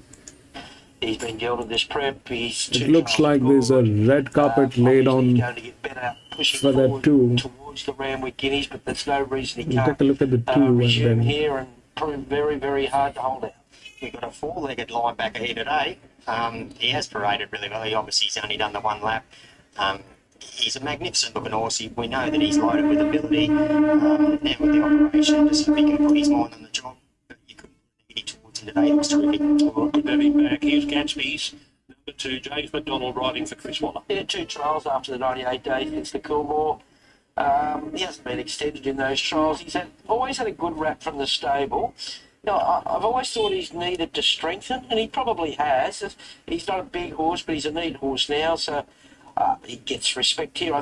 I was opposing him when he was 270 earlier in the week, just thinking, it's not a one-horse race here. So, look, he's here to run well, even though I think he's under the odds. He's always casual and cruisy. He just goes about his business. I'd be interested to see what the guys riding think of him, because he's one of those horses. He's really flat in the back and he's really long through the girth, but he's a lovely horse. He always looks well, and then same again here today.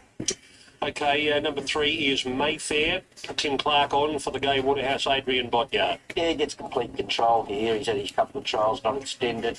Look, he's had his couple of trials. He's very sharp, and he just didn't appear to run the mile at the Guineas at the end of last preparation. The form around some very good horses, there's no doubt about it, and he's quite likeable. Beautiful big looking colt. I think he'll take him improvement out of today, what he does. He looks just a fraction soft, but always look well. Glowing again in the coat today, walking out well. Then we get a Just Party, number 4, Jay Ford on for Gerald Ryan and Sterling Alexia. Yep, 105 days off. He's won a trial, probably short of his best distance. He was good without winning at the end of last preparation, so I've always liked this horse. I've always thought he was going to be better at 3, and he gets his chance to put his hand up today. He might run better than expected. He looks like he's really muscled up too, Ronnie, since last preparation. I just remember him being on the sort of lighter side his first ever prep, but he's really strengthened up, muscled up, and looks terrific. So it's Just Party now to Public Attention. Here's this lovely grey, still a colt. Price and Kent train. Chad Schofield rides. Yeah, he's an interesting horse. I reckon his 2 trials are great. He's got blinkers here. I really like the look of him. He was good at the in the Caulfield Guineas at the end of last preparation. Lovely ground and looks ready to go. And he's one that might go forward here, and because there's not many that will, and give a sight them. And he's a big firmer all week. Yeah, he's a beautiful big horse. First time I've ever seen him, but got a big cresty neck on him, massive big hind quarter. He's big, thick set type of horse. He's strong. Yeah, all ticks for me. Good luck to me, number 7, Kieran Maher and Jason Collett. Has talent. He's in the right yard. Just out of midweek maiden class though. And his main asset here, he's got a couple of runs under his belt, but yeah, not sure how he's going to measure up to this grade so quickly now. He's a nice, cruisy, relaxed, casual sort of customer. He hasn't turned a hair since being in the yard. Coat's nice and healthy. Yeah, no negative for me. Here's Beer Baron, number 8, Adam Hieronymus and Neil Osmond. They're back on track, winning 2 of his past 3, but this is harder than the Goulburn Group 1, Class 1. He's a neat looking horse. Yeah, he's feeling well. He's fresh. Although he's deep into the preparation, he still looks and he's obviously feeling well. And the lone filly in the race, number 10, Snow in May, stablemate the linebacker for O'Shea and Charlton. Zach Lloyd rides. Good filly. She's got that form around those 2 Boom horses. Autumn Glow started favourite against Lady Shenandoah in the Flight Stakes. She's had 2 runs at 1200 for 2 wins, and she's had 2 runs first up for 2 wins. So you can understand why she's a firmer. Yeah, she's always been one of those fillies. She's not a lot to look at. She doesn't really jump out at you in the parade. She's looking nice and healthy though. She's obviously feeling well. She's up on the toes slightly. Yeah, no, not from me. All right, 2 to talk about here with John O'Shea. First of all, linebacker, he looks like a racehorse out there today. Yeah, no, he's done really well. Strengthened up well at the break, and he's got a great mindset about him today. So what are your expectations about winning this race today? It'll be a function of how the race pans out. He'll need a good tempo and be extricated at the right time. If it's a sit and sprint, that's not going to suit him, particularly if he's cluttered away. So, but if he gets a good tempo and gets a bit of room, he'll be very strong. So 2 is basically in the best hands, with the best advantage, and winning chance, and I think she can, primarily because this sort of setup of the race suits her a bit better than him. Good luck with them both. Cheers. 10 has the handicapping, but Backers are gilding today, and the filly, Snow in May, taking on the boys as she would be heading to a likely race, the Group 1 surround. There's linebacker going out. Shani and Corey, who do you like? Well, we haven't picked linebacker, but we'll give him 10 out of 10 for his parade. A completely different horse as we expected him to be. PC. Welcome back, PC. 1. He's a man mountain. He's strong. Just looked a real calm. Yeah. He's a big tick for me. Absolutely, I'm with him as well. Public attention, he stands out for all the right reasons.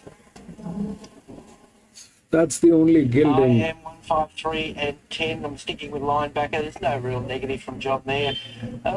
Interesting comment. He's going to be behind Snowy May, so I don't know how we want to ride him, but hopefully there's some speed generated here, and it's no disadvantage as we saw in that previous race. All the swoopers out wide, but that did get pressure that race. The guys might be right. Corey and Shenny with public attention here. He looks like he's trying to win this race. He's focused, he's well, he's fit, he's got the blinkers on, so there's intent. I think there's a lot more intent with him than there is with a couple of others here. Mayfair fits in with that soft lead, perceived soft lead, and Snow in May has been absolutely hammered in the market here. The market doesn't lie. 1, 5, 3 and 10, Tim.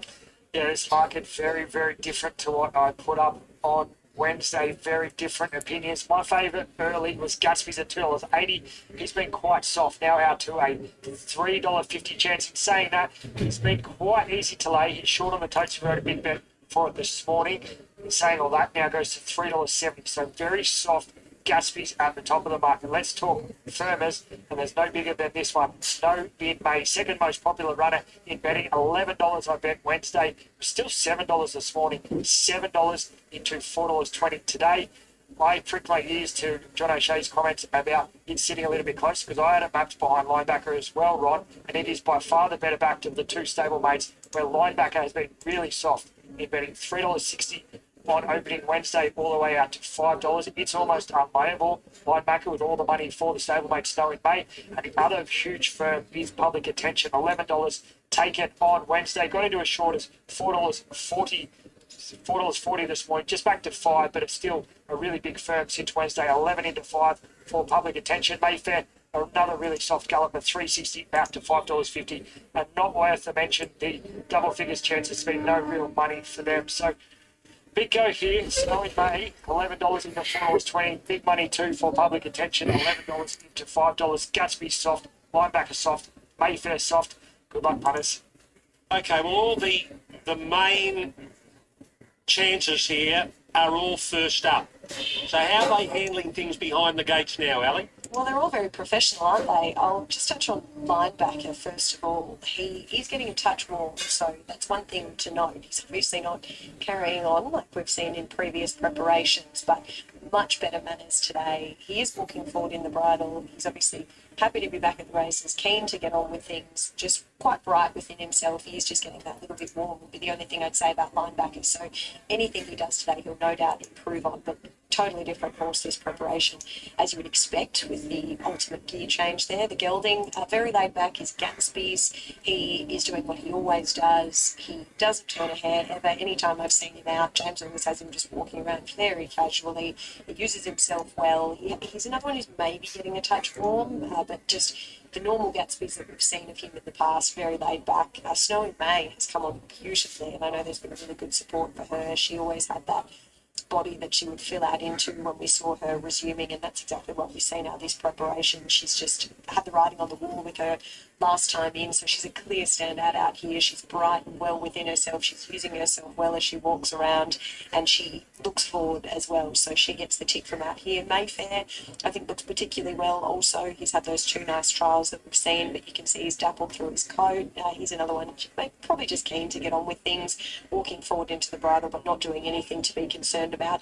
And Public Attention is a clear standout, so I can see why Shani and Corey both had him on top. Snow in May looks fantastic out here though. Thank you, Ali. Final update with Tim Ryan. Yes, market just continues to change. We've now got $4 equal favourites. The money continues for Snow in May, $11 into $4. The drift continues for Gatsby's, $2.80 out to $4.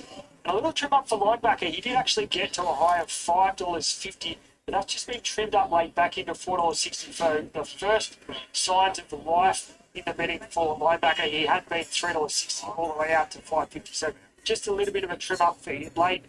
Public Attention still holding its spot. Mayfair continues to ease now out to $7. And also a bit of a trim up too for Just Party. It got to a high of $19, and it's just firmed again. They just took $15 back into $13. So look, this market has been twisting and turning all week long. Snow in May, Public Attention, the best back runners, and now that late rally for linebacker. Okay, we're behind start time here. We got farrier work there, Ali? We certainly do. So they have Just Party in the barriers, and they've backed him out because they're working on Beard Baron. So I think also the clerk of the course might have just gone for a trot down just to see if they can find the shoe, is my guess. But Beard Baron is being replated. So we were beginning the loading process, and they had Just Party in there, so I had to back him out. He was perfect though. He didn't really turn a hair. He's done everything right, but we will be holding here as Beard Baron gets replated. All right, I turned away for just a moment because I looked back over the grandstand and out towards the Blue Mountains, Corey. There's a bit of a storm brewing. I don't know how far away it is, but your radar, it looks like it's getting closer and closer. My radar said it's at Penrith. Feels like it's at Canterbury. It's at Penrith. Roddy, do you know where that is? No, it's a long way away. All the sponsors will be happy that Beer Baron's holding it. They could give them the Sahi Super Dry into them.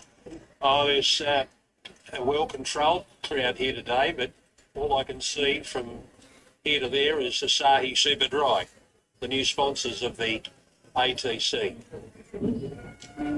So a hold up here. The storm approaches, but the Eskimo Prince will be run in dry conditions.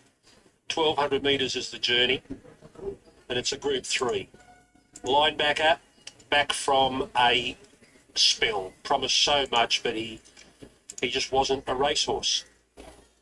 So they made the easy decision in the end. It had to be done. They gelded him, and he's come back, and he paraded like a gentleman out there today. Gatsby's first up. Haven't seen him since running 5th in the Coolmore down the straight behind Switzerland. And Mayfair we haven't seen from a little bit longer. He ran in the Caulfield Guineas, but he was a place getter in the Group 1 Golden Rose. They're the 3 horses who have been to the top level running in Group 1s, along with Public Attention, who ran 5th in the Caulfield Guineas behind Private Life. Snow in May, last time in, running 2nd in the T-Rose and 3rd in the Flight, behind Autumn Glow and Lady Shenandoah, who are the 2 benchmarks for fillies racing in this city. And Snow in May has been supported to win the Group 3 Eskimo Prince, more so than her male stablemate linebacker. Final check, Tim. We've got time before they all move in. Yeah, still $4 each and 2 at the top of betting, but I will report that late money for Just Party continues. It's now into $11, so it's been a good go at longer odds late. First up since the Calendar Presnell. It ran in the Tap Craig and the Calendar Presnell, 2nd in both. Here's Mayfair coming up for Tim Clark. We'll get to Darren Flindell for the Group 3 Eskimo Prince. A good betting race. They're off and racing. Linebacker jumped out quite nicely, together with Mayfair, White Out, Beard Baron is handy as well. And right between them is Public Attention. Clear from Good Luck to Me, then Just Party. Gatsby's taken back to sit on the outside as Snow and May. So the 2 favourites are back in the rear. And Linebacker takes the lead for Kieran McAvoy. Out by a length and a half on the grey Public Attention. Mayfair caught wider out. Just Party slipping through on the rails into 4th. Then Good Luck to Me. Beard Baron the 3 out. From Snow in May, and Gatsby's ridden cold last of all. 600 to go. Linebacker. First runners are gelding today. He's a narrow leader approaching the turn from Public Attention to Mayfair. They haven't gone hard. Then Just Party behind them from Good Luck to Be, Beard Baron. Gatsby's being round up between runners. And Snow and May's hard pressed on the fence. Linebacker up the rise shows the way by length on Public Attention. Good Luck to Me. Snow in May the inside, and now Gatsby's winding up wide out. It's Linebacker, a narrow leader. It's Linebacker from Public Attention going to it, and the grey Public Attention puts the head in front and draws away with the Eskimo Prince. It's Public Attention by a length to Linebacker. Good run, first run back. Gatsby's from Wellbacks run 3rd. Then Good Luck to Me. Snow May went hard up the fence but couldn't run on. Then Just Party from Mayfair and Beer Baron. Public Attention, first up since the Caulfield Guineas, has won the Group 3 Eskimo Prince. This grey by Written Tycoon in the Coolmore colours, trained by Mick Price and Michael Kent Jr. Chad Schofield on board, beating a linebacker who led. He's going to run 2nd. And is it Gatsby's in 3rd? It's 5, 1 and 2. 7, Good Luck to Me, is going to run 4th. 5, 1, 2 and 7. Yeah, well, he was trying to win that race, and he was good. He was in the squeeze box, that horrible spot splitting with a horse outside him there, and he just kept coming and coming and coming. So, good training performance. He's come back, strong horse. Second horse just got to learn to switch himself off a bit. He's got all the talent there, but he's just got to learn to come back a length or 2, heading towards a mile. He just found himself in front. They left him there because Mayfair just did nothing. He showed no speed, and the market told you that. And Gatsby's, he did his thing. He ran on into 3rd. But these first 2 have laid their cards on the table for the Randwick Guineas. Obviously, they've got broadsiding to come, but they're going to train on beautifully from this, and they're going to be real players moving forward. Yeah, I thought the horse, the winner, got just a picture of health in the yard. He's a man mountains. It's the first time I've ever laid eyes on him, but was really taken by his looks. I think he's only got upside. First time Sydney way. Yeah, I think it's all upside from you. They've run 196, 34-37 the last 600, a length and a quarter by a length. So the Colt Public Attention wins a Group 3 for Price and Kent Jr., a stable that is set up full-time now at Rosehill Gardens. They got their first winner at home at Rosehill last Saturday. And now they pick up a group win. We're a little way off getting Mick Price. We'll bring him to you after when we return to Greg.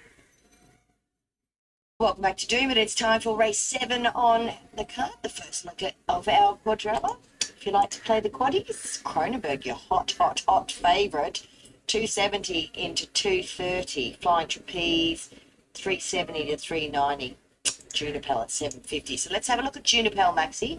I feel like he's back in grade a little bit here today. Ryan Maloney rides for Kira Mark. Yeah, last time he was up here, he ran second in the members' mile to Gold Bullion, so he just nosed out. And then he went to Wyong. He didn't fire in that Lakes race. That was a good quality race worth $500,000, so he's back up here.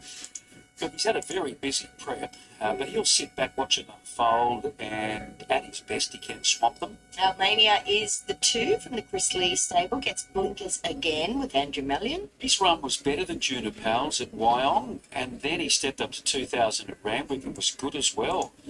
But just a concern for 2,000, back to 1,600 with this good old boy. Here's your favourite Cronenberg, Tony Gollan, James Orban. Everything looks good. Good here at Duman. The distance is right inside game. Top jockey and a good winner last time out, so can't fault him at all. June 45, chased him home last start. Nikita Berriman rides for Heathcote. Yeah, he was good that day because he was 3 wide all the way with 60 kilos on his back, and he then went to the Gold Coast, was 4th behind Queen Air, so he's mixing his distances, but he's still handling it, so gets a nice soft run behind the pace today. Alrighty, the next one is Flying Trapeze, yes, from the Gary Portelli stable, CJ Graham. I think he's got a really good chance. Look, everything is perfect for him. He's only a little guy, so I think he's well weighted here, 55.5. He just needs to run the distance. If he does, I think he can win. Caprice de Deux is the 6 from the Stephen Lee stable, Talia Fenner.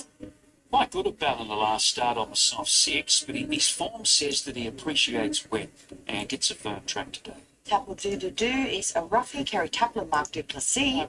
Rather wait for him to get up to 2,000 metres probably. Red Top, always capable, but when is he going to turn up? Maxi, Tony, Matty Sears, Ange Jones. Well, that's it. I did put him in the quaddie, just in case, but look, he's got no weight and he'll be running on at the end. And Hyde, very similar as well. I mean, when Hyde turns up with his best form, he goes great, doesn't he? Out of our initial Rob Archibald and Heavy Vanderhoek. We need a crystal ball, though, for Hyde these days. Oh, if only we had a crystal ball, Maxi. Hunters, they've got one and it says Cronenberg. That's it. And the one that I like is totally friendless, the little fella Flying Trapeze. I'm hoping he jumps well and really hoping he can cross and lead, but he can't be doing too much work early. He's going to be in the first 3. He's got to run the trip. I think he can to beat Cronenberg. The 9 Red Top to run on, and then Almania number 2.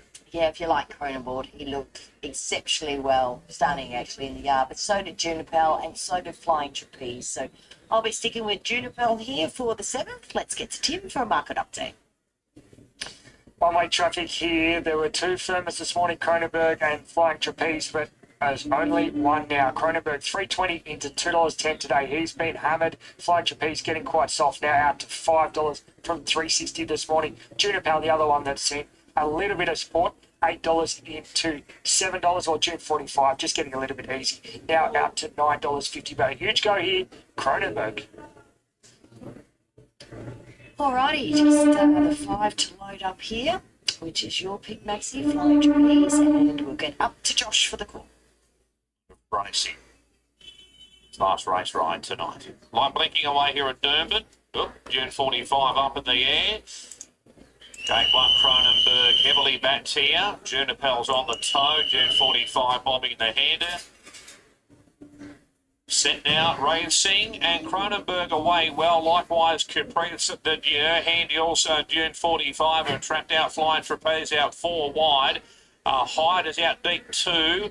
Further back to Juniper, Almania, drifting back red top on the inside of Tackle Doodle Doo. So working June 45 in front and boots away by 2 lengths up the second Flying Trapeze. Cronenberg now third. Fourth the outside Caprice de Dieu. 3 wide there is Hyde. Further back to Almania, Juniper on the fence and 2.5 to Tackle Doodle Doo. Last of all is Red Top, so June 45 a length and a half second. It's still Flying Trapeze and the heavily back favourite third, Cronenberg on the rail. No luck for Hideout 3 deep over Caprice de Dieu. Further back to Juniper, Almania. A length and a half to Red Top and Tackle Doodle Doo as they swing down the side. In front, June 45 by a length and a quarter. Second Flying Trapeze, Hyde has been deep. Cronenberg fourth on the rail, looking for the way clear. Going forward is Almania, under pressure, Caprice de Dieu, followed by Juniper, Tackle Doodle Doo, and Red Top inside the 400.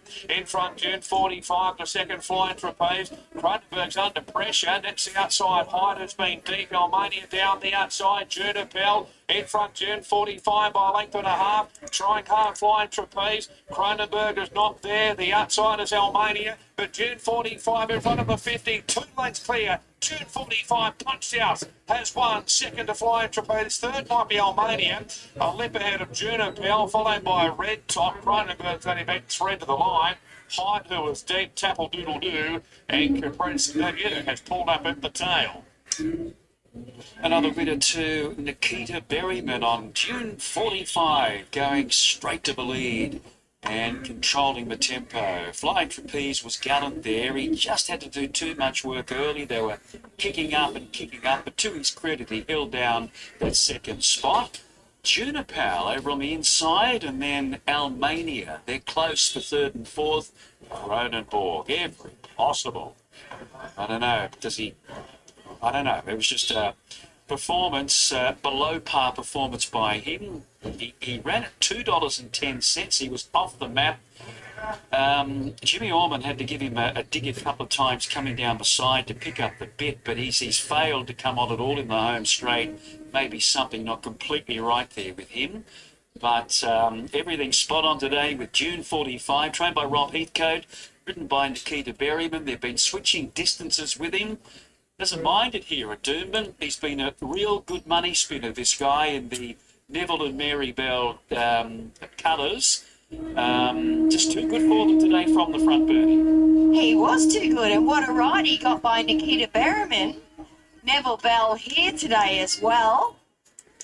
Well done to Rob Heathcote. We're going to have a chat again with Jared Coetzee, and that is a nice double on the board, especially for the outgoing chairman of the BRC, Neville Bell. Quite right. A very fitting win for Mr. Bell. And Mary. And Mary. So, no, they've been a good long-term agent for the club, and very happy for him. And this horse has been really good to him too. He's been a warrior, a hard, fit horse that we thought he's had no luck. So let's just put him on speed today, and Nikita rated him well. And I think it was just too good for them. I thought the market actually really underrated him today. I thought he had a big chance on the back of his last couple of runs. Perhaps just the gap between wins, but really Rob's had good success with him. We have, he's a lovely horse to train. He just keeps grinding away. He keeps putting in. He holds condition well, and you won't see the end of him. He'll keep fighting. Well done. All right, Neville, step right up. Outgoing chairman here, you had your big party, so I guess the horse winning is a week late, but still very enjoyable. It certainly was, and look, with this horse, we're not out of turn. He's been around the money for the last number of starts, and just a bit of different tactics today, and Nikita took the advantage, and he's sustained a great run. You've had some pretty good horses throughout your career, but you've had a bit of fun with this fellow. Absolutely. He's a homebred, and that's his 8th win, and I think maybe 600,000 in prize money. So it's a great day, and we're very happy. And Rob and his team have done a great job with the horse, and Nikita's just got a real good bond with the horse. So couldn't be better. And the dream might be that your grandson Tom can come riding one day. That's the dream. Good on you, Neville. Thanks. All right, there he is. Neville Bell, winning owner for trainer Rob Heathcote, 4 beats 5, 2 and 1 as we head to Kembla. Race 7 in Kembla, it is a 1200 metre super maiden, and the favourite is the first horse we're going to have a look at here, Wayne. Number 1, Century Song. It was beaten by a handy one last start, and Nick Hayward will ride today, Robert and Luke Price. Been the races 3 times, favourite 3 times, place 3 times. He normally is slow away, he's green, does everything wrong. The other day he jumped in front. Keegan Latham, horseman in the ears, he let him stride to the front. And I reckon the horse turned for home, and he's never been in front in his life at any part. And it's a long way up that straight already. Not saying he switched off, but the winner come from last and give him a pole. Madella, she might be very good. Lee Curtis's filly. So, but look, it's got to win sooner or later. I'm tipping us today, and I'm hoping us today. Okay, 2 Calmato, the 3-year-old on debut, trialled really nicely, rode the wheeling for John O'Shea, Tom Charlton. Look, I think this is the danger. He's a Tornado horse. He races in the Go Bloodstock colours, so Glenn. 2 trials have been very good. Second his first one, and then his next trial they rode him off the speed. And I tell you what, he showed a good turn of foot. They let him down. $3 might be able to improve this preparation. Showed a little bit of talent first prep. Keegan Latham, Kiramar.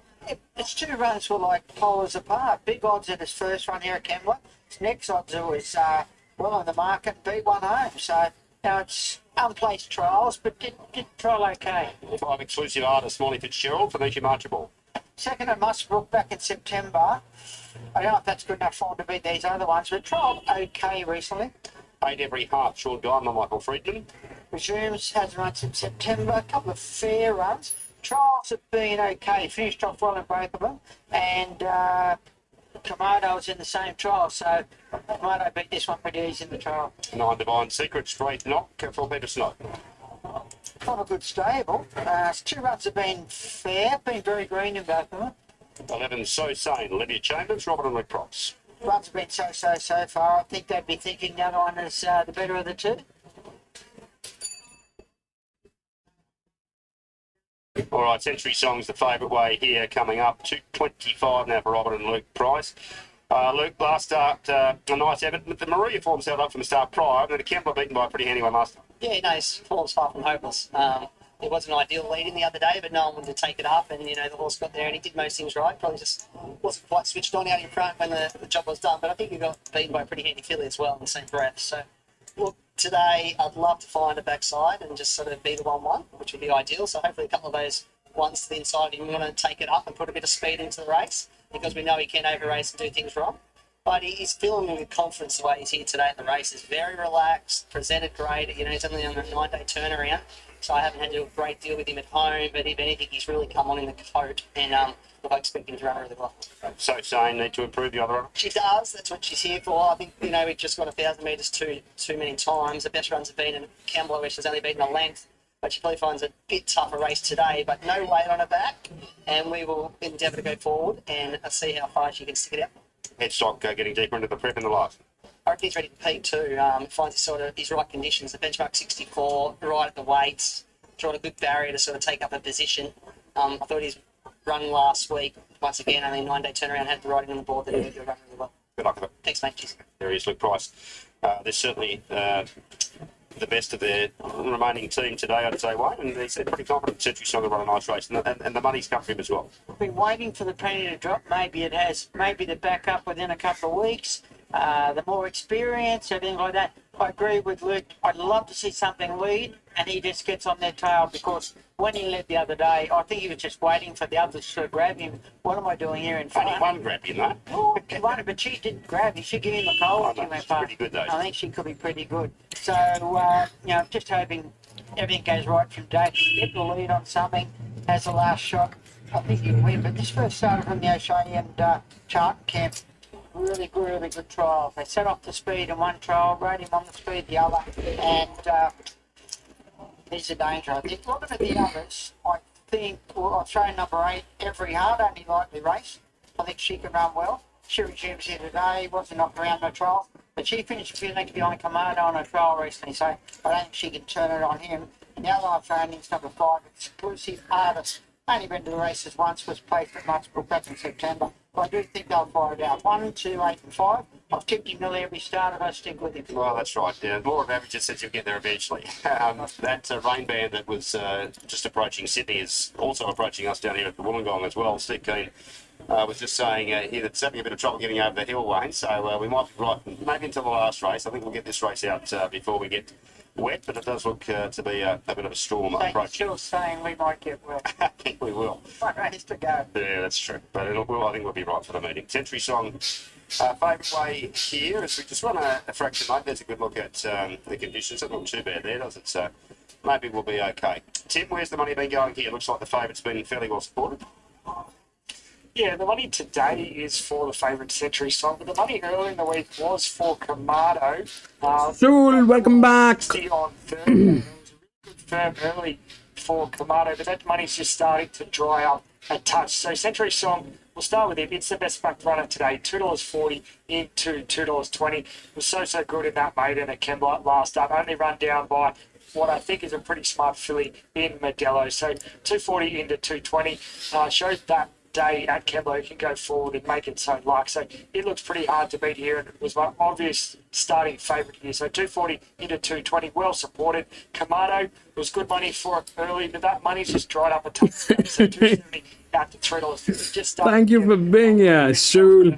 Long time. O'Shea and Charlton Stable, those two between them hold around about 70 to 75% of the investment on the race. So they're both very popular, but the early money for Kamado, the late money for Century Song, every heart, a little bit soft, $6.50 out to $8. Also, a firm in this race has been $10 into $8.50. Kieran Marlowe Galloper there, presuming for us well, $10 into $8.50. Exclusive artists, a bit soft, $7.50 out to $9. One that they backed here at longer odds for the Peter Snowden stable is interesting, $16 into $9 for number 9, Divine Secrets. So it's the one that they've backed at longer odds to beat this favourite, Divine Secrets, and then we're out to So Saint, who's a $126 chance. So look, plenty given a chance. We've got 1, 2, 3, 6 runners there in single figures, but best backed runner today, Century Song. Kamado was subject to support earlier in the week, and a late firm today for Divine Secrets at longer odds, number 9 from $16 into now $9.50. Okay, thank you very much, Tim. Just wanted to stragglers getting around towards the barrier stalls. So sane, Libby Chambers there. Yeah, the price run of the clock of the course, just arriving at the stalls now, and they'll be asked to come forward shortly with the favourite Century Song now, $2.15. So we're getting close to a start to set the tracks race pretty well today, Wayne. I think we've seen a couple of handy ones win. Sunset Park was an eye-catching win there last start. I think a progressive stayer there in the making the mare. I do think so. As you know, you pointed me off camera, the breeding. How was the race? She might see the stars. Yeah. She got home probably too good from there today, but when stretched out, the breeding's out for her to get a lot further, isn't it? So I like the way she was determined getting to the line there. So I think the track that just says placed pretty evenly. I think she stuck pretty well close to the fence, maybe just rolled one horse off, another winner, one in the same position. So roll out 4 metres today. I don't think they'd be getting too far away from the fence. Horses coming down the outside, obviously horses that are racing back in the field have to get out somewhere, and matters on the outside. Yeah, absolutely. Well, interesting to see how Century Song lobs here under Nick Haywood. He's an experienced shot. Probably good to see him getting some opportunities in Saturday provincial grade. I'm so glad he's down this way. He did a little bit of time in the Snowdens. He didn't like City Light. I don't think he can ride under about 57 kilos. I know how tough it is when you're that weight to be trying to keep it down. So he's very, very talented rider. All right. Just waiting to see what's going on here. I hope that the deers haven't come back. No. Earlier on in the day, we saw a couple of deer loose on the track. We didn't get Don't, mate. Another one.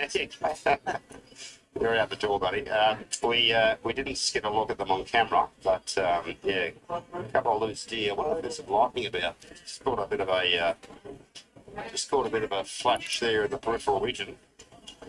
May well be just a little bit of lightning that's delaying this race. That can often be a cause for a slight delay, one with that storm looking pretty close. But I think we're going to get this race underway. So they are starting to load, so they've decided that we're good to go, and it's been backed into $2 now, Century Song. So good confidence there from Luke when he spoke today that he made necessary improvement, and we'll be able to lay it in a good spot there. Well, an experienced Nick Haywood, and should get every chance here, and starting to improve every start. This looks a really suitable race. Let's get up to Ben as they're moving well for race 7. It's out to 1,200 metres again here today. This filly by Tornado for Michael Freeman and Sean Goma. Here's Kamado coming forward. Welcome our Sky 2 audience here for the running of race 7.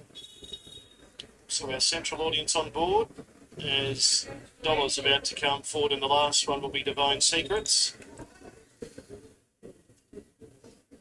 We're sitting ready for action for the running of race number 7, today's starter on the platform. Century Song, the $2 favourite to win the race. So Divine Secrets comes forward. We're sitting ready to go. Race 7, red lights. You can see them brightly on top of the gates. They're off this time. Now, every heart a little bit slow to leave. Going on the inside forward was So Sane, Kamado, Exclusive Artist. There's the favourite, Century Songer, whizzing around the outside to take up the lead. And then came Every Heart getting back to third last. Dollars second last, and last was Divine Secrets. Into the first turn of the 900. Century Song found the leader. Out by 3/4 to Kamado. Third, So Sane on the rail. Then Exclusive Artist fourth. Probably about 3 off the lead. Then came Every Heart, I should say. Second last, Divine Secrets. And last of all was Dollars at the 600. So Century Song led to the bender. Led by a short margin, Kamado, So Sane, Exclusive Artist. Divine Secrets gets going out wider. Then So Sane, and Dollars near the rail is last down past the 400. So Century Song in front, just urged along, led from Kamado, who's levelling up on the outside. They've put 3 lengths on Exclusive Artist, So Sane. Then came Every Heart down the outside with Divine Secrets. Kamado got to the front with 150 metres left to go. Kamado from Century Song. Exclusive Artist is flying home on the outside. It's got a haul. Exclusive Artist will blow them away. Exclusive Artist won by 2 in the end. Second, I'm not sure. Dollars maybe was there with out wider Every Heart. Kamado not far away. Divine Secret, Century Song, and So Sane was back at the end. Well, that race. Well, I think Ben was about to say, didn't that race change complexion? I think it's 5, 2, 3 and 1 after the end. I think the favourites missed the place there, Century Song, but Exclusive Artist will win it. Monty Fitzgerald, apprentice, with a barnstorming run on aboard this Animal Nature Rob Archibald filly. Trapeze Artist, and she's stormed to victory here. Very good run here by Dollars. It's flown home, and I think just missed second. Kamado and Century Song were finding it out. I think Dollars might even get second. We'll stand by. That's a pretty tight go. But it's 5 at a camera. We'll flash the numbers up on the screen. Race 7 at Kembla, 1 to come. Let's get the Greg and the team at Randwick. 9th of the day, very interesting open mile for Jitsu Air Stage Handicap. This mounting yard for Harvey Norman. All you need is furniture, bedding, electrical and technology. Number 1 is Asterix. Well, these stayers first up today. Ben Osmond, Chris Waller. Yep, first run for the stable. He's had a couple of trials. He's an Avondale Cup winner this time last year for Lance O'Sullivan. So, even though he's got no recent racing on his side, he has shown some dash in a couple of trials, which is encouraging. A stay resuming, Ronnie, I think he'd have a lot more condition on him. He's pretty finely tuned. There's not a lot of him. He's not carrying any extra condition, but he looks really fit and forward to me. Palmetto, number 2, Tim Clark and John Sargent.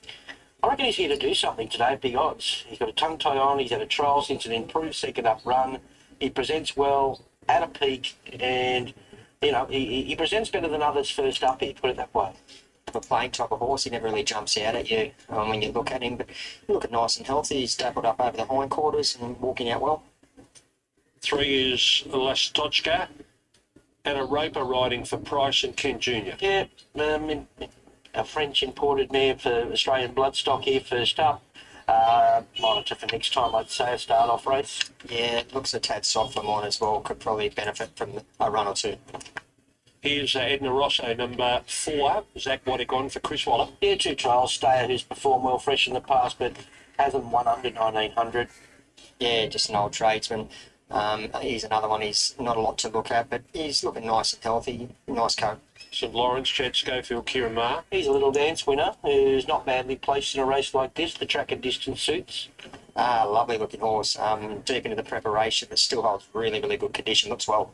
Valiant King is Regan Bayless on for Chris Waller. He's been disappointing. He hasn't lived up to that big raps on him when he first come over, so wait until he finds some form. He's on the march in the enclosure. He's been up in the bridle since getting in here. Lovely looking horse. Hard to tell sometimes with the greys, but he does look well. Yeah, okay. We've got 4 horses carrying these colours today, so just be careful with the caps. St Lawrence, Valiant King, Kinesiology, and also Birdman. Next is Man's Voice number 7. James McDonald's riding for Chris Waller. Yeah, 95 days since the Melbourne Cup. He won his latest trial.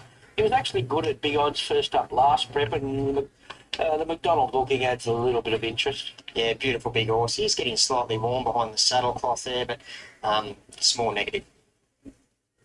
Kinesiology number 8, Jason Collett, Chris Waller. Yeah, 2 trials. Latest was pretty good. Might be a touch sharp for him, but he's an interesting horse with plenty of staying upside. Not a lot of him. Won't take him long. Won't take him long to come to hand. But he's a lovely looking horse. He's walking out well. Highlights number 9, Winona Costin and Bune Baker. Very fit. Gets some on-pace favours here, and he'll give you a really good sight for a while, this horse. Yeah, he's another one of those old tradesman-like type of horses. Always runs a nice race. He looks nice and fit and forward. Next is 10 Super Helpful. Tom Sherry on for Joseph and Jones. Well, he's poking away okay and dropped 7 kilos here. Not the worst. Deep into the prep, still holds really good condition. Looks well. Y Mark, Zach Lloyd, Michael Friedman. Further forward today, he was well beaten first up, and there was plenty of merit and performance running right through the line past the post. I liked it. So we know he's talented. He's a Tulloch Stakes winner. I've got him second pick. He's another one that's been really walking out well since being in the enclosure. Still nice and bright and fresh. Here's Birdman. Birdman's got a black cap. Kinesiology's got a red cap. Valiant King's got a white cap. St Lawrence with a corded cap. Birdman is McAvoy and Waller. I like this horse. I'd love a push for him. I'm hoping that Chris has got him forward to get him up in the ratings for the better races ahead. His trials, I know they're only slow trials, but he's just moved beautifully in them. So I'm thinking there's a big race in him this prep, and I'm thinking he's a chance of winning today. I really do. He's a lovely horse. He will take a slight bit of improvement out of today's run. Obviously being first up, they wouldn't have him totally wound up, but I'm with you, Duff. He's a beautiful looking horse. Here's the favourite, Headley Grange, Tyler Schiller and Joe Pride. Yeah, he's fit, in good form, maps well. Harder race. I think there's more guts to this race, but he has a significant weight drop, and he's likeable. I think he's short enough. I don't think the stable could have turned him out in any better fashion. He's got dapples up over his hindquarters. He looks terrific. Built, Reece Jones, Chris Waller. Found dead ends at the Gold Coast last start. Placed chance third up, further forward in the run here with no weight.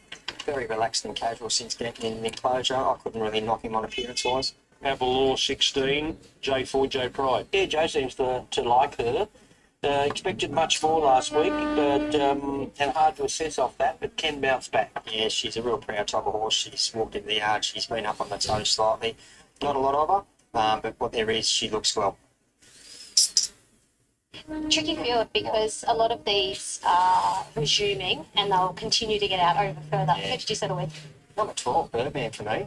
First time I've actually laid eyes on him. Obviously seen him run when he was down there in Melbourne, but he really took me. I think he's a lovely horse. He's going to improve on whatever he does today. But yeah, with 53 kilos, McAvoy on board, tick for me. Well, I'm jumping on Arbalor's bandwagon here. I know Corey was with her last start, but she's each time I see her, she's parading more and more settled, which is a really positive thing for her because she can get herself a little bit worked up, but on her best behaviour.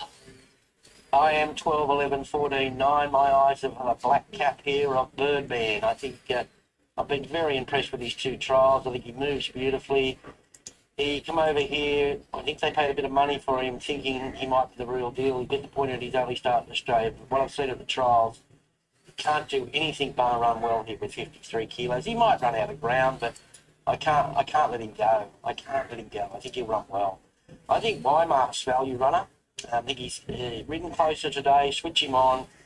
At this distance, he's much better off here. Can't leave the favourite out, Headley Grange. He's rock solid. There's no doubt about it. And best of the rest, I think, is Highlights. Bjorn riding the speed, fit horse. A little bit more money for Birdman, which is encouraging. 12, 11, 14 and 9. Yeah, plenty of money for Birdman, but we'll start with the favourite, Headley Grange. She was best backed runner Wednesday, Thursday, 280 into as short as 230.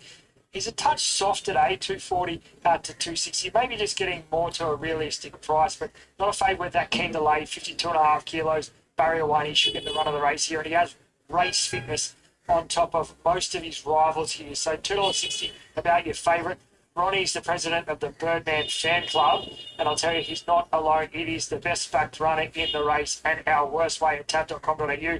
I pegged it as a stay resuming when I put the markets up on Wednesday, put up $15. That was quickly dispatched into $7.50 this morning. I thought that was too short, but he continues to firm $7.50 into 6. And I'll tell you what, the 6 might not even last long. He continues to firm Birdman, now $5.50, so that 6 is now gone. Continues to firm Birdman. He has been a really good go. He was 15 into $5.50. St. Lawrence was 11 out to 12, 12 into 9 today. So money for St. Lawrence. Wymark money for him. Second up from a spell, he's been $15 into 11. Arbalor's been out and back in again. 11 out to 21 during the week, back into 11. Firm today as an $11 chance. And then we're out to Highlight 2. Like you, Ronnie, I thought I had a good chance. I put up second pick at $8. He's been soft all the way out to $15. And we'll just mention Kinesiology. Similar form lines to Birdman. Australia resuming from UK, but not quite the support for it. I put it up also at $15 during the week. Got to a high of 26 this morning. Small trim up today, back into $21. But back to the top of the market, still $2.60 the favourite. Birdman firms again into $5. Ominous signs for this stay resume. Okay, Ali, a lot of stays resuming here. Yeah, there's a lot. It's hard to line them all up. There's a couple that have got warm, but I'll touch on Birdman, who's come across in really lovely order. A very laid-back galloper. We see him for the first time here in New South Wales at the races of those impressive trials, and we're renaming Duff Birdman if he wins here, I think. But he's very laid-back, hasn't turned a hair, has done everything right. And Rosso's got a touch warm. I think they're going to get Hannah to hop off and run this horse riderless. That's the 3. Otherwise, there's not a great deal I can report to you. I think Headley Grange is settled now. He came over a little bit warm. Abalauer has been in great order. And the one that really stood out to me was Super Helpful Rock Hard Fit. That's St. Lawrence going in the corded cap. If you've backed him, St. Lawrence, corded cap. Valiant King of Ruffy in a white cap. Kinesiology in a red cap. And Birdman is in a black cap. That was Valiant King going in with Regan Bayless. There's only 4 out. Final check, Tim. This money continues for Birdman. Now $4.40. I've set up $4.80 go on your screen. Now $4.40. The favourite remains $2.60. So punters only interested in the 2 late with a massive, massive firm since Wednesday. 15 into $4.40 for Birdman. There's Manzois. Hasn't won a race since winning the Derby. Edna Ross are about to come up and will be set for this most interesting open mile, race 9. For an umbrella soon. Stand by. Racing now. And Abalor jump well together with Highlights. They're the first 2 out with Palmetto right there. Headley Grange will sit pretty handy on the rails as Bill pushes himself into the picture. They're followed by Super Helpful Manzois out deep. On the outside of Kinesiology, he's right there in the red cap between them. The well-supported Birdman down on the rails in the black cap. 2 further back to Asterix, then came St. Lawrence from Wide Mark. Los Tosca further back to Edna Rosso. And Valiant Kings last of all about 14 off the lead. So Abalor ensures it's a good gallop in the lead. Out by 2.5 on Palmetto. Bill goes to a clear third from Highlight. 2 off to the favourite Headley Grange on the inside of Super Helpful. They're followed by Manzois and a 3-wide park. Birdman, the rails, Kinesiology between them. Then we've got another line of 3 park behind St. Lawrence from Asterix and also Wide Mark. And a gap back to Edna Rosso from Lastoccia as they come up to the home corner. And Valiant King is the last one. Abalor 2 in front. 2 Palmetto. Now Bill being reined along. Highlights coming through to push it away. Now Headley Grange is slipping through on the rails, closing in. Super Helpful to the outside from Manzois. They come up the right now. Abalor's all out. Headley Grange gets the gap from Palmetto. Highlights the widest. There's 4 across the track. 3 further back to Bourbon running on. Highlights going okay. Highlights a neck in front. The favourite Headley Grange is knuckling down. It's Highlights in front though. Holding Headley Grange. Another one for Baker. Highlights causes an upset. Beats Headley Grange. and Palmetto third, Birdman fourth, followed by Super Helpful. Kinesiology running on well. Further back to Asterix warming up late, then Built from Etna Rosso, Avalor, St. Lawrence, Man Zeus, White Mark, further back Valiant King, and Lastochka was last in. That's another treble for Baker. 3 last night, 3 today. Winona Costin on board for Björn Baker, beating Headley Grange. Palmetto's going to run third, Birdman fourth. Yeah, the fit horse, informed stable, fit horse. The parimutuel punters know $10, $17 it started. What's his price? This thing's going to come up in the last, I don't know. So too good, Bjorn. Headley Grange honest again. Palmetto set up nicely. I'll just keep following Birdman. He'll get better as the races get longer. Just lost the speed of that race, but I still like him. So well set up, well ridden, and well trained. Yeah, I think it's great for Winona Costin to come to town, get opportunities, and for a good stable, it's absolutely on fire. She did that a nice little ride. It's really tough through the line. So yeah, good to see a good opportunity. Tim Rond. Yes. He was good to you there, wasn't he, Baker? That was okay. He did us a favour. I set pre-race. I marked for the second pick at $8, so really quite fair. I made it up to 16 with us. SP was $17. Okay, so no problem. Tim, we'll resume battle in the last. what are you going to do? What are you going to do in the last? You got you can add McDonald to the equation this time. Yeah, it's already a big loser. Shorter than parimutuel, I assume will get shorter after that. Okay, here comes Björn for the third time today. Highlights, good, tough win, good fit horse. Yeah, he was, and he's backing Trip and backing Gray. And I thought that was I thought from the gate he was a good chance. Winona's been riding really well for my stable and very grateful to her, and it just worked out. I thought it was a really made horse, and he sounded well. It's great money from the connection. You had 3 last night, you got 3 today. You've got the favourite in the last. He's down hot too. And McDonald, like called McDonald going to throw his leg over. Yeah, I don't know, I remember the song with old McDonald, but it's about as close as I've got to putting James on, so it'll be interesting. And yeah, I think he'll be very hard to beat. His work on Tuesday was really good. His horse is showing a lot, and stalling's going really well. So just at the moment, it's like a dream. I'm sure it can't keep continuing, but at the moment, it's so much fun. And I've got a great bunch of people around. Well done. Thank you. Winona Costin coming up in a moment. She had a place getter for Björn last week at Big Odds Chikwatori. And now she gets a winner in those colours. They've run 1:34.6, 34.94 the last 600 metres, 9, 14, 2 and 12. We'll find out what a good judge Michael Wood is, because he told me that if anything, we'll just get a spit of rain if that rain arrives. It is starting to just peter out on its way to Randwick. Brown is convinced it was at Auburn half an hour ago and it hasn't quite got to us yet. Don't know whether he's a judge of a radar. Here's Winona, about to talk to Corey. Well done, Winona. How good is it to ride for Bjorn Baker? Yeah, it's awesome to ride for Bjorn and his team, and they're doing such a great job. The stable is absolutely flying. You're always confident in the run? Yeah, I was. The way he travelled into it, the run we had, just before the rise, I knew I was on a fit horse, so I let him go, and he was full of running legs still. Well done. Thank you. Back for the last. Horses are in the yard for race 8 here today at Duman. This is a No Metro Wins handicap, and it's over 13.50 metres. Influential is your firm $3 favourite.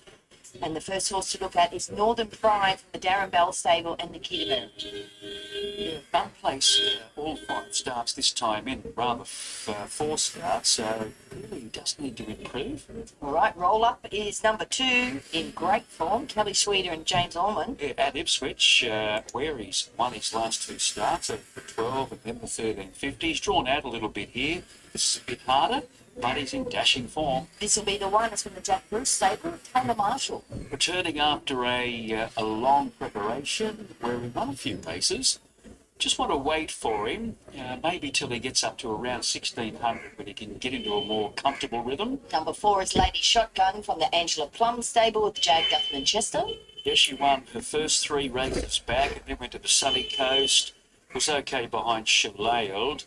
And in the Magic Millions Country Cup excuses in that Slipper Jimmy race on the heavy 9, she was wide. So she did win a first start, but not a first start, but a maiden victory here.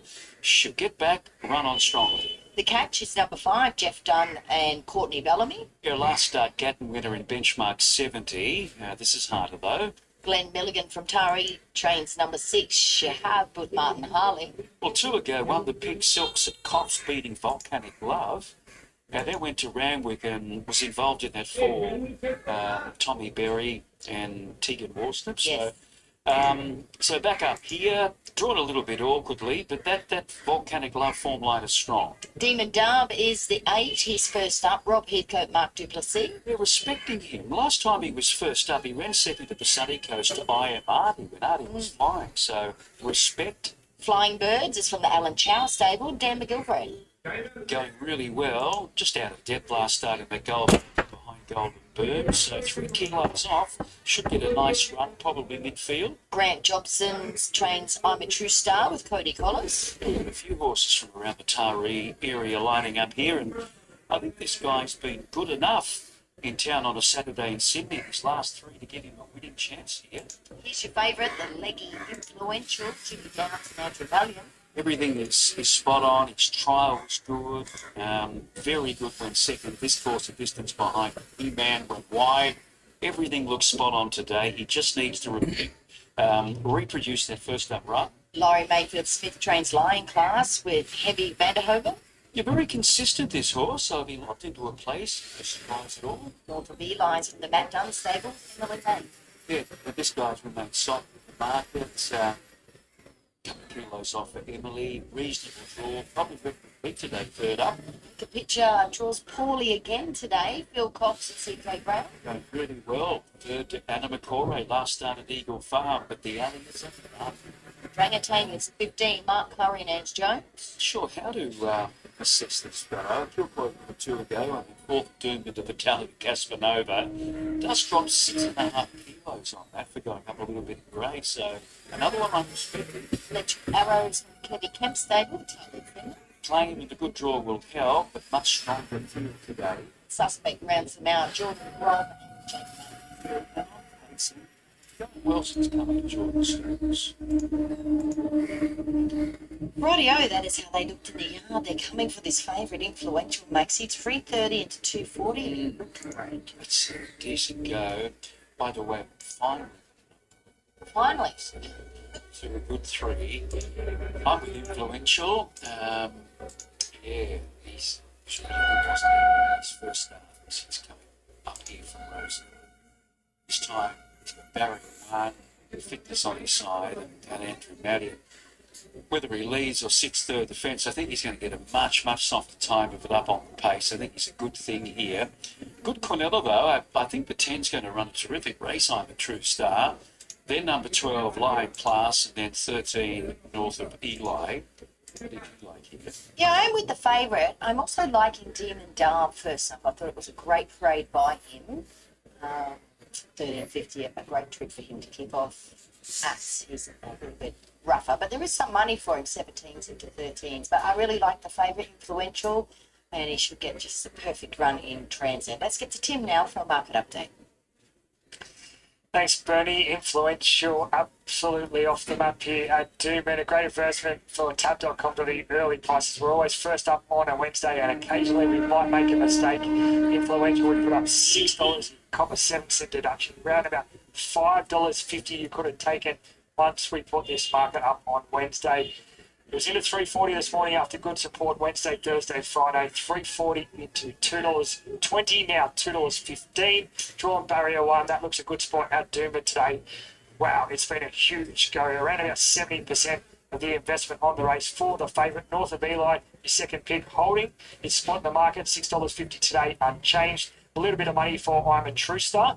It's been $9.50 into $8.50, and as much as $15 was bet about it earlier in the week. So a good firm, 15 into $8.50 for I'm a True Star. No luck in a highway in Sydney last time out. Then went out to Duman, who's had a little bit of specking, 16 into 14 today for the Robbie Heathcote stable. That's pretty much where it ends. Not a lot of support for anything $17 or longer. His favourite, it keeps firming, now a $2.10 chance. So $6 into $2.10 for the fave, Influential. A bit of pressure for Jimmy Downs, obviously. Purchasing this fellow not too long ago online, Maxie. Yeah, he came here with a few little issues, but so far so good for him. So good luck to Jimmy and the team here. Absolutely. Here's Josh for the call. Starter about to pick up the button, take a picture going in, and red light turned on. Race number 8, 13.50. Gate 1, Influential.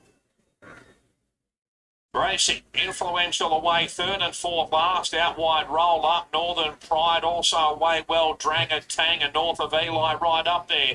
Out wide Northern Pride in front. Second North of Eli. Third the outside Dranger Tang. Fourth with Electric Arrow. Suspect up into fifth and wider out there. Lion Class, Lady Shotgun. Influential centre field on the rail. Followed further back in the run then by Flying Birds. I'm a True Star. The catch Roll Up and drifted back, and then Demon Dub. This will be the one. Wider out, take a picture. Last of all, She Have in front down the side of North of Eli. Second Northern Pride, third and 3 wide Dranger Tang. Suspect is out 3 and 4 wide as well. Lady Shotgun going forward. That's the inside as Electric Arrow. Lion Class Influential's back about 8th or 9th on the rail. Looking for the way clear. The catch out deeper. Further back on the run to I'm a True Star. But North of Eli's dashed away at the 350. About 4 lengths in front. Northern Pride is struggling. Big pass there by Running Home Well Lady Shotgun. Influential gets into the clear, and here comes the favourite now. Also running home as I'm a True Star, but Influential's grabbed the lead with 100 metres left to go.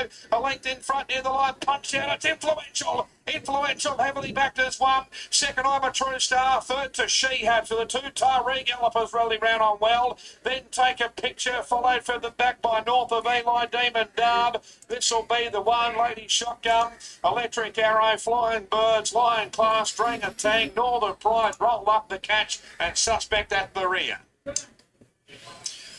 Well, as Tim said a short while ago, this has been very heavily supported. Influential, probably the best back runner here today, and it's got the money. Trained by Jimmy Downs. This could be Jimmy's first Metropolitan winner, handled superbly by a very much patient Andrew Mallion. He's as cold as ice, Andrew, and I think they were expecting him to be in the first 3 or 4, but there was a mad charge down that back straight, and he ended up 3 or 4 pairs back on the rails, but you could see they were all niggling at their mounts up front, and he just needed to get some galloping room, which he did. He had to be patient turning into the straight, and he sprinted quickly after the 2 leaders, and he's held I'm a True Star to get that second spot. So a good result there for the punters. He dropped significantly in the handicaps, down 5.5 kilos on that terrific first up run for the new stable. So it's pretty much been success pretty quickly. So the placings here, 11-10. I think Shahaba gets that 3rd spot, and I think take a picture, possibly 4th. We'll confirm that shortly. But a nice patient ride. Bernie has seen this favourite get the cash in race 8. This is just marvellous for young Jimmy. We're going to have a chat with him very shortly. He's busy getting many congratulations. Super job. Well done. Thanks, man. Yeah, it was obviously a bit of nerves throughout the week. I got used to the pressure. Not lighting the pressure, but yeah, it's just good when it works out like that. Well, didn't go to plan at the start, but I suppose it's probably had a bit on them today. And just once you got the clear air, we're always confident to finish off like that. He's a lovely horse, and I guess having a jockey like Andrew Mallion aboard who's very cool and calm and doesn't panic is a big thing. Yeah, it's exactly what he needs. He's sort of one of those free-rolling, big sort of strides, so more room the better, and Andrew didn't panic today. And once he got in the clear air, he let down like we thought he would. So he looked like he enjoyed himself down the back straight. It just got a little bit nerve-wracking from the 600, didn't it? Yeah, that's always. Just because he's such a big animal, he's so much better if you can just let him roll from even. So that 10 has the highest depth, the handicapping, everything is there. But the advantage is with that 3-year-old gelding, Slightly. What is your plan with this guy? which is running neutral. This one is from gate number 9. That puts 5 into check. That gets from gate number 9 with that kind of an outer drift. Here, the inner drift work. All right, there he is, Jimmy Downs, 11 mixed. Here, the inner drift is this 17, which is a 4-year-old mare. It's a 1200 metre benchmark 64 for the Colts, Geldings and Enties. I think we might just be able to get this in before we get wet here, Wayne. I can hear the thunder. But this is higher. Here, this was higher. This was lower. I went with the lower one. Number 1 is Berrigian. It's straight knocked for down the outside. I think he's got a bit of a chance today, this bloke. He's put 2 very good wins together at Canberra, Wagga, then went to Canterbury last start. And well, he ran fair there. Was scratching the highway today. Just put about a set of blinkers on him today. That might just help a bit. He looks very fit. 2 is Headstock. We got a little wrap there from Luke Price. Speaking to him, Nick Hayward riding. He'd win the race if he knew he was going to get the number 1 Headstock here, but he's been a little bit out of form. But in saying that, his last start here running cliff behind Come On Mate, he was tardy away and ran home quite well. He might be just starting to find form again. 3 Hills Itch. I know you had it in your numbers. Keegan Latham, John Thompson. Reduced from a spell, given a pretty quiet trial recently on a heavy track. John Thompson's horses normally take a run, but in saying that's a very good fresh record. I had to put it in. 6 Salonius, Grant Buckley for Mitch Beer. Maria, first up from a break. Second up form, it has been placed before. Looks very fit in the grade. Number 8, the new Sinatra, a $3.60 favourite at this stage. John Van over me for John O'Shea and Tom Shell. He's walking around the pony. He's trialled really nicely coming into this. He put a win on the board at Newcastle on his way, and then he had a bit of a break. His first start back, he ended up with respiratory noise there, so excuse me, they had to put him away. Trials coming into this have been very, very good, so I expect it to be very hard to beat. 9, Cattergat, Rebecca Bonnet-Frag for Nat Jarvis. Yeah, he sort of gone off the board a little bit, Cattergat, but on his best form, he'd be a good chance in the race. He's been placed here on about 5 or 6 occasions, so he does run well here. 10 Sumo Stars, been well supported here. Glad Chad Lever for Gary Portelli. I think that's because he's coming back from good city class races to take on provincial grade again. And he, the same, has been placed twice. He's been here before, so flashy looking horse, and I think he will run well. 11 Vegas Stream is in the market here. Donovan Dillon for Mitch Beer. I don't know, since last July. I did win at Albury before that. Was in the market nearly every run leading up to that win. So obviously he's coming here now with Bitch Beer here on the track. Just follow the market. And 13 is Enter the Dragon, Louis Beslin for Game Over. Yeah, I just don't think this is the best horse they've got in the stable. They did win a maiden at Canberra February last year, and then next run was in the market at Canberra again in that Black Opal Prelude. Been off a long, long while, been gelded. I haven't got him in the numbers today. There's no confidence in the market. All right, we've got runners leaving the yard now. Just a little bit of rain starting to fall, but I think we're going to be good to go for this race. Pretty competitive race to finish off the day. Nat Jarvis has got Cattergats going around. The old boy, just having a chat off there. He's been a bit of a marvel, hasn't he? He's been a real good money spinner for you. Yeah, he's been excellent. He's been racing with us for so many years now. He's got a great group of owners that have, their enthusiasm has brought so many more owners to our stable as well. And they travel around all over the place watching him race, and he's just been a brilliant horse for us. His form this time in country going has been excellent. It has been, yeah. He still loves racing, so he still has a go every time that he runs. And today you get Rebecca on again, who knows the horse. She's been riding him great. The claim's been a big help for him, and he's been really good at the weights today. Draws nicely. What's the plan there from the game? So the plan with him is pretty much the same no matter what game you draw. He just likes to be left alone in his own rhythm and just work with the horse. Good luck with him today. Thank you. There's no Jarvis joining us. Cattergat going around. He's always a chance. And whatever race he contests, Wayne, he's been a very consistent type in his career, the track. So true. They don't make my numbers 8, 10, 3 and 9. I'm going off the Sinatra. Getting fair odds about him. He's resuming for a spell. Hasn't run since 15th of August last year. Was on a heavy track and he did pull up a respiratory noise His form before that was very, very good. He's had 2 trials coming. These have been terrific trials. So I just think that, I think every time he's gone around, he's been favourite. Yeah, it's going to be, well, it looks like he's not favourites now. No. Maybe that's the key. Well, anyway, I got him on top. I thought the danger would be number 10, Sumo Star. I think why people liking him, he goes well best track, and he also is coming back from running at Randwick and Racehorses back to be running here. He's run around a couple of midways lately, and pretty competitive. He's never ever beat far. The others I've thrown in, number 3, Hills It from the John Thompson camp, resumes from a break here today. Given a very easy trial recently, but his first up form is very, very good. He was just beat given his only other one at Kembla Grange. And I just leaned the Kattegat a bit. It's the lightest weight of the 3 kilos off that he's carried for a long, long time. And he has run well here on a couple of occasions, although he hasn't won. He has run well.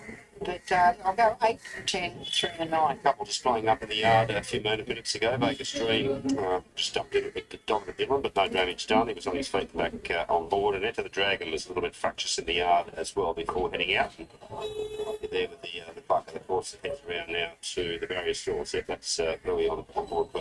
Enter the Dragon. There's an 850 chance. There has been a bit of money for it as well.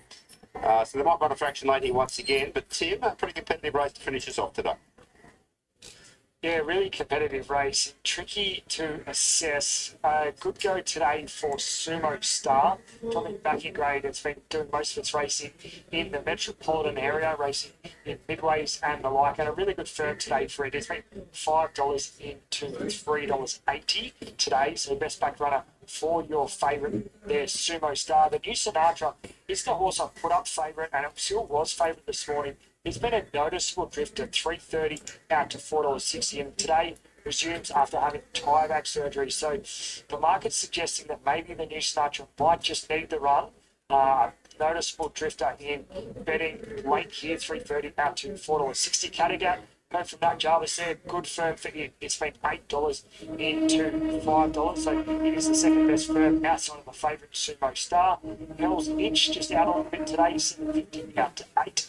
Into the Dragon, $8.50 this morning. It's just out of touch to $9.50. We're out to $10 about Headstock and Vegas Dream. They're both holding their place in the market pretty well there. Pretty solid today as $10 chances of reaching. Quite soft in betting. Well in the market this morning, $7.50 for Daniel C, but it's double its price now out to $16. Sumo Star just getting back out of touch now, out to $3.80. And as soon as I said the drift on the new Sinatra was starting to get a little bit concerning, it got to that $4.60 mark. A late rally for it back into $4 and actually firms again now. So back into $3.90. So after being very, very soft in betting, this is quite interesting, the new Sinatra. Some good late money. This is just in the last 60 seconds. It'll run favourite here, number 8, the new Sinatra. Okay, thanks, Tim. We've just seen number 13 get around to the barrier stalls here, into the Dragon. Took its time getting around there with the clock of the course, but now goes straight in, and they're almost set for the last hit bit. So those blue lights standing out over there on top of the gates. The red lights are being turned on. Racing in the last. Favourite missed it, Sumo Star. Missed it by the best part of 2.5 lengths. On the other hand, they began fast up front with Perigene taking the lead. Got about a 3/4 length margin over the new Sinatra, and Kattegat's driving forward out 3 wider. Next there on the outside is Into the Dragon. Vegas Dream was next. Driving through on the inside was Headstock, then Hell's Itch, Salonius, and last was Sumo Star. Down the side they run, and the leader is Perigene by a length to Kattegat, and the new Sinatra third on the insider. Into the Dragon was next, followed by Hell's Itch, Vegas Dream, then Headstock on the inside third last. Salonius next, and Sumo Star whipped them in with 500 metres left to go, approaching the turn. Perigene led at the point of the bender from Kattegat. The new Sinatra staying nearer the inside. Into the Dragon winding up with Vegas Dream, and Sumo Star gets to the outside. Looks to have something to offer as well. 250 to go. The new Sinatra Dasher underneath them took the lead. Kattegat's fighting on with Into the Dragon down the outside, and then Sumo Star. It's Kattegat just in front. Into the Dragon. Sumo Star chasing hard with the new Sinatra near the rail, but Kattegat's in front. Into the Dragon diving. Got it. I reckon Into the Dragon might have just beat Kattegat. A photo finish though. Sumo Star's flashed up and grabbed third just in front of the new Sinatra. Then came Hell's Itch, Headstock running on late. Vegas Dream, Salonius, and Perigene got tired. Was last home. Well, taking the longest to get to the gates, it's taking the shortest to get home here. I think 13 Into the Dragon has nailed the Kattegat right on the post. He'll get there, I think, maybe a short head or so. Louis Meslin coming with a strong run out wide for Gay Waterhouse and Adrian Bott. Kattegat was home for your team money there at the 50. And has run a bottler fighting off all challenges, but it's been nutted late. And Sumo Star's not an eye catcher getting into third there. Won't that race change complexion a bit? Yeah, he just missed his start when he walked out 6 lengths behind him. You're not going to win doing that. He has done a few little things like that before. It's a shame because he's cost himself the race there. The favourite, the other favourite, the new Sinatra, he had the gun run on the inside. He went for the inside run. There's plenty of room. He could drive a bus through there. And he got in a bit of a fight with Kattegat. And that's the sort of thing you do. Kattegat doesn't lay down. And he ran his usual honest race there. And I could not have had the winner. He hasn't run for 12 months. One of Gay's horses going around over 10 to 1. You don't see that very often. No, you don't. 13, 10, 9 and 8 there. The numbers there in the 13, 9, 10 and 8. 13, 9, 10 and 8. And the winner. 9 was scratched. How come they have 9? Into the Dragon for Louis Besley. Capitalist Princess Georgia. 9 was scratched. Start number 3, Nutting Kattegat on the line. That rips it up from Kembley. What kind of a nonsense is this? 9 was not even there. They showed scratched.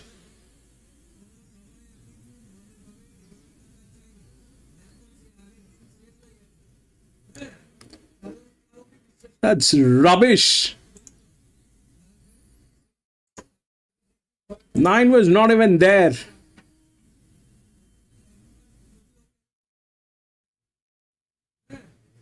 Okay.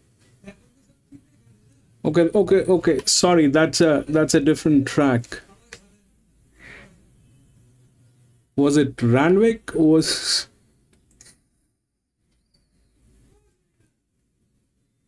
No, sorry, we did not race.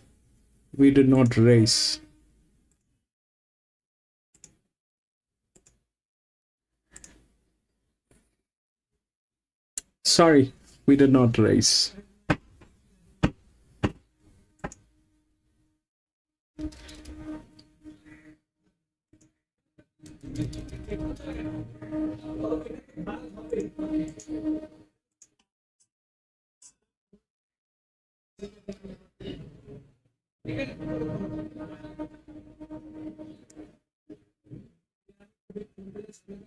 Right, they're in the yard for the last. Now, Tim, just moments ago, when what happened? I was.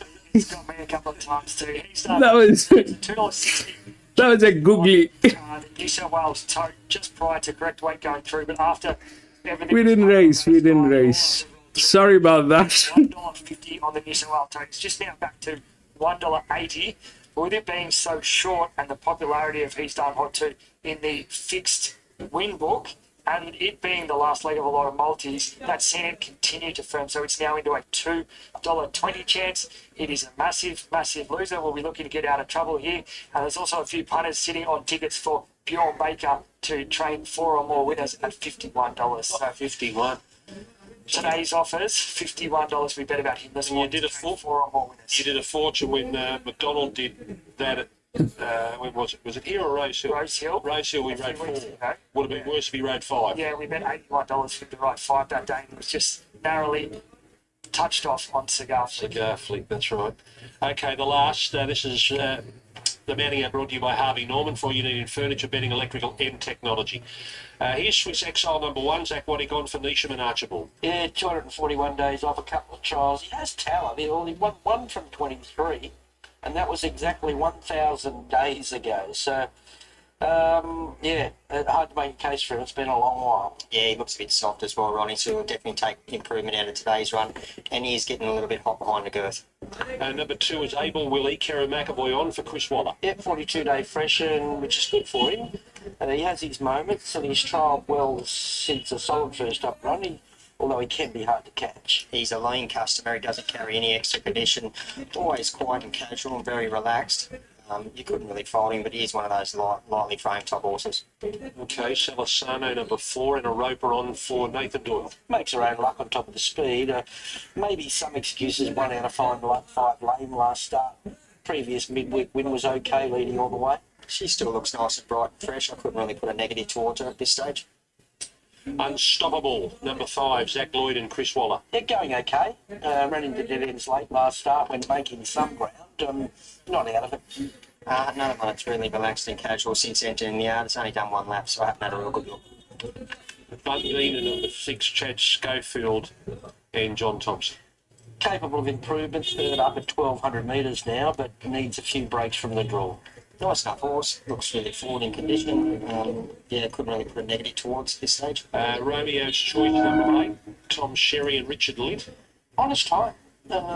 He rarely runs bad. He maps okay, and the marketplace does like him. He's been a good firmer all week. He looks really good in condition. His coat's absolutely glowing. He seems to have a good attitude, walking out well. Yeah, nice tick for me. Now here is the favourite, number 10. He's done hot too. We'll just have to wait to see where his price gets to. James McDonald riding for Bjorn Baker. Yeah, look, he hasn't won past 1,100. He's got a set winkers on. Bill McDonald, obviously, hard to tip against. Timing's right. But he was run down at 1,200 last time with every chance. So I'd say some small query with a few back markers getting their chance today. He's only a tiny, sort of lightly framed type of horse. Obviously doesn't carry any extra condition. Looks nice and healthy. His coat's glowing and seems to be walking out well. He does have the 2 handlers. Hasn't put a foot wrong since being in the enclosure, but again, he's just one of those really small types. Rumours abound, number 11, Jay Ford and Ronnie Stubbs. Yeah, nice country mare, unproven past 1,000 metres, but another one has speed. A little bit of speed here. She'll show up for a while. Yeah, it looks okay. I couldn't really put a negative towards the horse. Winston Hills, Jay Collin on for Matt Smith. I like this horse. I think I know he needs a few things to fall into place, getting back from a wide draw, but I think he will be emerging late at this lot. Nice strong horse, carries good condition, nice and healthy in the coat. Another one's got a great attitude. Not that easy. Amy McLucas for Jason Coyle. Yeah, honest, without winning this prep, she should be running on late, maybe picking up some prize money. Yeah, she's a nice enough type of mare, holds good condition, looks really healthy in the coat. She's got dapples up over the hind quarter there, looks well. Next is Rockola, number 15. Kyla Schiller and Anthony Cummings. Yeah, off a long break, 444 days. Latest trial of 2 was okay, so tough race to resuming, and especially with no recent match practice. Watch for next time. Yeah, I think we'll improve on the run 2. Run Enno's first up. Hasn't performed first up before, but definitely looks a fraction soft for mine. More Jude, Reece Jones and Team Hawks. The big improver for mine. Total forgive, cardiac arrhythmia. How many times do we see it? They bet them bounce back. The blinkers are off. Nice trial. Set to run boldly. Saving ground. Barrier 1. No weight. I think likeable. Yeah, nice big strong horse. Looks well. And Sunshine, number 17. Molly Burke on for the Dryden and Stone Go. No official trial resumes after a highway win on the heavy at 1,500, but I did have support earlier in the week. I think it'll improve on today's run. Lucky lass. Landed on the same horse again, yeah? Yes, I do. I think the biggest fuss here is getting back to Randwick. I know the big strong horse going around Canterbury, I just don't think suit. 52 kilos, drawn well, and back to Randwick, I think it's a big tick. He's an impressive big animal, isn't he? He's a big giant. Paraded beautifully, nice and switched off, did everything right. So we're both with 16 more Jude. Yeah, took me on that box as well. 16, 10, 13 and 2. I think he's an improver. Lightweight here, 52 kilos. Inside draw. Hopefully he can keep closer than, well, you're wanting closer than midfield in a race like this, because there is a bit of speed here, and if he gets the breaks and gets around them, I think he's a winning chance. He's done hot too. I think he's short enough for a horse that would have liked to have seen finish off a little bit better at the 1,200 last time, but how can you pop this stable at the moment? 13 Winston Hills is the one that's going to be steaming down the middle, if there is one, and he's the one. And Abel Willie, he can pick his way through the field late and run a race. 16, 10, 13 and 2. It's all about the favourite here in the last. Pure Baker in the last. James McDonald combining. He's done hot to a big firm today. $2.70 into $2.25. He's super popular and easy to lay. Just in our straight out win book, he's around about 60% of the investment on the race, so that makes him a decent old loser as a $2.25 chance. But then throw in the multi-roll, that being the multis where he's done hot to is the last leg, and the winning multis are far outweighing the losing multi into him.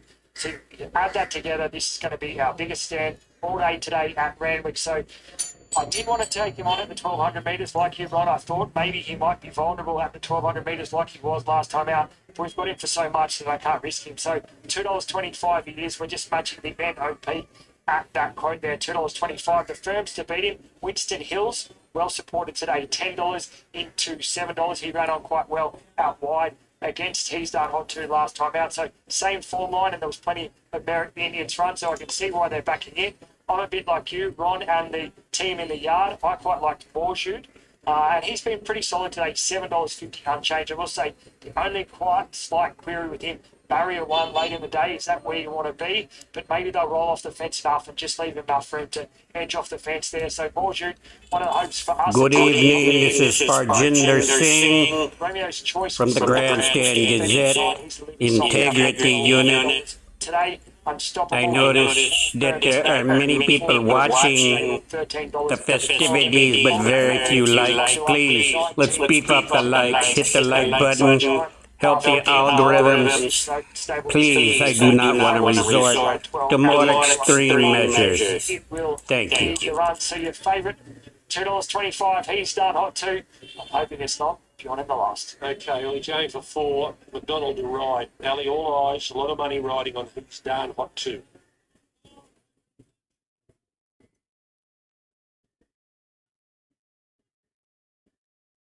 Might have had an early one. Thought the storm was coming. Didn't get out of the car. He's Done Hot 2, number 10, is the favourite. Runner up at his last two. The Sunlight Consolation, the slot race up there, originally scheduled for the Gold Pass, had to be moved to the Sunshine Coast.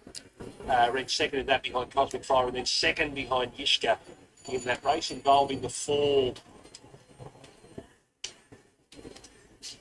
So third up today, He's Done Hot 2 holds a lot of monies with punters straight out and also in the all-ups. And there he is. Or is that Bundina? That might have been Bundina. Very similar colours. Very similar colours. Very similar colours, Bundina and He's Done Hot 2.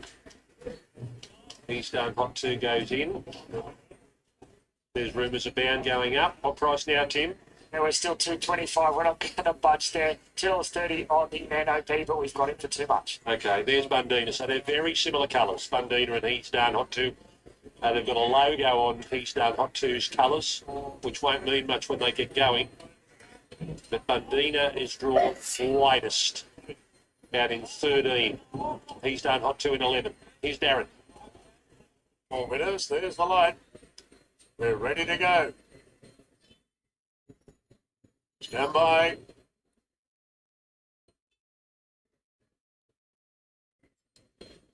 Bundina's just pawing at the ground a bit. Wide out. They're off and racing here. And Bundina has jumped well together with Salosano, who pounces on the lead, and quickly He's Done Hot 2 strides up to second. Followed by Rumours Abound. Bundina's drifting back through the field now as Borshoot shoots up the fence. Romeo's Choice is in a clump of runners at this point as they find their position. So Salosano from the hot. Bundina has to go forward out wide, followed by Borshoot, Rumours Abound, and Romeo's Choice. They're followed further back of the field then by Rockholder on a wide par from Sunshine Abel Willie. Swiss Exile Unstoppable, and Not That Easy's last of a bunch field. Salosano ahead in front. He's Done Hot 2. Rumours Abound. Bundina is the widest, followed by Borshoot tucking up behind, then Romeo's Choice. A gap then to Winston Hills. And Rockola wide out. Salosano beating off the favourite. He's Done Hot 2. It's gone. And Bundina poked the head in front. Winston Hills is coming through together with Romeo's Choice. Rockola wide out. Winston Hills and Romeo's Choice. Romeo's Choice going home best. Romeo's Choice beat Winston Hills. And Rockola third. followed by Bundine. Not that easy, late from Morjude. Further back to Unstoppable. He's down hot too. Wasn't up for it today. Was Salasano. Then Abel Willie. I don't know what what happened. Sunshine. Well, there was money for Romeo's Choice, but the bookies have been done a favour here with the favourite going down and didn't give much in the straight. The Baker run came John. last. It's Romeo's Choice number 8. Tom Sherry on for Richard Litt. Third. 0-1. Winston Hills. Collared on for Matthew Smith. 8, 13, 15, and then 1. 8, 13, 15, and then Bundina, who sat 4 wide the entire, and had to go around 1 turn, but did it tough, has run 4th. Yeah, he deserved that. He's been so genuine all the way through. He does a great job with these horses, Richard, and he's placed it beautifully here today. And John. he gets the job done. He's safe ground there. Yeah, that happened. Winston Hills was coming to get him for about 2 or 3 strides there, but he pulled out plenty. Very fit horse. 8, 13, 15, and what? Gets the job done, doing a few bookies a big favour there. Yeah, we called Jason Cobb the sniper, but the sniper was out sniper by Tommy Sherry there. Terrific ride. He obviously settled in the second half of the field. And Jockey, she just did. Just love the way this horse attacked the body. Really aggressive and pinned the ears back. Nice win. Richard Litt, you had form around accredited Yorkshire and pretty good last start too. Yeah, look, he was very good last start, a little bit unlucky with a few riderless horses, but wonderful win today. It was good to see him. Good to see them first reason, Sam. God knows what happened in there. Anyway, that is it, ladies and gentlemen. That's fantastic. We had 10 races here today at Randwick, and that was the last one. And I'm going to be racing tomorrow again, and we'll try and do Hong Kong tomorrow. Shatin, they're going to be racing on the track C tomorrow. So I want to try and test that track C. We've had some nice results on that particular track. So I'm probably going to be racing on Hong Kong tomorrow. And thank you, Soul. Thank you for saying that. But they're not going to be, I won't have any feed for Hong Kong. We cannot play the feed. We're going to be racing. I will have the feed separately. You will have to have your own feed. There's no visuals that will be there. But we'll try and see Hong Kong. I'm not sure if that's going to be possible, but we'll try. We'll try to do Hong Kong tomorrow. Anyway, that is it, ladies and gentlemen. Thank you for being there. Novato, thank you so much. Sully, my friend, thank you so much for being there. Rexy, bro, thank you so much for being there. John, thank you so much for being there. Avias, thank you so much for being there. PC, I can't thank you enough, PC, but thank you so much for being there, my friend. Edel, thank you so much. Coco, thank you so much. Lewis, thank you so much.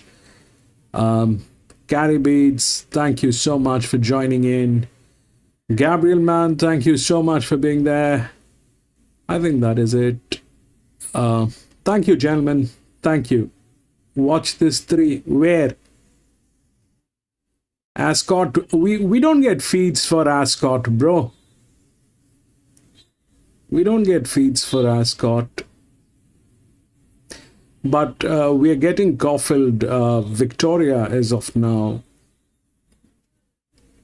We get Victoria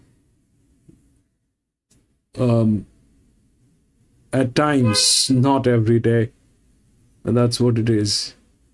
But thank you very much, Rexy. I don't think we have Ascot here.